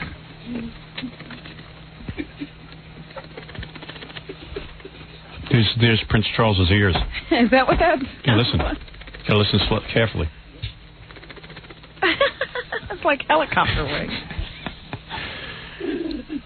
Federal regulators are considering tougher requirements to improve children's television.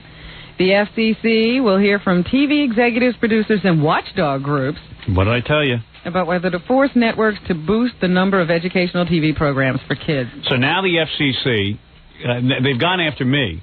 Now they're going to have some more fun. They're going to They think, mixing in is a lot of fun for them. The FCC always sort of gets in on your First Amendment rights and gets into the open business market by screaming about children. If you notice with me, it was all about children are going to hear the show. Meanwhile, there's no children listening. Certainly not unsupervised at this time in the morning. Now they're saying, well, again, we have to step in First Amendment rights here. We sort of have to bend those a little because kids need protection from cartoons. Oh, boy. Wait, you'll see what's next. Wait. Soon they won't even have to use the excuse of kids. Big Brother. One of these activists is recommending that television have to present at least 7 hours of educational children's programming a week. Yeah, we'll make it like the BBC soon. The government will tell you what to put on television. We'll have the crappiest television in the world. We already have the crappiest everything else. We're getting our asses kicked in every industry except entertainment. But soon we'll make that bad, too. The Japs can kick our ass in that also. Go ahead, let the Nips take over the world. Go ahead. Be my guest. FCC, Kishmir took us around. What else? Meanwhile, I see that they are loosening the reins of censorship on the cable industry. That's good. The Supreme Court says that you cannot regulate the content of programs for sexual language or violence on cable because it would infringe upon First Amendment rights. Of course, cable is if you don't want cable, don't buy it. They say this puts it in the mid-range of First Amendment protection, more free than TV or radio, but less free than the press. Unbelievable. So it's limited freedom, if you can get with that concept. Yeah, either there's freedom or there isn't. There's no such thing as limited freedom. You're free to talk about whatever you want as long as it fits in with some Puritan ethic. Some old guy's vision of what the world should be. Wondering about getting that high school diploma or a college degree? No, I have that already. You do? Oh, you're talking to the audience. Go ahead, yeah. Who are you appealing to everything here? is directed to you. You know we have a 25 to 54-year-old upscale audience. I'm talking to them about their children. All right, go Something ahead. they can tell their children. Go ahead. You make more money with those pieces of paper, even if you spend the same time in school and you just don't go get your degree. Right. You don't complete the requirements even though you've gone all those years. Yes. You can't make as much money without the degree. Yeah, Mike Ganji was telling me that. And it makes a bigger difference than the experts ever thought it did. So go for it. Woodstock is experiencing a lot of popularity. Yeah. They put the tickets on sale sometime this week, and nearly half, they say, of the 250,000 tickets that they plan to sell have already been sold. Yeah, sounds like a good time.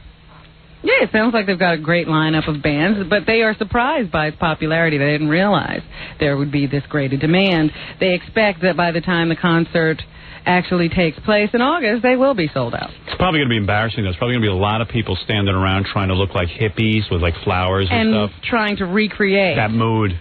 That whole thing that happened in the 70s. Yeah, it'll be funny to watch on TV. You see, 18-year-old guys running around with, flower power shirts. It'll look like a Grateful Dead concert. And the tie-dye and all that stuff. Trying to capture that hippie mood.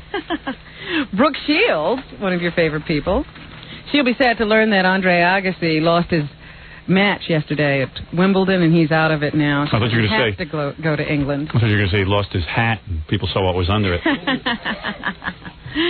No, but she does say she learned some things about comedy from Bob Hope. Oh, yeah? She's pretty funny. So's Bob Hope. She says Mr. Hope taught her not to be funnier than he is. Hey, don't be funnier than I am. Grrr. Audience will resent you for it. She learned not to upstage him in rehearsals because plumb lines would be yanked.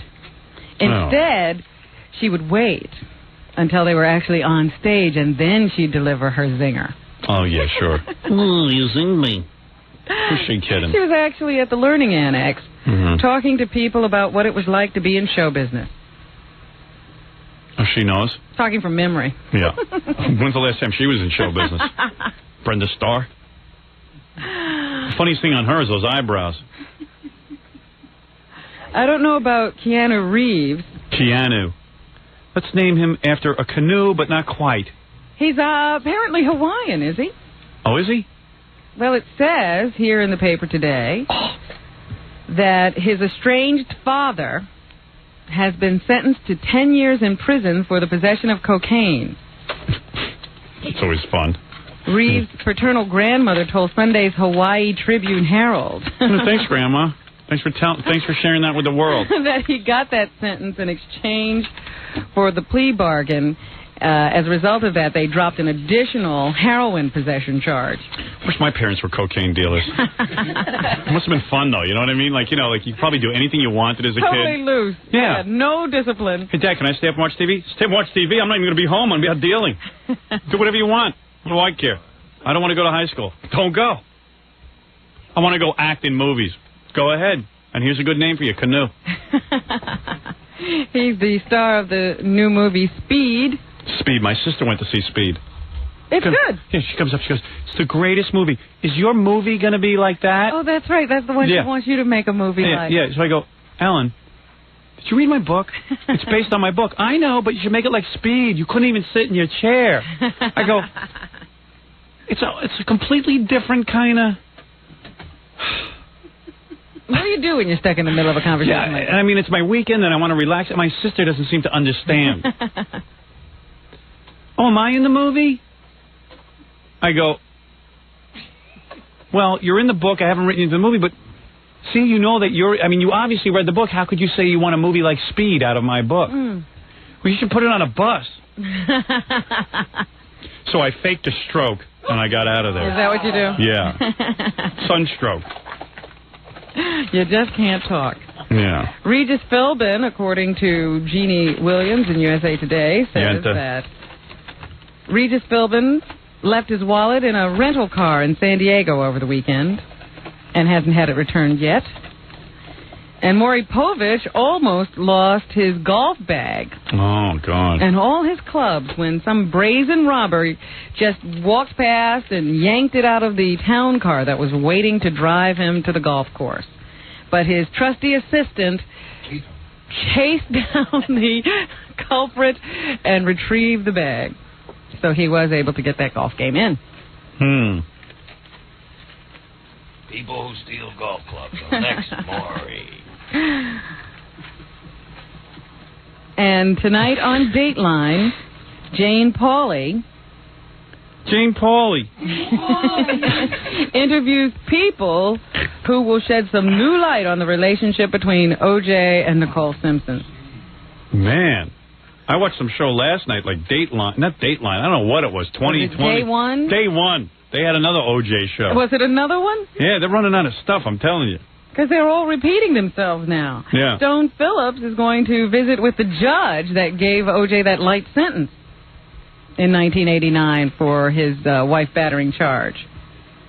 And ABC was gleeful to report that their Friday Night 2020 episode with only 5 minutes of O.J. material was its highest rated since early in April. That's pretty good when you only put on 5 minutes of O.J. and you get high ratings. Most people suck them in there with a little bit of O.J. Little O.J. And then you get the good ratings. We have a problem with the Haitians, Howard. There's more of them headed for our shores. Uh-oh. They've spotted at least a half dozen more boats leaving Haiti today. I understand that there's been a great migration out of the country. Now that they've closed it off, they've imposed all these sanctions and the airlines have stopped going there, so people are now back on the boats trying to get to the United States, which only means that the U.S. and UN officials will have to attempt to do something to end the rule of that military government down there to keep the people from coming. Good golly, Miss Molly. Yeah. No.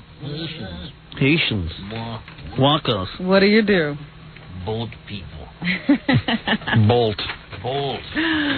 And that's all she wrote. Thank you, Robinsky. Oh, wait a minute. There's one other thing I wanted to ask you. Do you know anything about this? No. A baseball strike. I keep hearing things about it. Yes, I do know about it. What is going on? I don't know. But I do know that they're threatening a baseball strike. And they can't decide on a date, though. And they want Clinton to do something about it. And a lot of baseball fans are pissed off. They want the president to get involved in baseball? Yeah, they do. National pastime, all that. It's a whole thing. Amazing. It's all good. As your song says. Yes. there's so much more to talk about, but we've obviously run out of time. I just don't keep up with sports all that much, so Yeah. I always have to ask these questions. What is this about a baseball strike? I don't know, but I could use a good caning. Baseball strike, that won't affect my life, so I don't care. Anything that affects my life, I care. Like, I won't watch baseball, so it doesn't make a difference. Well, you do care about tennis. Playing it, not so much watching it. I like to watch the U.S. Open. That's it. You don't like Wimbledon. No, I haven't been. I only watched it a little bit on HBO. They were running some Wimbledon. I watched Agassi with somebody. I don't know. It's always the same guys. It's really weird in tennis how it's the same guys who always win. There's like all these players, and they're all at one level, and then there's only 2 or 3 guys who can close the deal. Yeah. Like Sampras and Agassi. But it's weird that like they're all almost equally good. Because they interchange wins, you know. They don't all win constantly either. But it's a small group of them. That always wind up in the finals, yeah. Yeah, that German guy, that Hun, who's married to the black girl. And then you got, he divorced her already? No, Boris Becker is his name. I thought you said he got divorced already. No. Boris Becker. Now the Germans hate him because he's with a black girl. Yes. And then, there's that Swedish guy. yeah, what's his name? Stefan Edberg. He's out. Yeah, I know, but he's one of the guys we're talking about. Yeah, he's like one of the guys, and, you know, it's always like some, you know, there's always once in a while. Courier. Right. Courier. And Sampras and Chan. Yeah, Chan's always out. But he's in that group. Yeah. Thursday show, we're going to have a tennis tournament in here. We're going to play indoor tennis for their TV show. Watch our TV show on E! I better do the credits, huh? You done, Robin? Okay, that's what's happening. Watch our TV show on E! It's on 8 and 11 o'clock, and also I think 2 in the morning they rerun it as well. 8 o'clock, 11 o'clock, and 2? Yeah. Okay. And also, the 2 o'clock in the morning showing does very well, I understand. Who's on at that time? I don't know, but the 11 o'clock one really kicks ass because only news is on against it and everyone tunes in. Great. And they've all been consistently high rated. They put us on 3 times a day. That's where they get their ratings. And tomorrow's the big dance show we'll be shooting in here. I can't wait. I can't wait for that either. That Scott dance is my favorite. Yeah, well, I got Ralph hooking up the pole to his wig. So it's gonna be an all-day thing hooking that up. If we continue with this concept, we ought to try to make it somehow electronic. So every once in a while you can just slip into a wig dance. Well, if I wrap a battery and put his feet in water, I can put a low shock through his wig. It can raise up on its own. You scare him. Give him a low voltage. Also, 1-800-52-STERN. A lot of people commenting on the beautiful poster behind your head, Robin, on the E! Show, and that's the poster that comes with every time you order a videotape. They get to see that? Yeah, they sure do. And they you have your own copy, and the videotape now is pretty soon going to be off the market. You're going to love it. Even those of you who saw the New Year's show and those of you who didn't should order it because it's all new material. Yeah, you better get it if he's going to close it out. Yeah. It'll never be available again. They were selling our old stuff for $1,200 the other day. So, use your head and dial 1-800-52-STERN. What can I tell you? $39.95, $4.50 shipping and handling. You have to be 18 or older. Brought to you by Infinity Ventures and me. Also, Jackie Platinum Joke Page Martling has an item on sale. It's his Wild Comedy CD. $10 plus free shipping and handling. Price includes full-color Jokeland catalog. Call 1-800-323-5464. I think you're going to like it. This Thursday, June 30th, Jackie at Chuckles West Side in Mineola on Long Island. For info and a sample of Jackie's CD, call 516-922-WINE. The Fred Norris Band, opening for Leslie West. Oh, when's that? At the grand reopening of My Father's Place this Saturday on Bell Boulevard in Bayside, Queens. Wow. Formerly Jimmy's Comedy Alley. Formerly Jimmy's Comedy Alley. Don't forget to buy Stuttering John's new album, available in record stores everywhere. And to get on Stuttering John's mailing list, call 609-546-STUPID. Don't miss Steve the Gorilla hosting the Hawaiian Tropic Beauty Contest at Faces in Bay Ridge, Brooklyn next Thursday, June 30th. And parents of murdered children will be holding its second annual fundraiser. This is brought to you by Mr. Tenyes, who lost his daughter in that horrible slaughter a couple of doors down from his house. Kelly, yes. Yes. And he will be hosting the second annual fundraiser on July 17th at Eisenhower Park in East Meadow. For more information, call 516-395-3820. And if you're planning a wedding or summer party and you need a great disc jockey, call Scott the Engineer's Rocket Entertainment. In the New York tri-state area, call 718-BAG-5040. Every time I think of Mr. Tenyes, it does bring a tear to my eye. Even a heartless son of a bitch like myself has to get weepy. Robin is wiping herself with a napkin right now. Because Kelly probably would have been, how old now? She'd be about 16? Well, she was 12 at the time, and that was what? 4 years ago, 5 years ago? Teenager. It's very sad. Very sad this guy's going through. So I always support him. I always try to give him a plug if he's up to something good like that. All right, we'll see you tomorrow.